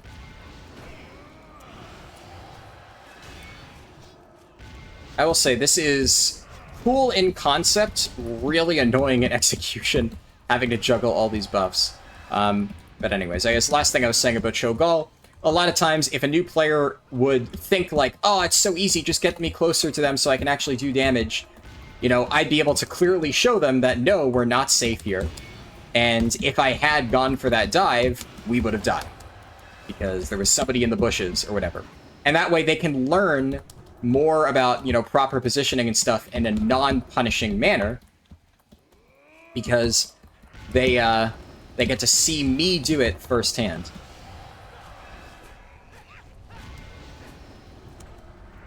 I revived Zayla there. I don't know why I'm not getting the buffs. There we go, now I got it. Oh! It backfired! Oh no! No! Are you shitting me?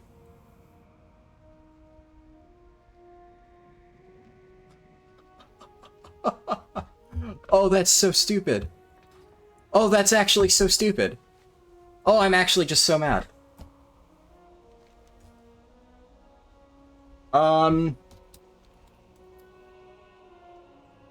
So my rocket boots backfired and launched me into the air and out of range of this quest, and now the entire fight reset. Wow, that's really, really, really, really, really lame.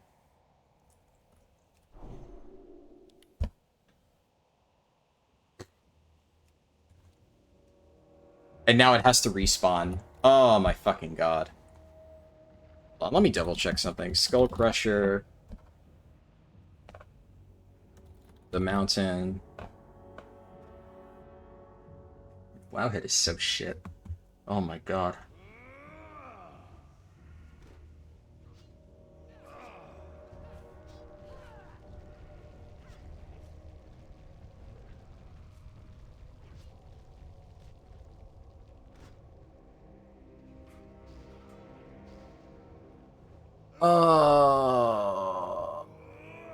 I'm like actually just so annoyed that that just happened.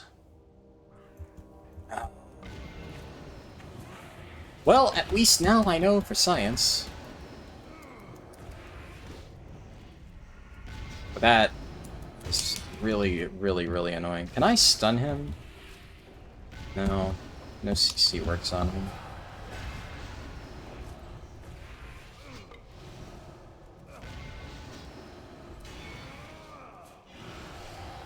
By 7 minutes of my life, I hardly knew you. Yeah.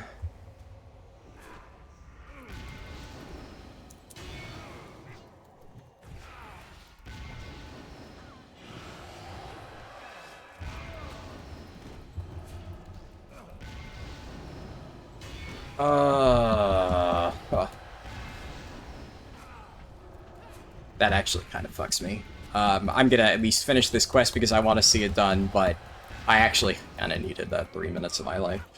I'm gonna get fucking yelled at. Whatever. Fucking hell, stupid game.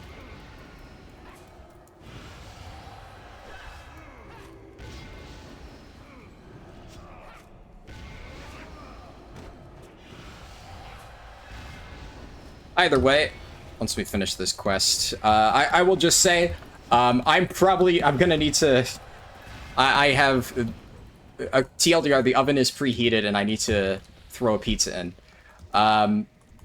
So, pretty much the moment this quest is, oh, fuck me, stupid shadow altar.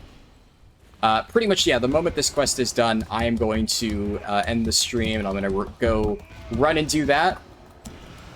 And yeah, is there an altar of what buff do I have? I have air, fire, earth. So I don't have the altar of frost.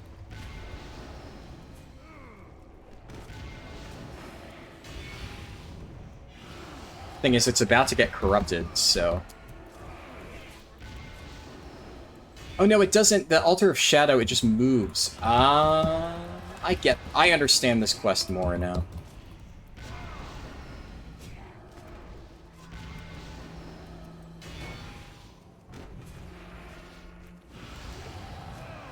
Go. Oh, stun me.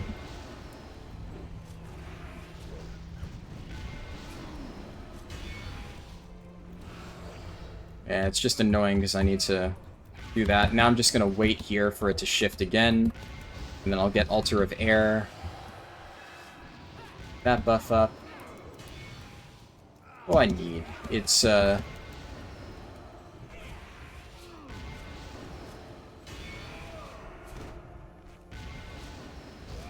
Godzilla.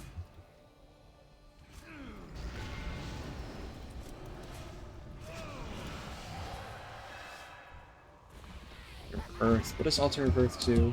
Damage taken reduced. I could probably ignore Altar of Earth. Because I just don't really care about having my damage reduced. It's like, whatever. I'm barely tanking anyway. And Zayla's just gonna die even with the buff, so it's not like I really care.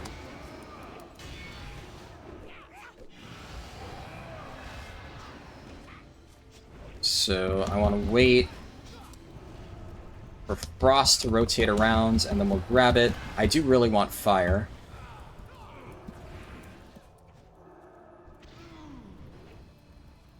I got stunned. And then I'm going to grab Air in a second. Alright, now I have all the buffs.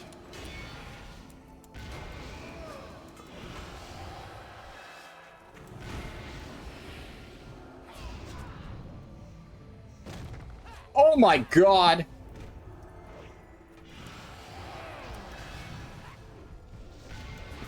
That was... I don't think I'm supposed to be taking that.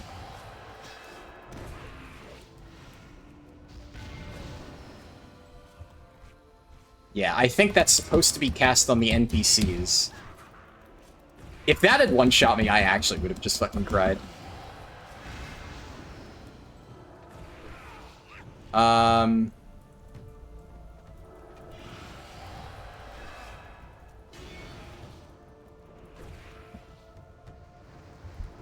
think this is all I need to do, right?